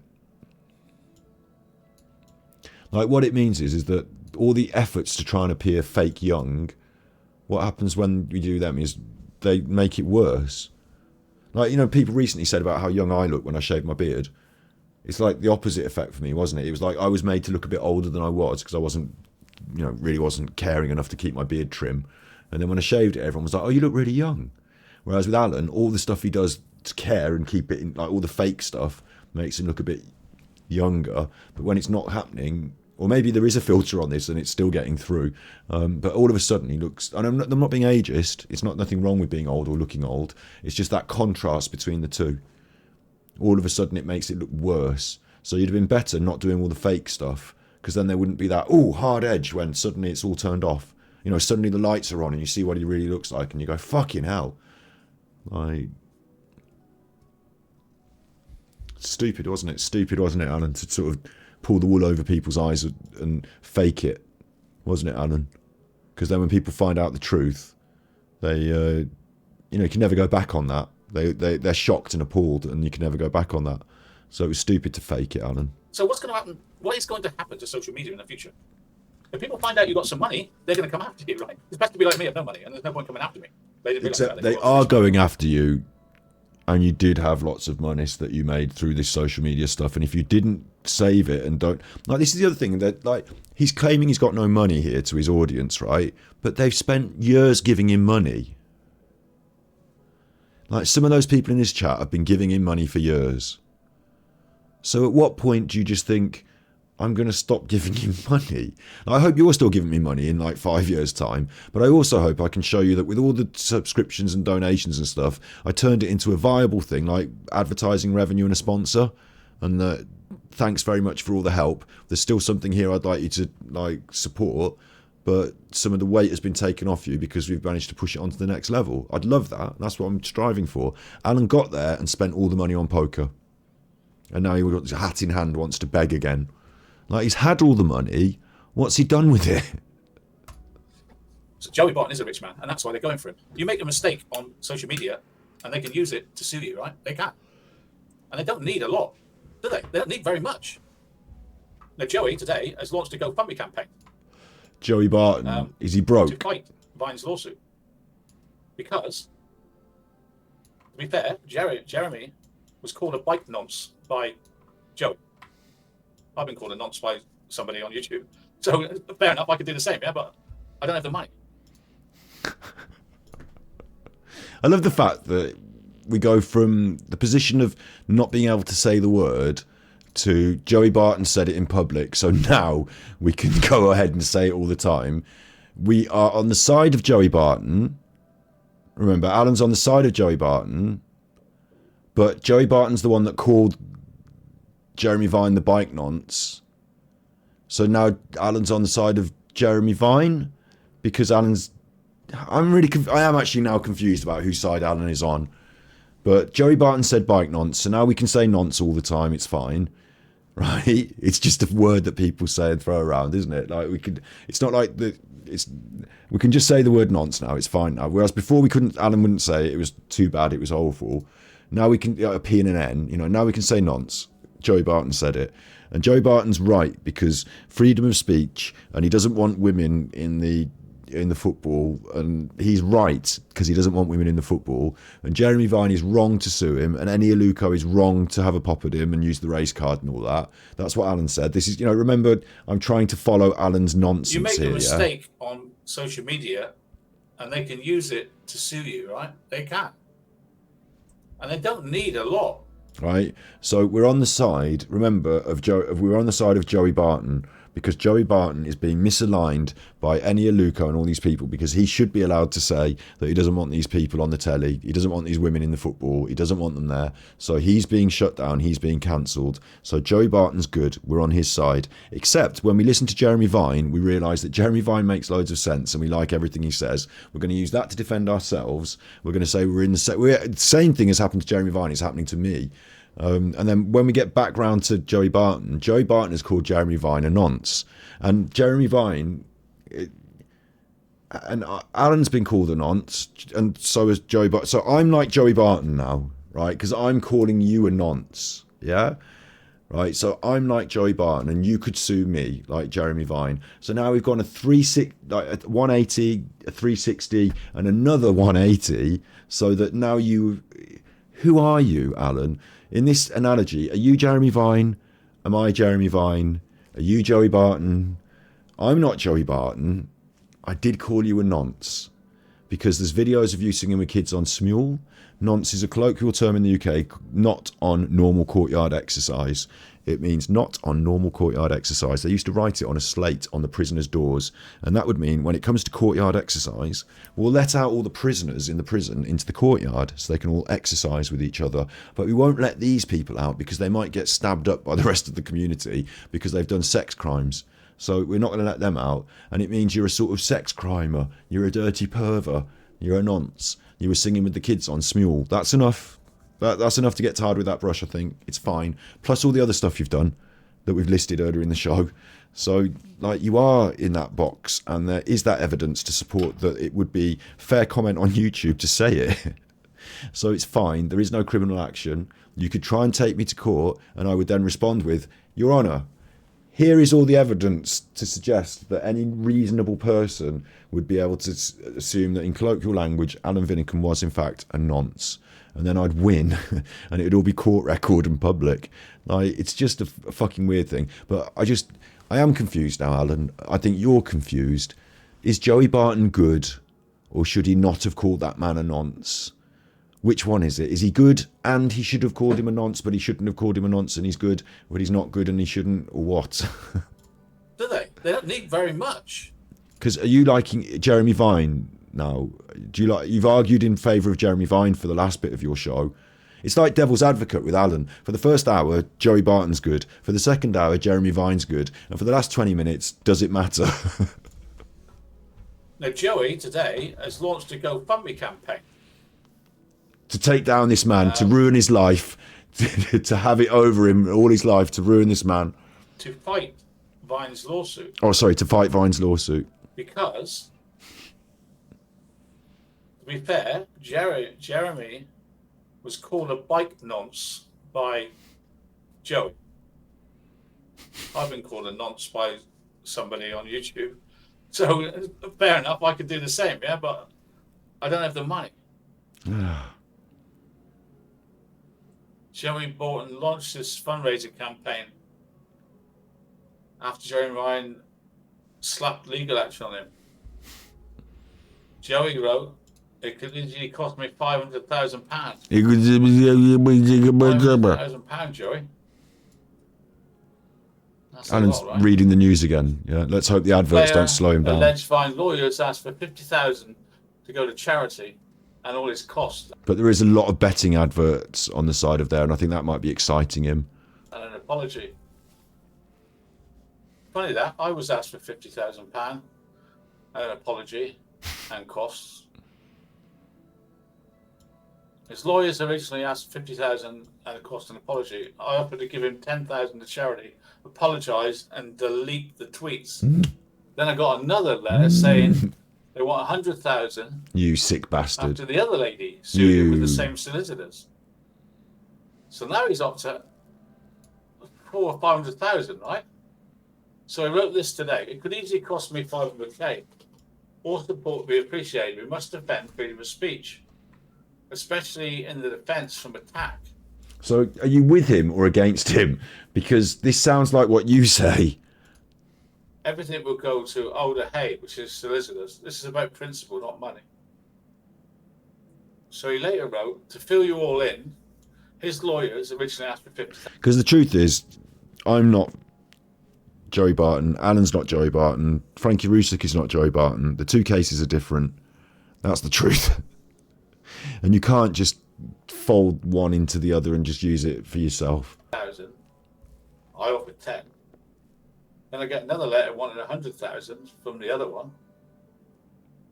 I offered him 25,000 to put it to bed.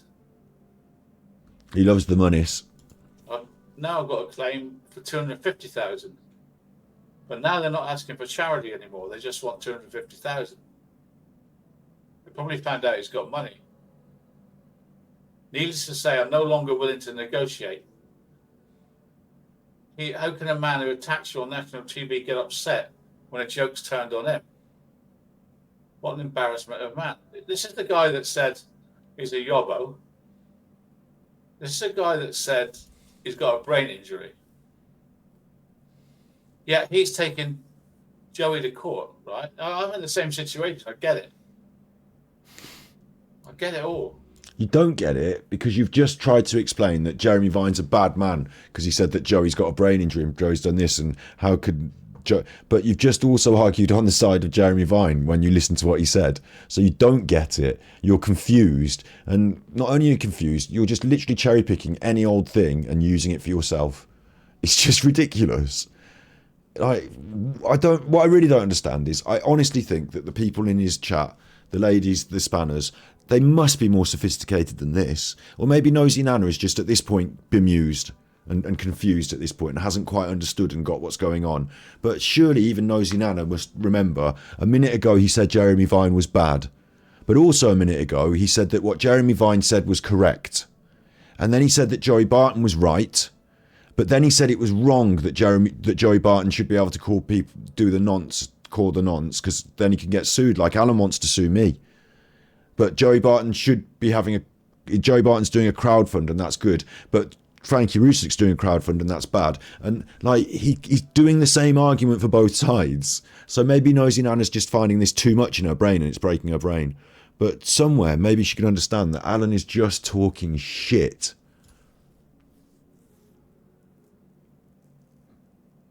I'm scaring the dog now because I'm talking so much vitriolic shit. I think this one's gone on too long now. It's one of his long ones. It's time to put this one to bed.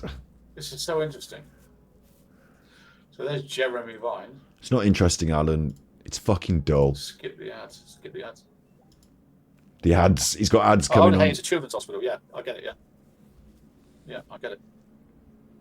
And the ever-expanding arena of social media. So Joey's asking for money in a GoFundMe to be paid for a children's hospital. I don't forget that. If he needs money to fight the case, but he's giving it to a children's hospital, it doesn't make sense. You don't understand, Alan. See, he said he got it. He doesn't understand. What Joey Barton was saying was he would pay the damages, but not directly to Jeremy Vine, but to a charity instead. Jeremy Vine, you want to take me for 25 grand in court? I'll give you the 25 grand. You know, I'll pay the damages so we can settle out of court. I'll pay. But I won't give you the money, Jeremy, because I don't want you to personally profit off this. If you want to see me suffer to the tune of some money, I'll suffer. I'll pay the fine, but I won't pay it to Jeremy Vine. I'll give it to a charity, so the charity benefit. And since Jeremy Vine didn't want the 25 grand to go to charity, instead he wanted to push forward with the litigation to the tune of 225. Joey Barton's angry and he said, right, now the charity... Joey Barton's twisting things a bit, but now the charity aren't getting their money. I want your money to fight the court case. Does Alan not understand this? Doesn't he need to give it to a solicitor after? He literally... Hang on, wait. He literally didn't understand that. After all of this, he literally didn't understand that. So if you're Nosy Nana, you probably don't understand either.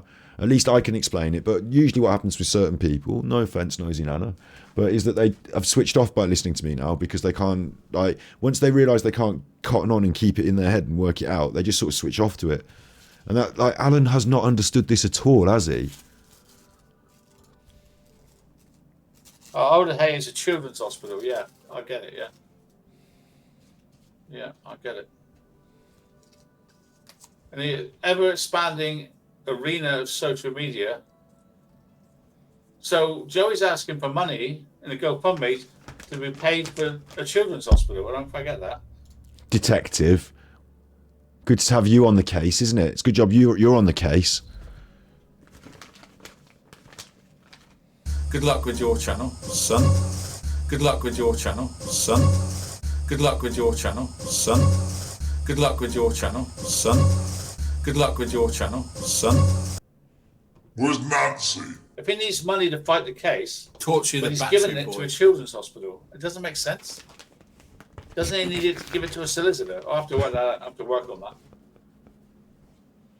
You dummy. The ever-expanding arena of social media where reputations are made and shattered in the blink of an eye. Shat like your pants. One man finds himself in the eye of the storm. Joey Barton, the former footballer whose journey is to making a dramatic turn.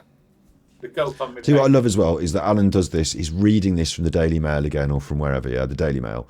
And, like, doesn't he realise that he spent ages maligning the mainstream press? You can't trust them. They're part of the agenda. Like, when it suits him, he will literally just read their copy as if it's fact. Reads, caught in a whirlwind of defamation allegations stemming from alleged derogatory tweets. Barton Alan, we've filled stands at the enough time forefront of now. a battle Come for on. justice and fairness against none other than Jeremy Vine, a prominent figure on the media landscape. Known for his skill and tenacity on a football pitch, Barton's latest challenge transcends the boundaries of sport. It's a clash of principles, a fight against baseless accusations that threaten to tarnish not just his reputation, but the fabric and the integrity in our digital age. I've got the same thing. I mean, why am I being taken? That's it, you're right, Dover. Today he said that the reason he wasn't going to sue me is because I didn't have enough money. And later on he agreed, because I said, no, it's not because I don't have enough money. I could fight you. I've got the money to fight you. It's that he doesn't have enough money. And then later on he agreed it's because he doesn't have any money. And he could sue me. You can sue people for all sorts of things. But you'll probably lose your money if you're not doing it because you're right. So these lawyers will take his money and say, yeah, oh, we'll sue. Yeah, okay, we'll do that. And my lawyers will take my money and say, oh, yeah, of course, we'll defend that. And then I'll win, and then he'll lose all his monies. Like, it's stupid. Why? And before that happened, I would enact Operation Tell the Police about all the bad things he's done and make sure that we press criminal charges. Sparked by Jeremy Vine's televised remarks. Which would be a fair thing to do if he tried to sue me, wouldn't it? Insinuating Barton's got an alleged brain injury serves as a stark reminder of the power wielded by media personalities and the responsibilities that come with being a public figure. I'm getting all this hate because a public figure called me Vinny Scum and all the names under the sun I must be got rid of. That's why I got my hate. If you're famous, whether you like it or not, if you've been on Netflix and Dr. Phil... So, Alan, why am I doing my episodes about you? Why am I here tonight talking about you, responding to this nonsense? Has it got anything to do with what you just said? I've never even watched that Dr. Phil. Listen to you. And if you say someone's a bad person, they will hate them for you. And that's the hate I'm getting now. Yet I'm being taken to court for ruining this man's ability to make money. Anyway, I've got to stand firm. So, in the storm of this controversy, Barton stands firm, determined to seek justice and restore his honour. I've got to stand firm, he says, having literally just said the words in print in front of him. I've got to stand firm. I've got to stand firm. He just assimilates stuff that he sees in the media around him into his worldview of the life and himself and his script. Taken to court for ruining this man's ability to make money. Anyway, I've got to stand firm. So, in the storm of this controversy, Barton stands firm. Barton stands firm. So there you go. You're going to be like Joey Barton, except just a minute ago you thought Jeremy Vine was correct and that he was right in all the things he said. Determined to seek justice and restore his honour. Championing justice, united behind Joey Barton. So now we're on Barton's side again. Jeremy Vine's an idiot again. As you see here. So, Joey And Joey Barton's the one that called Jeremy Vine a nonce. And I called you a nonce. social media, to be honest. And that's None of this makes sense. So, he can't work it out. So this fella, Jeremy Vine, is suing me. The fellow who claimed on TV that I have a brain injury. And then he shows a picture of the bike. There's Jeremy. Barton highlighted Vine's previous question, is it possible we're dealing with a brain injury? So, it's again, it's on both sides, right? Joey Barton's fight against defamatory transcends the confines of individuality. It's a testament in the enduring values of integrity, fairness, and accountability.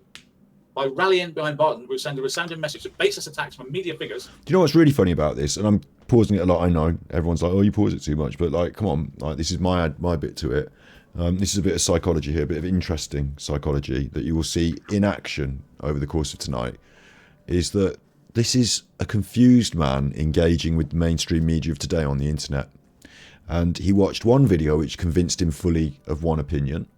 And then he read another article that convinced him fully of another opinion.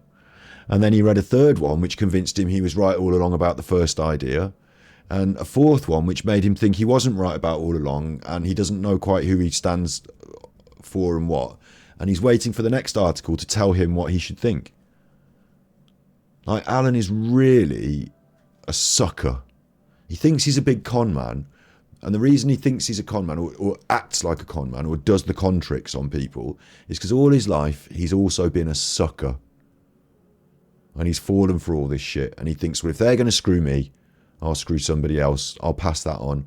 I bet he's been such a sucker all his life because there you've seen it in action. He's just said, he read the thing and he was like, well, why does Barton want the money for the children's hospital? Because he needs it for the lawyers. And now he's confused reading this. Like, this article is saying how good Joey Barton is and how wonderful he is, but you just said Joey Barton called him not Jeremy Vine a nonce, and you agreed with all Jeremy Vine's stuff in that interview. So now you don't know who you are and what you stand for.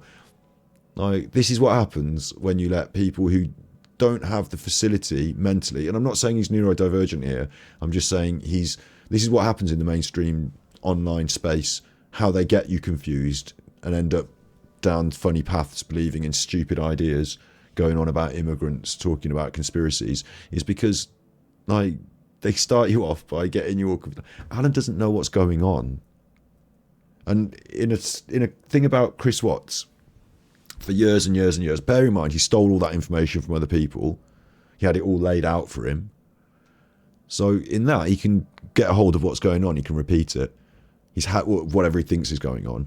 With this, like, this is a new emerging story, or to him fairly new. Yeah, he's put his mind to it recently and he cannot get what's going on.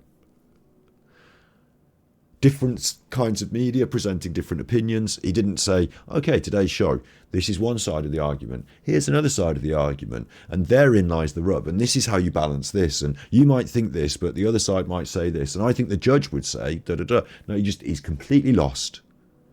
Just completely lost. And overall, he wants to be wrapped up in himself. It's about me, it's about me, it's about me. Joey Barton represents me and every man who can say what he wants about women and get binned off and cancelled. That's not fair. But then he said Jeremy Vine's a nonce, and Jeremy Vine's like me because people are attacking him and saying bad things about him and calling him a nonce, and he should be able to sue.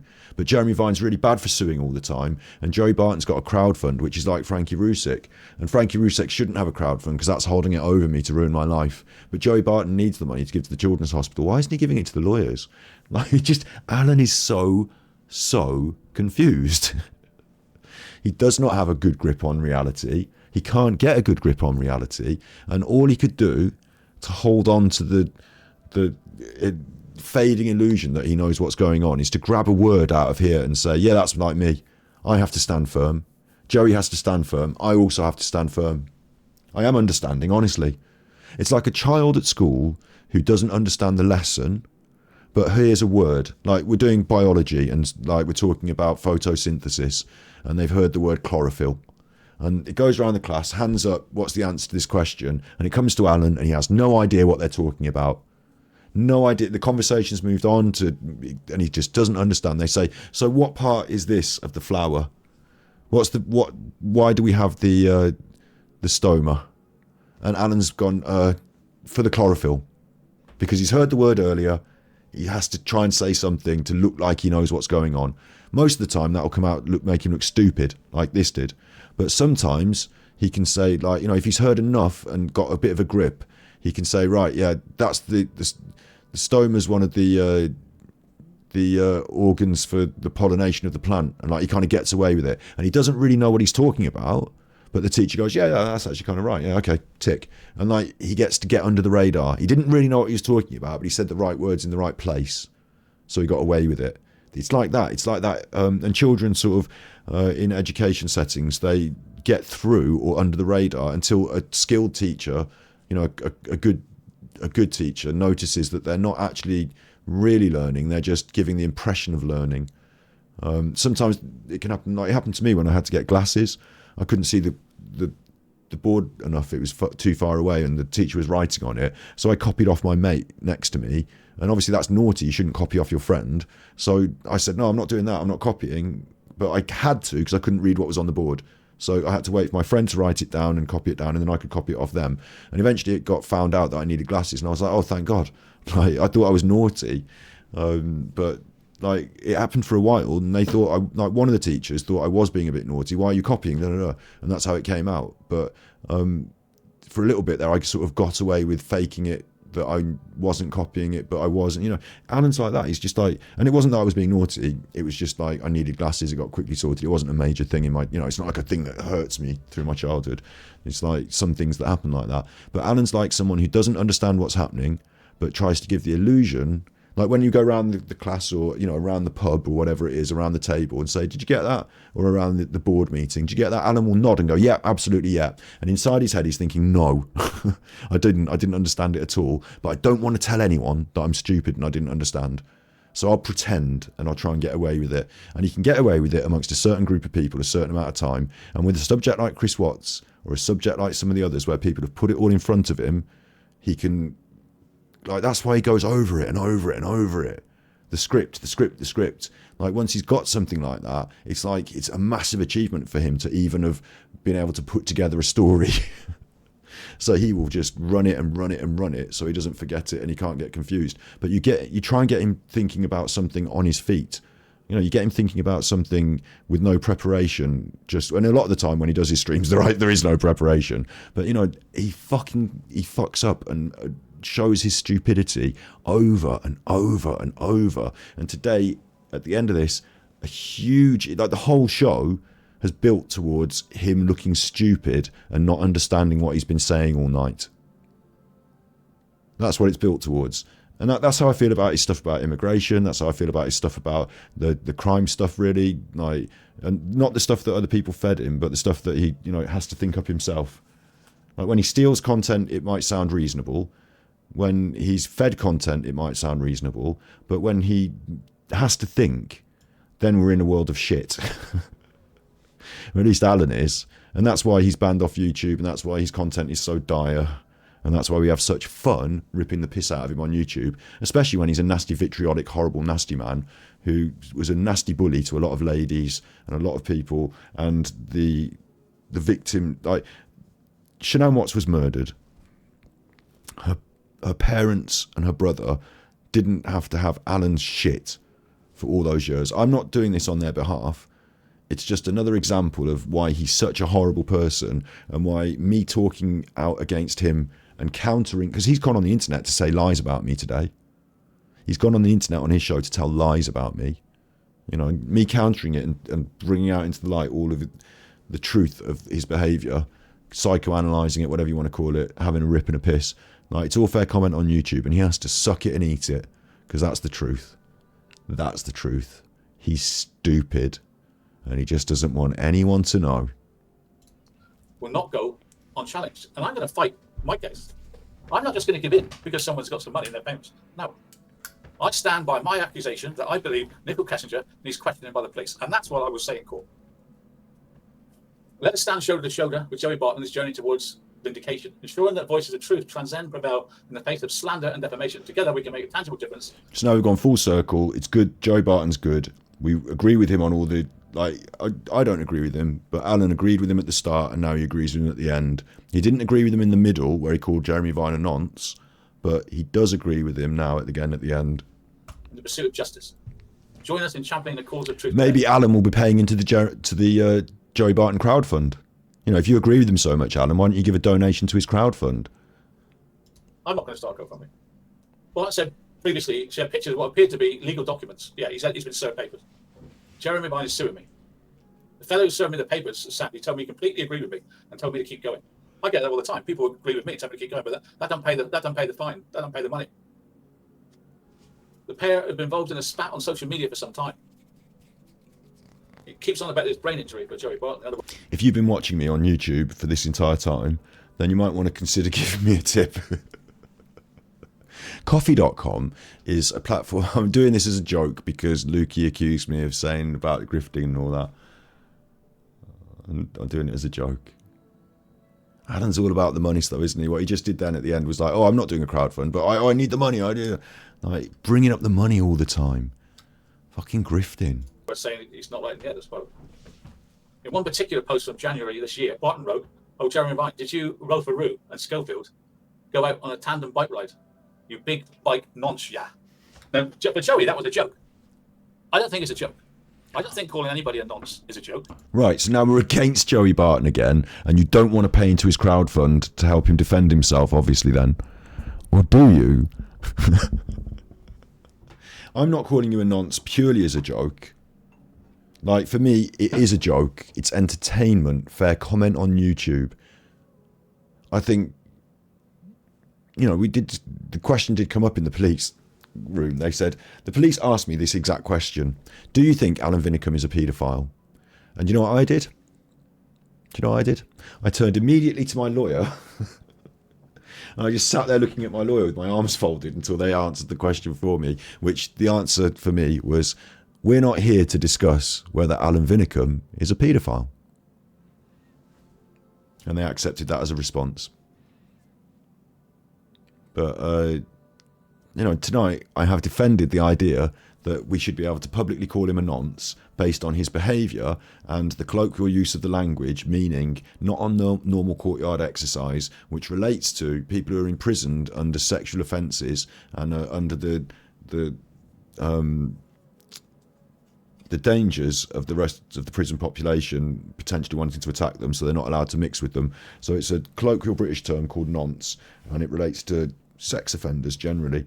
And whilst I'm not saying that I think Alan is a convicted sex offender, I'm saying that some of the behaviour that he's done, that he's recorded on the internet, the singing with the kids on Smule, which we looked at earlier, like for example, like that for me is enough in my colloquial area and amongst colloquial language to be referred to as a nonce. So it doesn't mean that he's a convicted sex offender. It's, it's colloquial terminology for someone who's got like maybe a bit of a creepy interest in kids and might be doing things like singing karaoke with them on an app. So I would argue that it's okay. It's fair comment on YouTube. And if he wants to do me for the civil crime of defamation, we could argue it in court, and I would still argue the same thing and present all the same evidence. And we've been through that as a big conversation tonight, that's not ever going to happen. So should we just fucking move on? Or do you want to keep bringing it up all the time, Alan? Because every time you bring it up, I have to sort of say, no, I'm not just calling him a nonce because I'm trying to like go on the internet and have a pop at some old man. Like, I found a video of him singing with kids on the Smule. He didn't know it was there at public. He wasn't aware that it was like publicly available. Not many people were for some reason. But when we found it, it was like a bit of a dynamite thing that made him look really bad. And it connected up with all these other bad things he'd done that other people could corroborate. So, I have to bring it up when you bring it up, Alan. Same as having sex with your daughter. Like, you won't stop going on about it. I don't believe mentioning the same breath as well. Do you think we could do a stream where we talk about football or films instead, like you and me? Or do you think, when I say about doing Alan's Mad Hour, what I'd really want to see, this is a step towards it even, this is a step towards it. Torchy, light on, yeah, Torchy. That I remember Torchy when I was a little tiny boy. I used to love Torchy the battery boy. So don't you realise, Alan, that it's a lot more fun talking about, like, even if I'm ripping you for it, if you did 40 minutes on your favourite films, yeah, like you did with the Torchy the Battery Boy, or what did we do an episode on today, or the other day in Not to Watch, what did we do about Alan in Not to Watch? We did 10 minutes on him, didn't we? If you did some stuff on that, that's a lot more fun as a react and a watch than this, where you have to constantly talk about your past history of being a nonce and your past history of accusations of noncery behaviour, and whether your daughter would enjoy a nice dinner or something much more firm and solid from the super chuffer. Like, it's just weird the way you keep bringing it up all the time. Harris and Philip Schofield. It's not the right thing to do. I think that was a mistake by Joey. And he also wrote, if you see this fella by a primary school, call 999. Now, this is where he's in deep trouble here. He's in deep trouble here. I've never said anything like this sort of stuff. God. This is where he's going to lose, ladies and gentlemen. This is where he's going to lose. You can't say things like that. I've had these things said about me. And if ever goes to court, I can't lose, because if you call somebody a sex offender and they're not, and you've not got a record for it, you're going to lose. I'm telling you. And you've not got a record for it. Is that what the criteria is, Alan? What Joey Barton said is, did you, Rolf Aru and Schofield go out on a tandem bike ride? You big bike nonce. Yeah. Because there's a photograph of Jeremy Vine and Rolf Harris.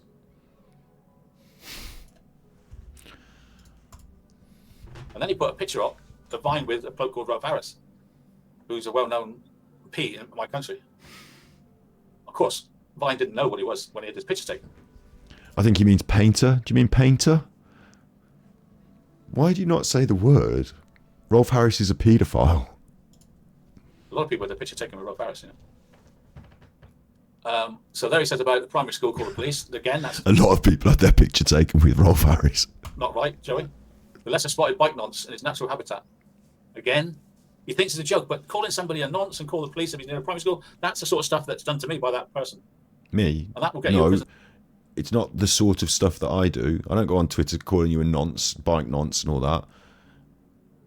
I made a video saying you're not a nonce, but look at all this bad behaviour. And then we connected up all the dots, had a big chat about it. I went and talked with the police about it on your request. And we turned out to decide that you can call him a nonce quite happily all you like. If he wants to try and take you for civil. We've been over it and over it and over it. Over it and over it and over it. Over it and over it and over it and over it. You nonce. Sentence. Vine's legal action come after any cuckoo also confirms she's taking legal action. Any a cuckoo? Person. And that will get you a prison sentence. Vine's legal action come after any cuckoo also confirms she's taking... Alan, her name's Enia Luco. And the premise of what we've been talking about today is her racial harassment, disrespect, whether she should even be taken seriously as a broadcaster. You can't give her the respect of getting her name right. Enia Kuko. Enia Luco. Taking legal action. Barton has widely been condemned, even by Ricky Suga, for his attacks on female pundits. He also invoked the names of serial killers Fred and Rose West. Wow. On January 19th, he wrote, "More has come to light about poor little Enia Kuku." Dad. He didn't write Enia Kuku, he wrote Enia Luco.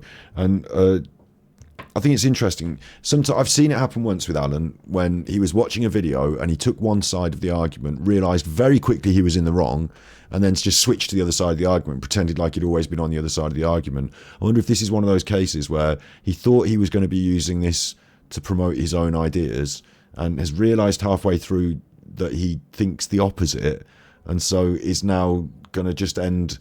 Like, because bear in mind, on this roller coaster, literally 10 minutes ago, we were saying he now agrees with Joey Barton. He agreed with him at the start. He didn't agree with him in the middle. He now agrees with him again. The crowdfund, now he doesn't agree with him again. Like, at what point are we going to settle on what you think, Alan? And the problem is, like I said, is he doesn't. He can't. He's confused by the media. The end. Was a Nigerian senator, dodgy money, ran to England, massive house in Wentworth, 3 Rolls Royces. St Mary's in Ascot. Lawyer, race card player. It's Joey's words, not mine.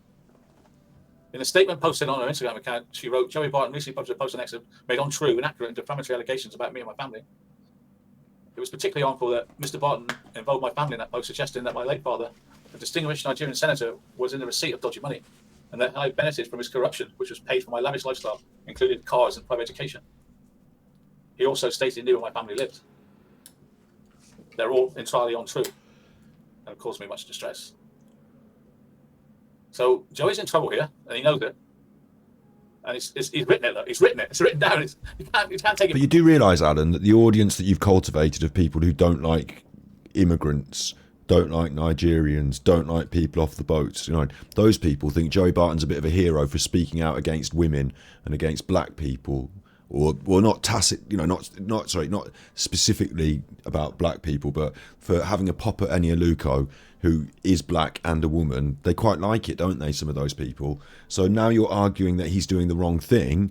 Those people that support you and your racist outbursts and your tirades against immigrants, they're going to think, oh, Alan's turned.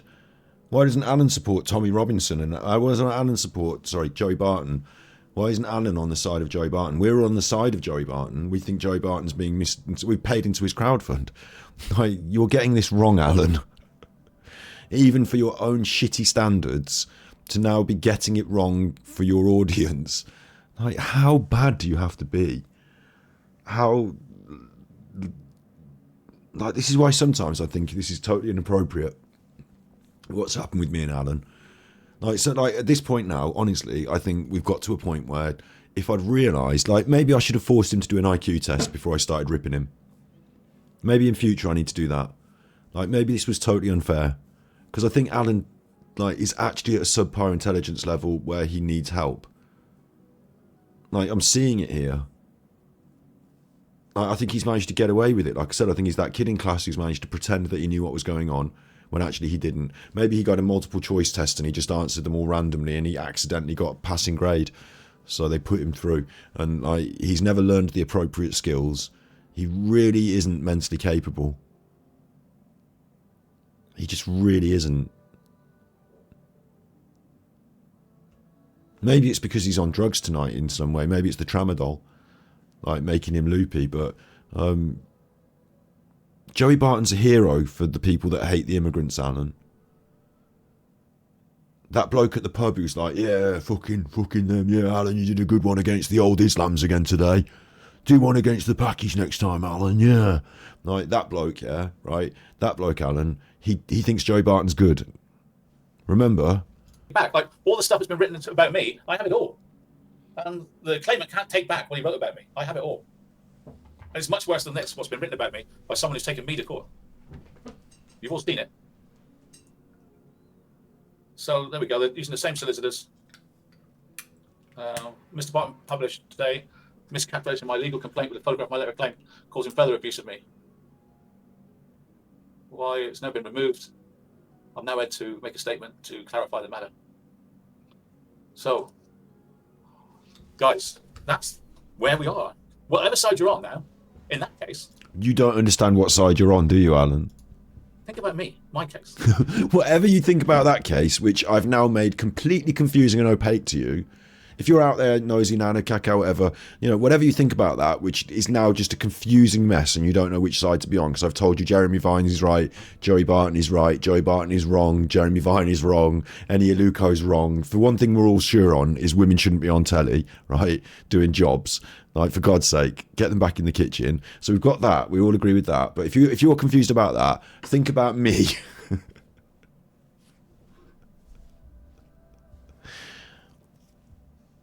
This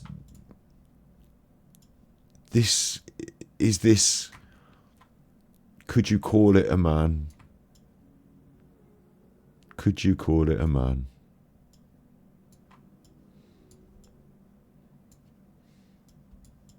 A red right hand. Could you call it a man? Think about me.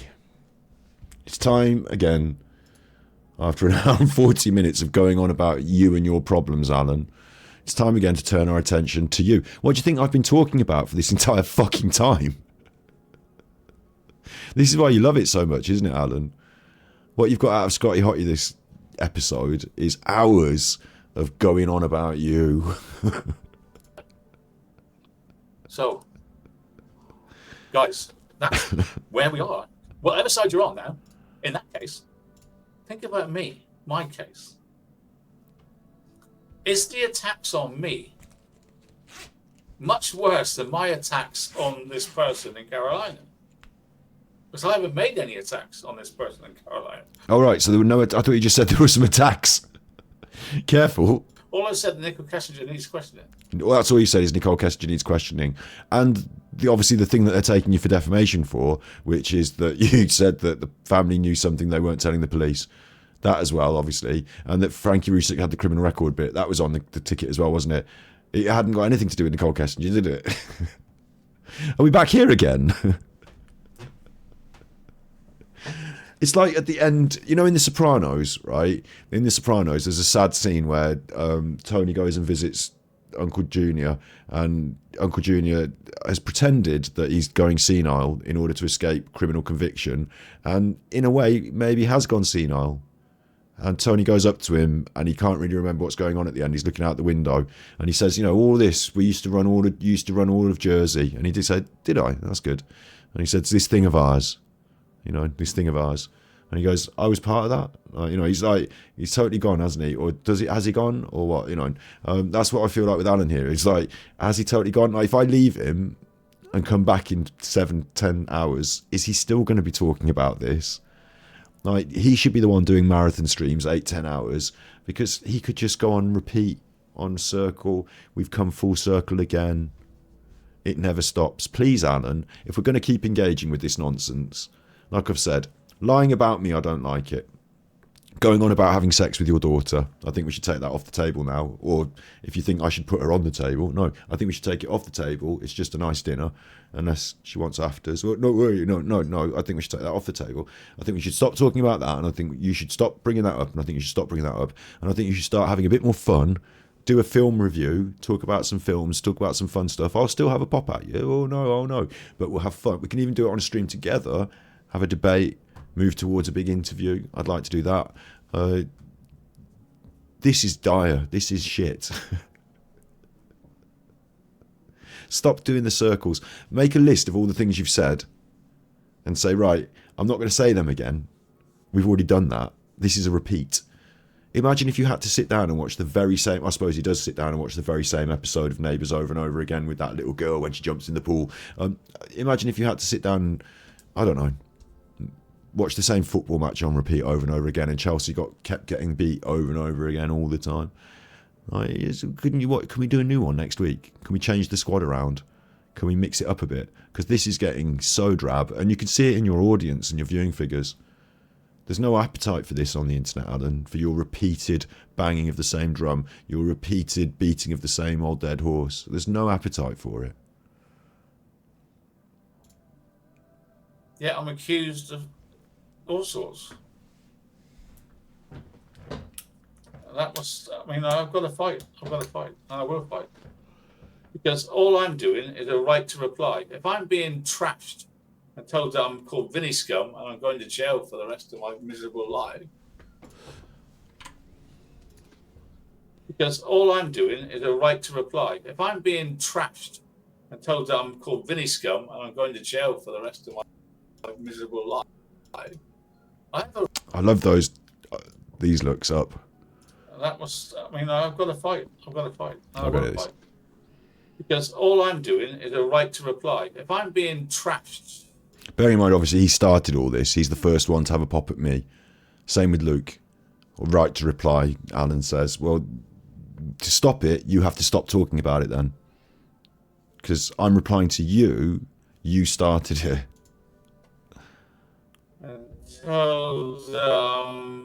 Called Vinny Scum. I'm going to jail for the rest.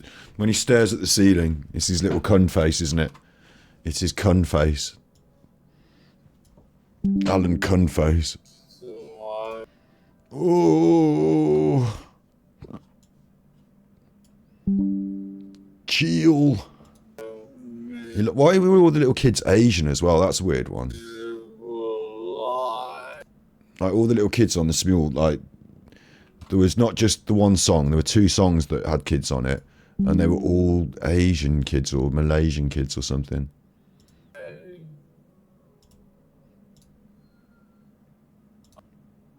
I have a right to reply to this stuff, you know. And if I see these people in the groups of trolls inspiring them to hate me more, then I'm going to say that. I've got to defend myself. Against what? The truth? Joey, he's a little bit loose with his words, isn't he? So you like him now because you're being sort of letting him off?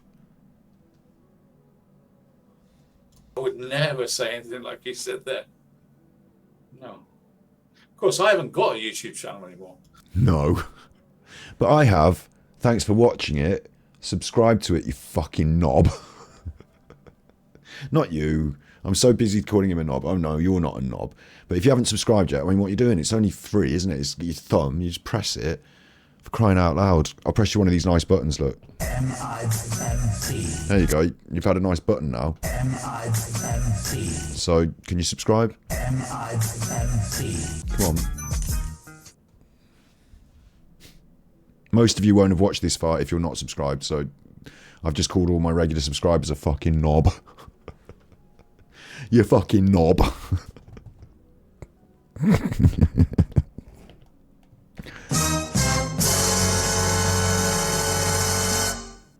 No. You fucking knob. No. You fucking knob, don't. They're what keep you going. You fucking knob. You. Show some more respect.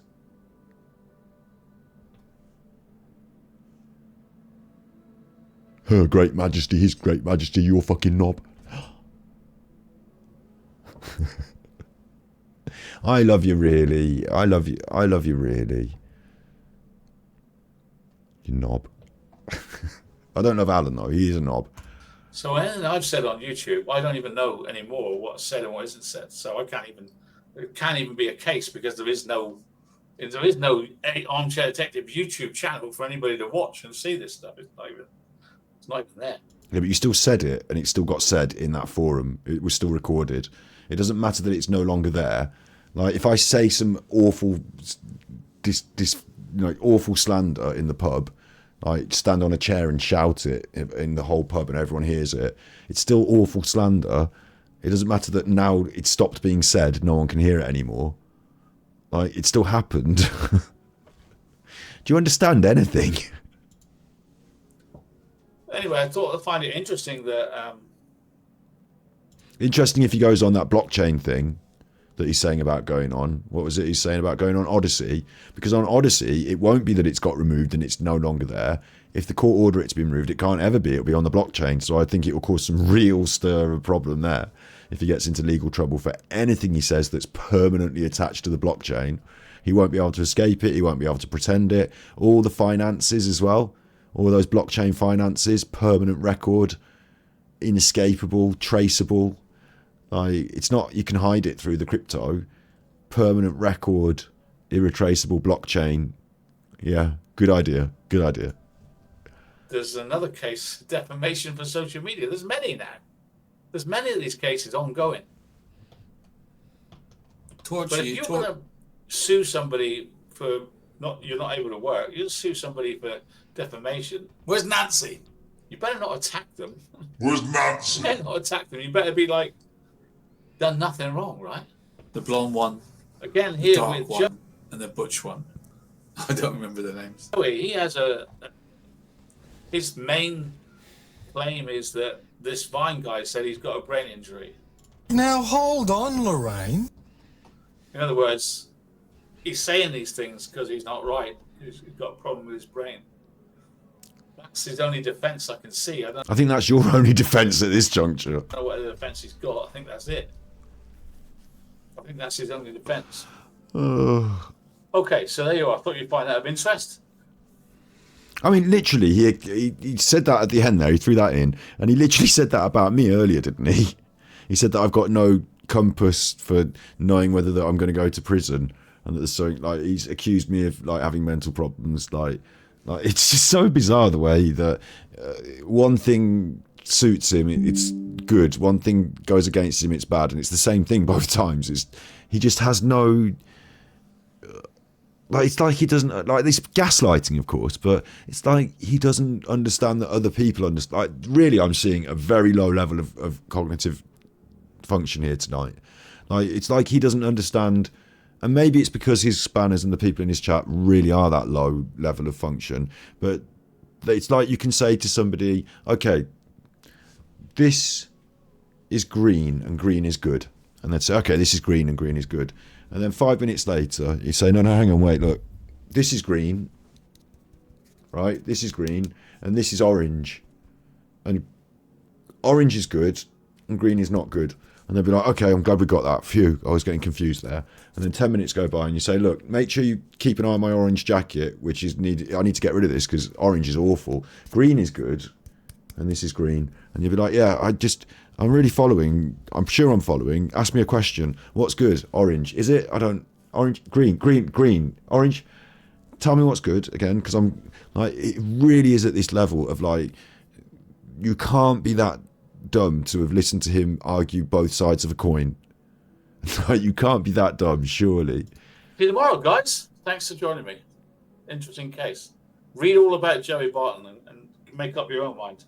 Read all about it and make up your own mind. They don't have to, because you've just read all the papers for them. Yeah, I think I'm not going to say it. If they were to read it up and make up their own mind, you would become completely irrelevant in their lives. That's the only function you perform, is like a talking newspaper. If anything, you've served to confuse the issue more in their minds, haven't you? You creepy, creepy creepis. Creepy, nasty creepis. There's nothing worse than a nasty, sick creepis, is there? I'm just reporting. Just reporting. You're not reporting, you're reading the reports of other people. I'm just reporting. And then he signed off. An absolute shambles.